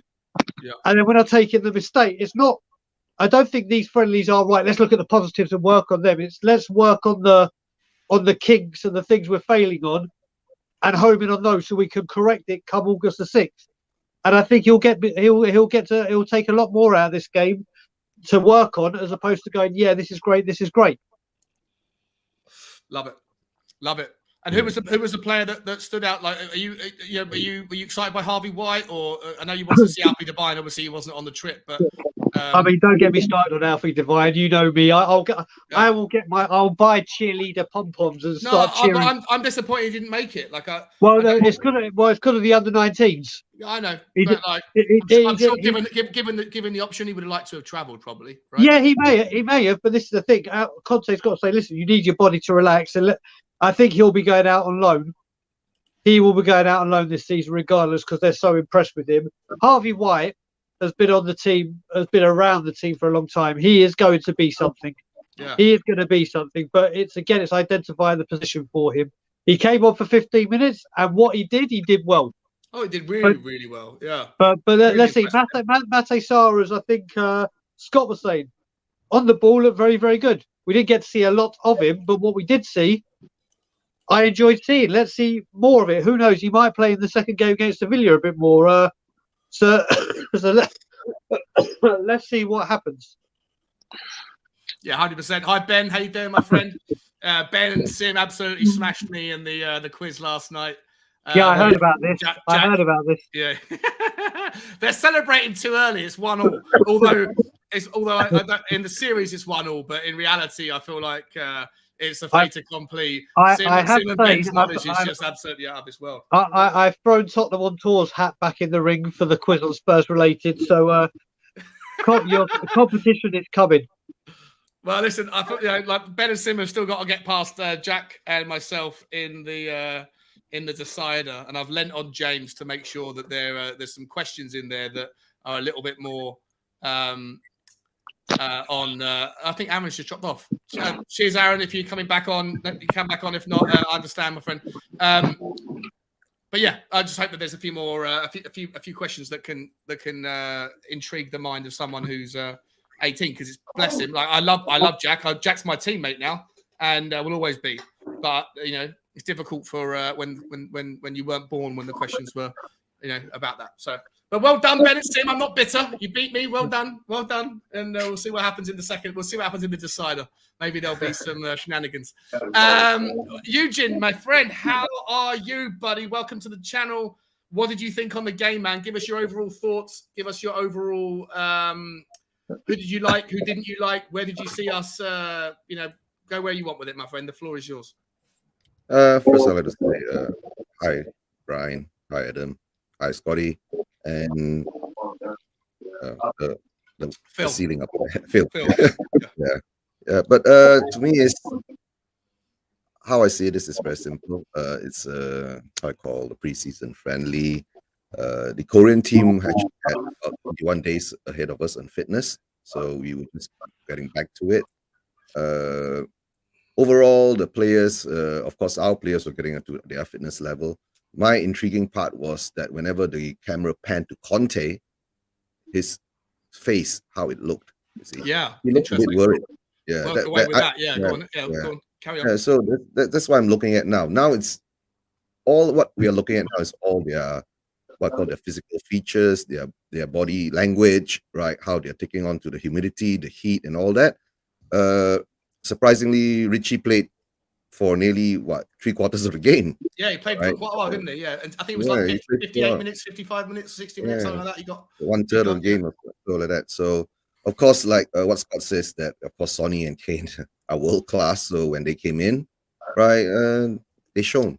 And they came in when they were down to 10 men, or they went down to 10 men early, didn't they? After that, so, after that, Sonny after that, yeah. But we were already 4-3 up or 5-3 up, something like that during that time. But I noticed that in the first half, in the earlier stages, our legs weren't there yet. Remember, the K League team was more or less pressing us most of the time. Yeah. And don't forget, there was an outright penalty, right? What Sanchez It was, did. yeah, 100% it was. Yeah, Sanchez gave away a penalty for sure. So to me, it's that the narrative is controlled. So Spurs were sure had to win, right? Spurs wouldn't lose in that game with Son there and all the fans. And of course, when it comes down to it, the players played their part, showed to show Conte what they have, and of course what they don't have, right? Especially in Emerson and Sanchez, and I'm still worried for our defense. To tell the truth, so worried for our defense, right? The goal that came from the first Korean goal that came in, right? I mean, it went over Dyer's head, and Sanchez was like 3 feet behind the player who was actually, I think, 2 or 3 inches shorter than him, and he got his head to it. So there's a lot of work to be done there. Like I said, we're missing our right wing back, right? And even Sessegnon didn't impress me. Like what Scott said, right? When he had space, he looked impressive, but whenever he run up to another player, he got blocked and he was cut off. And Mora was doing the same things that Mora does, right? Get hold of the ball, run against it, fine, and with no end product. So in their day, I feel let's not judge it too early, right? We're still very early in the season. The next game coming up will be Sevilla, right? That should be a bit more tougher, right? But of course, Sevilla also will be just being in their baby steps in their season too. So more or less we'll be at the same standard. And to be surprised, right? The K-League team made more changes than us. Yeah, they were changing players like 30th minute. I think their coach had a kind of a system going on that maybe he would give the players chance to play against the Premier League players and all that. You know, every 30 minutes we take a couple of players off. At another 15-20 minutes we take another couple of players off. So that's how it is. And quite surprisingly, we held on to our first 11 for the first 45 minutes until the second half came along. We made about 5 changes, right? And Loris, that goal that went in from the free kick, I think that was more or less of a. They did put a wall in front of the free kick taker. They just put 2 players, Sar and who else? Son. No, yeah. it was wasn't it Sanchez? I thought it was Sanchez. No. It was Sar and Son. It was Sar ducked. So Sar ducked the free kick. Well, I thought it was Sanchez. Yeah, it was Sar. It was Sar, was it? Yeah. Okay, interesting. Sar and Son, right? Sar and Son in front of, and then when the guy took the free kick, they just split apart. And Sanchez, turned his back. So it is what it is. But that's it. Yeah. Preseason friendly. First one done. Second one coming up in 72 hours' time. You can watch it here, guys, again on the. What time's kickoff for that one, Sean? 12 o'clock as well. Same time on Saturday. My God! It means I've got to get up at 5 a.m. again. Okay. 5 a.m. Just quickly before we move forward and look at that one, just quickly, Danny, if you want to come on, mate. Listen, people might not. Danny like can come on for me because I've got 3 minutes left. Oh, okay. Well, Brian, what's your thoughts? Like, what do you want to see? Anything change for the game against who is it? Not Seville. Sevilla. Yeah, Sevilla. It's Sevilla. Yeah, okay, yeah. Who do you want to see? Anything specifically change? Do you want to see us start with a certain 11 that's more like our first 11? Hopefully, we're going to see Bissouma. Hopefully, we're going to see a bit more. Maybe Foster can come in. I don't know if Perisic is going to be back in time. I don't know what's happening with him. What do you want to see different for the game on Saturday? For the Sevilla game, I'm not really bothered. Where I want to see more defining of our first team squad is Rangers, and then the build up to Roma when we're back home, because then Conte's got longer. He's identified everything. I think what I would like to see is more than 15 minutes for Harvey White. Maybe start with Mate Sarr as opposed to finish him with. Yeah. And then obviously just a few of those. The youngsters that did come on at half time, given a bit more time than what they got, because this is, you look at Matthew Sarr, you look at Brian Hill, these are people that we're looking at might go out on loan again. I mean, if we talk about it, it's like these people, if we look at Arteta, could be saying you're going out on loan, and maybe they won't, because if they can perform well, I'd like to see that the people that are kind of in Conte's mind thinking, okay, if an offer comes in, I will get rid of. Those are the ones I want Conte to use more to see if he can weigh up what he wants to do with them, because we all know the nucleus of that first team squad, don't we? We know the ones that are staying regardless, whether they're first teamers or squad rotation. But it's those ones that are on the line of, do we keep, do we loan, do we sell, or especially with those two, Hill and Matej, I'd like to see a bit more of. Yeah, I interesting. was hoping maybe Hill would at least show a performance that maybe he could turn into a creative midfielder that we don't have. But during that game, didn't see much of that, right? But he did have a Really few. interesting. Yeah, because he was placed in the middle. No, I mean, he played okay, right? But he was placed more or less in the middle of the field instead of his usual left side, right? He's a left-footed player, right, on his usual left side. So maybe Conte is trying to put him in the middle of the field. I think he was actually played on the right hand. Brian, you got to go, haven't you, mate? Yeah, I got to go, buddy. So it was short and sweet, but I got the itch. I hadn't done a stream. Oh, no, I hadn't done a stream for 2.5 hours. I was getting my withdrawal symptoms, so I had to. Thank you for being about. Thank you for being around to scratch my itch. What's coming up on your channel? What's going up on the channel? There's quite a lot. Obviously, we did a couple of straight out of Conte's. I'm sure there will be a post-game press conference, and if there is, we'll be doing that. Why I'm only on quick, I'm actually on my way to Bryan Island because we're going to be pre-recording a load of stuff.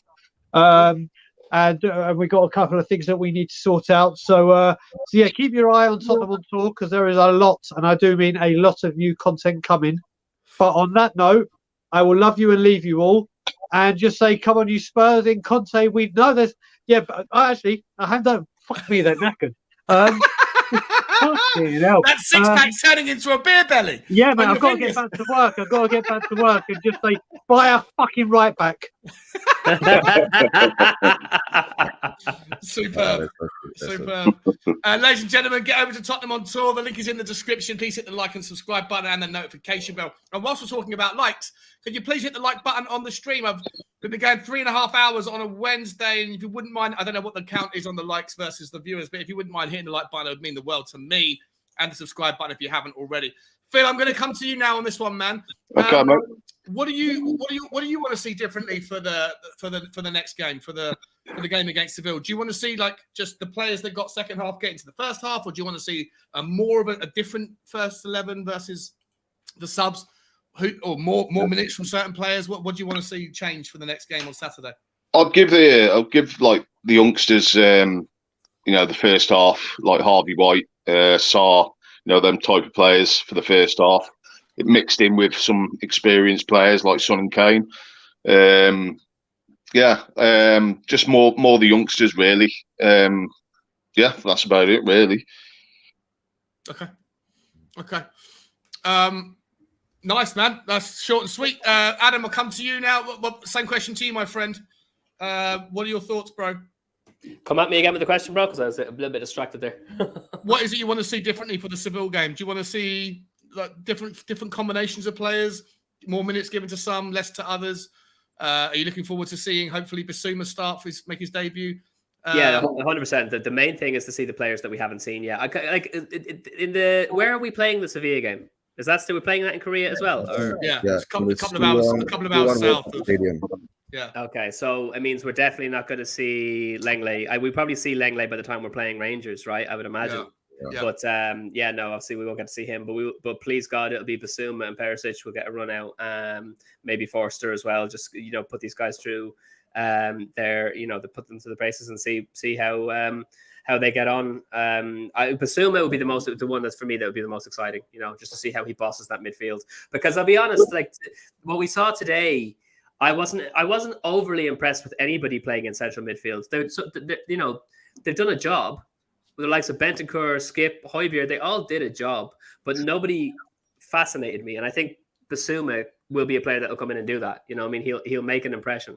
So that'll be the thing that we're most excited to see. But I think we know that it's going to be a case of, again, another 45 minutes for most players, and not much more than that. But I would kind of, as things progress, as we get closer and closer to the Premier League again, I'd like to see players getting more time under the belt, see how they do over a more protracted period. Especially the players who will definitely be in the consistent rotation. Harvey White is not going to be consistently rotated within the team. Brian Hill probably isn't. Pape Matar probably isn't. So I'd like to see our starting 11. I'd like to see our proper starting 11 with Ben Davies back in the team against Sevilla. And then interesting. Just bring on whoever else we want to keep trying out, whether it's Troy Parrott or whoever. But a little bit more time for the players that we want to see more of. I'll probably do that more for the last couple of friendlies, really. Definitely. Definitely. When we come back from Korea, I'd like to see the starting 11 at least for the last friendly anyway. That's going to start in the first Premier League game. Mm-hmm. So they're used to everyone. Yeah, that's good shout actually. Good shout. Scotty, over to you, my friend. There's not too much more, boys, so we're going to probably wrap up in a little while. But yeah, just final thoughts on what you'd like to see. If anything changes, do you want to see anything change for the next game?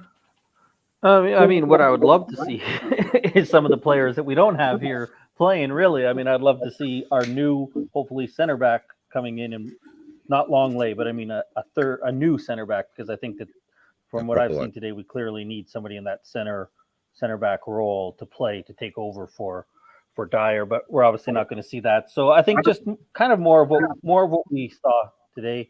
Like I said, Harvey White was intriguing. Let's see. I don't know if Conte sees him as a left wing back or just kind of played him there, but I would like to see him given more time, whether at left wing back or if Conte sees him in the midfield, put him in the midfield. Some more time for, again, some of the other younger guys, because I think, as people have said, we know what we have in Kane, we know what we have in Son. I think we know what we have in Bentancur. Not that they don't need time, because you want to give them time to adapt, but I think there's a couple of players, Tanganga, for example, Sanchez. Are they both going to stay? Like, let's kind of make some decisions about which one of those guys would stay. I would lean more towards Tanganga, because I don't think Sanchez or Tanganga are really good enough that I'm comfortable with either one of them playing anything more than a backup role. And at least Tanganga brings us the homegrown club trained aspect, but let's give them a little bit more time. Sanchez, I think let's just play him on the right. I know we're kind of stuck with no left-sided center back, because if Davies isn't playing well and Rodon's left at home, but I think we need to see Sanchez playing on the right if we're going to properly assess him, to give him a chance to show that these mistakes were more to do with him playing on the left and just continuation of his errors. So yeah, I know it's not really much to add, but it's the first game, right? So it's 100%. Any crazy big time. I know it's not Spurs related, but Lisandro Martinez has gone to United. Agreed personal terms.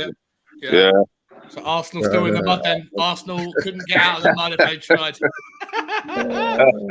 Get in there. Last question I want to ask you guys, right? A lot of people in the press recently have been saying that Tottenham are still trying to sign 2 or 3 more signings. One of them is a right wing back, which we know about, is Jed Spence. The other one would be a centre back, who's another one, and hopefully that will happen. And then the final piece of the jigsaw, I think, for everyone to be happy then, would be a central midfielder, an attacking midfielder that can maybe thread the pass. Question for you: obviously, it's been touted that Paqueta is the guy we might be going for. Although I personally don't understand. I was saying this earlier to Cougar and to Adam. And Adam, I'll start with you on this one. Rashawn, can I just have a word about Sevilla first? Because this Sevilla game, right? What I see now is that Sevilla's been in Korea longer than us, so I guess they will be acclimatized more. And this game that we're coming up against Sevilla, it's not going to be as simple as the game that we play against the Korean League team, right? But what I really want to see is Son and Kane go out there and smack Pau Torres. That's it. Yeah. Yes, 100%, man. Sorry if I didn't think I skipped you, Eugene. I thought I came to you first on it. Sorry if I didn't. Pau Torres. Yes, listen, mate. I don't want that guy. I mean, listen. If Conte wants him, then so be it. I'll back it and everything else. But like, for the fact that he's turned us down twice and just doesn't think that we're a good enough club, screw him. And it'd be amazing to see, one of our like Richarlison or someone go in and do some shithousery on him if we play against him. And the left wing back, a left centre back spot. Yeah. But I don't think it's gonna be an easy game, because these guys, I think, they've got a point to prove, and we got a point to prove, right? Hopefully that we will be able to put up a strong first team there to show them something maybe in the first half or the second half. Right? Regulon might be in their team by that time. Yeah. 100%. So, last question I was going to ask was like, do you think we should go out and spend a lot of money on a player that's only ever really going to play when we're struggling to break teams down? And Adam, I'll come to you first. Or do you think maybe that Brian Hill could be that player that when you because he can thread a pass, right? He is tricky. He does have that ability to thread a pass, but he's not going to be needed all the time. It's only when we really struggle to break teams down and we have to go to a 3-5-2 or we have to try something different. But the reason why Christian Eriksen probably, I know he turned us down because he didn't want to take a backward step or whatever he said, or go, wanted a new challenge, whatever. But should we go and spend 50 million quid on a Paqueta if he's only going to play 10 minutes here, 20 minutes there, or in specific games? It's a lot of money. If the formation is 3-4-3 and you only need someone to come in and do that job when it's not working, do we have someone like that who can fill that role in potentially Brian Hill? And therefore, should we not spend the money on a central midfielder and go big at the right wing back and the centre back spot? I don't know if Brian Hill is the answer to that question, especially considering that he's still, as has been pointed out many a time, he's still that little bit lightweight, and he might not be able to be able to do much.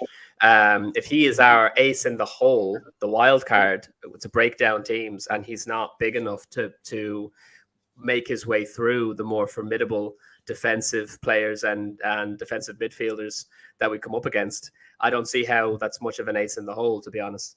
But in terms of money, no, I said it earlier in the stream, the front five in terms of the arrow that we have of the wingers, the inverted attackers, and then the center forward. Those are the players that are going to do all the damage in terms of our offense, and our central midfielders need to be more defensively minded and carry the ball, hold the ball up, ping some passes, but not. I don't think that it's as essential now to get as we've constantly said, the Christian Eriksen replacement, that kind of player. I would have loved to have seen someone like Tielemans come in who can hold the ball up in midfield and then he can smash it from a distance. A central midfielder who could come in and score worldies from 50 yards out. That would be great. That would be awesome, because at least then, they're still able to do their mostly defensive work, but then take long shots. But we don't want our central midfielders roaming too far forward when the back line needs help when the front five are bombing on. And we've still not got our 100. Nobody's 100% sure what our best wing backs will be, because we know that our best wing back is Perisic, but we don't know he can play on both sides. So do we get somebody in to play on the left and play Perisic on the right, or do we play Perisic on the left and get somebody else in, or will Emerson do? I still think one more wing back is absolutely essential, and I'd be much more keen on spending money on that player than on bringing in another midfielder when we've got 5 that can do a job. Because if you include Pape Matar, as well as Højbjerg, Bentancur, Basuma, and Skip, there's plenty of players. Yeah, I think we're okay there. Yeah. Okay. Eugene, I'll come to you, mate, as well. We're going to go around that like the last 3 guys, and then we're going to wrap this up. So, Eugene, same question, mate. Is a central midfielder like a Paqueta, is someone else like that? Is it necessary, or do you take Adam's point? You might not think that Hill's the guy either, but do you just think we're good in the midfield and we just need to go big in the centre back and then the right wing back, and then we should be set for the rest of the season? Ideally, Sean, I'll go for all of them, right? Why not? Right? Get the centre back, get the right wing back, get the center creative midfielder that we need, right? Yeah. And to tell the truth, I think this pre-season friendlies and all the games that are coming up, I think that's what Conte, remember I was saying earlier, that's what Conte is trying to do.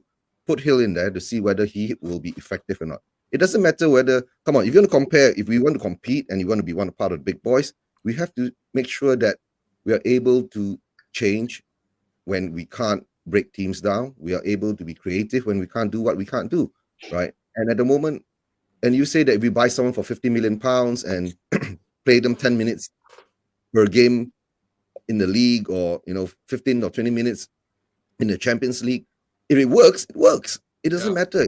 The value will be, justified if it works, right? If you pay the £50 million, £60 million and bring him in and it doesn't work, then it won't be justified. That's how I see it, right? To me, I don't care. 100%. Well, that's the way I feel about Richarlison, Eugene. And on today's performance, I'm actually, I was delighted with seeing the trickery he's got. No, you must. I've loosened up my opinion a bit about him. I'm and Richarlison is a foul magnet. Notice that he's a foul magnet. You get what I'm saying? You put him anywhere in the field, right?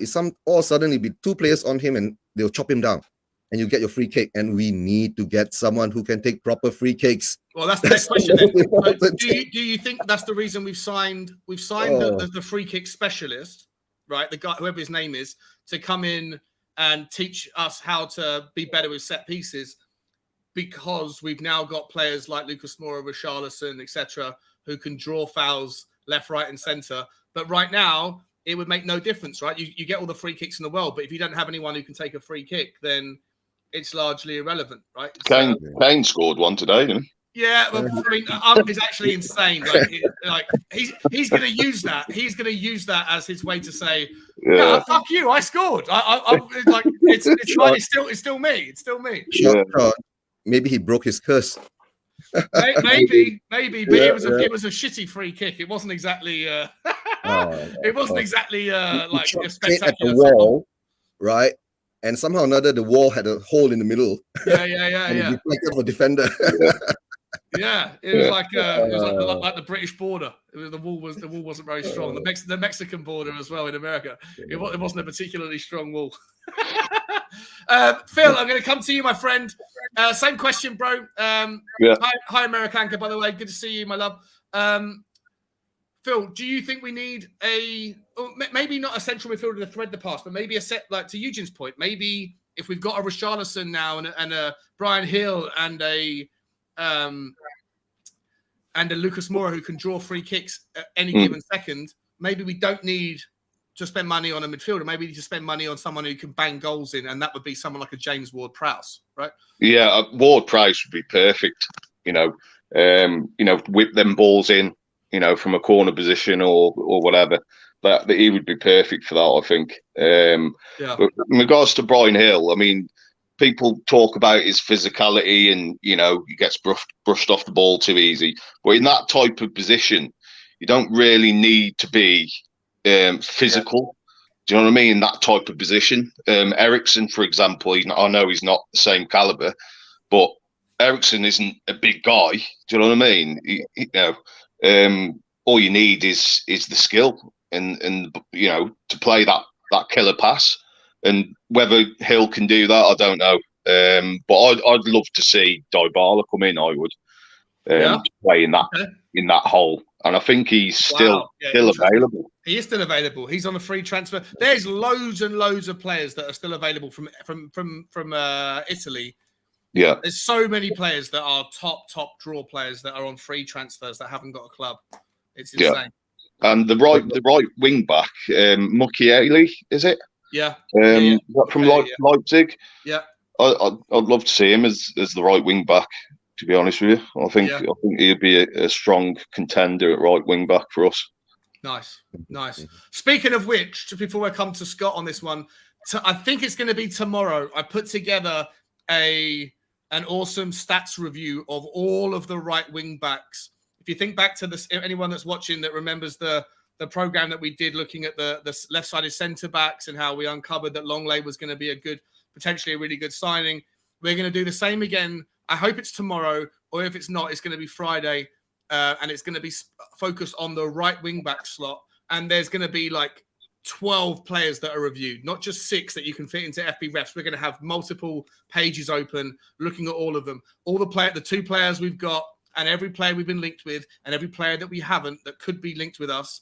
So keep a lookout for that. It will be put on the StreamYard, and you'll see it in YouTube. And watch that one. That will be an absolute monster. And I'm hoping to get Will Stewart on to help me pick through the stats on that one. So that'll be really good. And I like the Mukeli or whatever his name is from Leipzig is one of the guys we're reviewing, and I've already done obviously most of the research, and he does look like a top talent, mate. So and your centre back of choice would be maybe an Indica for the cheaper price, and he is a left-sided player. You could play Lenglet in the centre then if you need cover for Dyer. Dyer did look good today, so Bastoni, I'll probably say is dead in the water. That's not happening this year. Definitely. No. Guardiola's going to be dead in the water as well, would have thought. But I said before, I think one of them is maybe for next year, and I think bringing Lenglet in is going to cover for this year, and then we get our top target for next year. That's what I'm thinking. Conte's thinking about. Yeah, 100%. Why settle? Why settle for the bridesmaid if you got your eye on a proper bride? And if it means, I think that's one of the reasons we got Longley in. Maybe they want to get someone like Guardiola next season, and maybe it just takes a little bit more nurturing, like most of the big transfers do.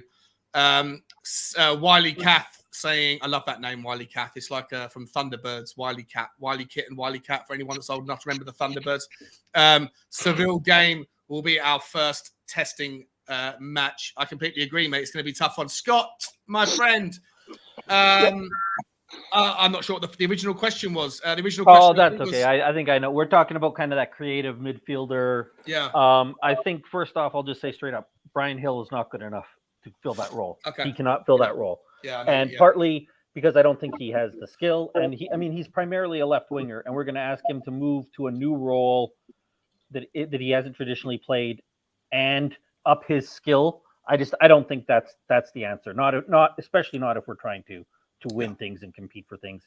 If we want him to fill that role eventually, send him somewhere on loan, get him to play that role in a different league or a different team, but not kind of learning on the spot for us. Would you be okay with him? Just sorry to interrupt. Would you be okay with him staying? Because today he played on the right, so it looked like Conte wanted to play in more of like an inverted. Last season he played on the left under Nuno, and then today he played on the right because he's obviously left-footed. So I think he wanted to play more of like an inverted forward role. Do you think you could see him staying at Tottenham, if not in the central role, but just as an option? No? I think he needs time. I think he needs to play. So I would send him away where he can play, where he can be more of a main player. I think we have a lot on the wings and up front.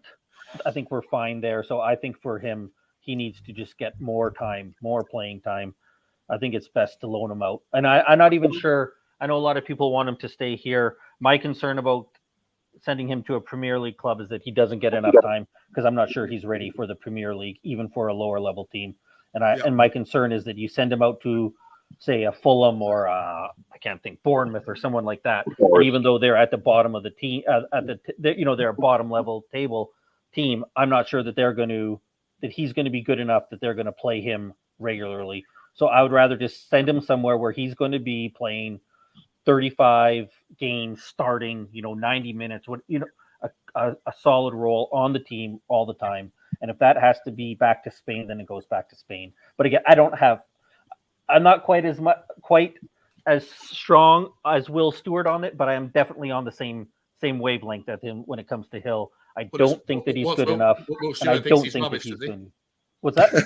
Does Will Stewart think he's a rubbish player, does he? Oh, yeah. Does he? Okay, fair enough. So, as for talking about that creative midfielder, I know a lot of people will say, oh, Conte doesn't play with that creative midfielder, so we don't need it. But if you look at his teams, like Barella, for example, last year, I know it wasn't Conte wasn't there at Inter. He had 13 assists. That shows he's not what we would think of as Eriksen or Ozil maybe in that kind of role, but he had 13 assists last year, 9 assists the year before. We have nobody in our midfield that's likely to match that level of passing that Barella has. We have nobody that plays a Brozovic. He isn't a creative midfielder, but he's back. We have nobody with that level of passing either on the team. So while Conte might not play in exactly a number 10, that doesn't mean that he doesn't have creativity in the midfield. It doesn't mean he doesn't have midfielders who can make a pass. And I still think that we are missing that player. As you say, they might not start every game. They might be only coming on at certain times, but I think it's still an important role. We saw last year. Yeah, we missed it, right? 25 points. Even with Conte in the points Brentford dropped. game, the Brighton game, the Wolves game, we didn't have any Southampton answer. home and away. Middlesbrough. And another Watford. thing that we've really struggled with is our second team, right? And I'm not saying we need to buy players specifically for our second team, but how many times over the past few years have we put out teams in Europa League, Europa Conference League against lower level talent, and we just can't create anything? We have to bring Son and Kane on because we can't create anything. So even if we have a player who's on the bench for us and isn't a starter all the time, if they can go and play those games, because I think we all want to compete in all 4 competitions this year, right? We want to be competing in the Cups. We want to be competing in Champions League. We want to be competing in the Premier League. And if we're constantly playing Kane and Son to come on in those games, they're going to be overrun. If we have a player who's creative and can create some of that creativity without Kane and Son, that's an important role. So I think it's definitely something that we need. I agree. It shouldn't come at priority over right wing back. That should be our number one priority. Yeah. But I think there's definitely a role because we don't have anyone. I think Adam mentioned the 5 guys, right? The Bentancur, Skip, Matasar, Basuma, Højbjerg, right? Yes, we are sold with those guys, but none of those guys, I think, you can't rely on any of them to score more than 3 or 4 goals, maybe, and most of those goals are coming from either a set piece or you know what I mean. It's not from them creating. Basuma only scored 4 goals and 2 assists in his entire career. And I don't think you expect any of them to get anywhere close to 10 assists either, right? So no. I think if we have a player, I mean, honestly, for me, I would splash the money and get James Maddison. I think you put James Maddison on this team, it's amazing. I think he's also good enough that he could play. He's not a pure 10. I think he could play that kind of 10-8 hybrid as well. Now, there's also obviously his attitude issues that you have concerns about, his tweets about Bale.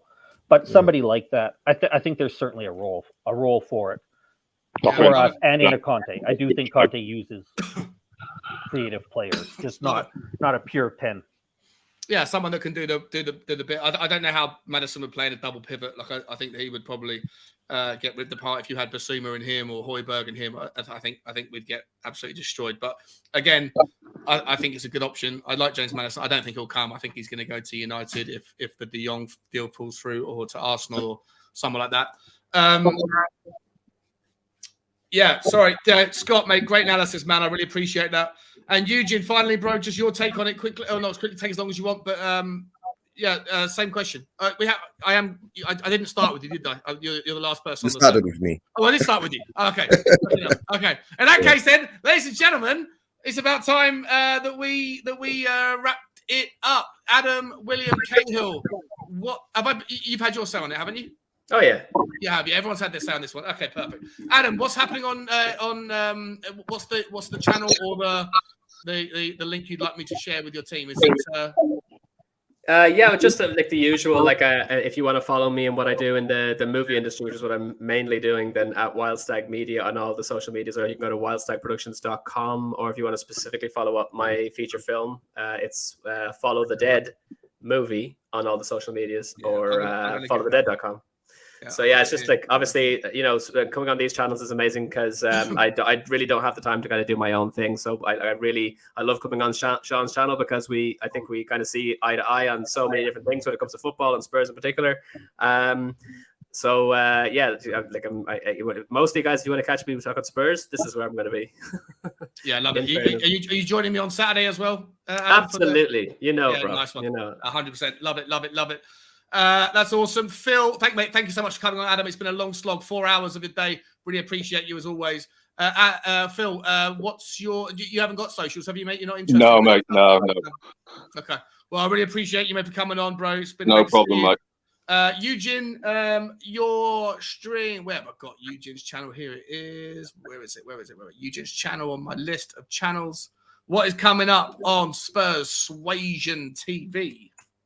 Spurssuasion TV at the moment. Let's see, maybe next Wednesday I'll do a show right after the Korean tour, and we'll do a full analysis and see what happens and see what are the positives, what are the negatives, right? And see more analyze the facial expressions of Conte, because we were looking at the facial expressions during the first half And did you notice the other thing is that in the second half, there were no shots of him all of a sudden. Yeah. In the first half, they were shooting him, his facial expressions. He never looked happy, did he? He never looked happy. He never looked happy. Yeah. Yeah. The first time they put it on him, he looked happy because he was waving at the fans. And after that, the 2-3 shots back on him, he was like, oh shit. Yeah. I have a shitload of things to do.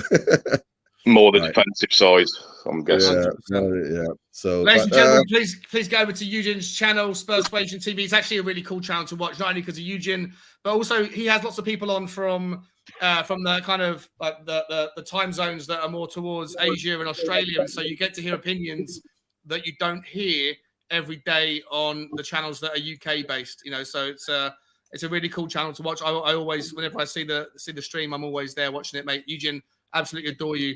Thanks for coming on. Nice meeting you, Phil. Adam. Yeah, just me. And last but by no means least, of course, Scott. Do you have any socials, my friend? No socials, no channels to plug. You know, I often have been on Eugene's Persuasion, and if he's doing the crazy streams, I'll probably join him there. Again, I usually do promote the Will Stewart for his national team. He has his USMNT stream. I don't know if people know about that. It's separate from his other stream.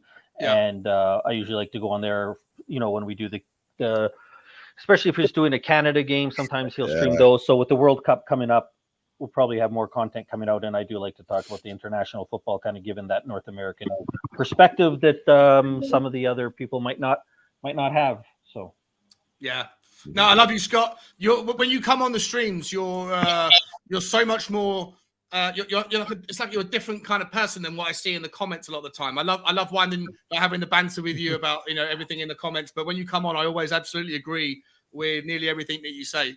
I think it's just easier to explain, right? You can in the chat you have, I don't even know what it is. You're limited to the amount of times I'm frustrated trying to type something in to fit it within the short period. When you come out here and you can actually explain what you're saying, it makes it so much easier.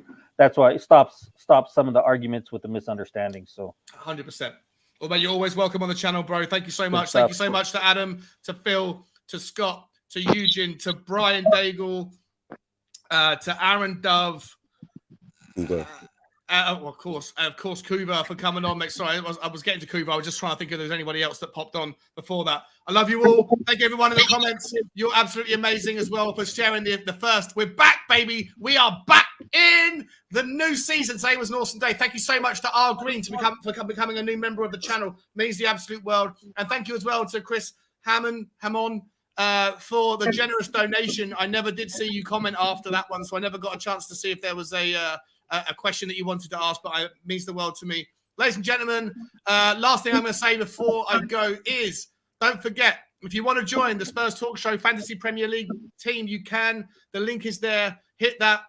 Grab that link. It's AF61M7. I'll probably put it in the description of the channel after this. Please come and join us. And if you do participate and you join the league before the start of the season, then you can win. It's free to play, and you will win. If you win the group and win the league, you'll get a free shirt. I'll buy you a Tottenham shirt with whoever's name and number you want on the back of it. It should be good. It's going to be good fun. I won't be winning myself, no doubt, because I've never played before. I love you all. Thank you, everybody. Thanks to the members, as ever. And ladies and gentlemen, I will see you tomorrow or Friday, and then we're going to do the show on right wing backs, and then we're going to do Saturday at midday for the next preseason friendly. I love you all, boys. I love you all, girls. And as always, guys,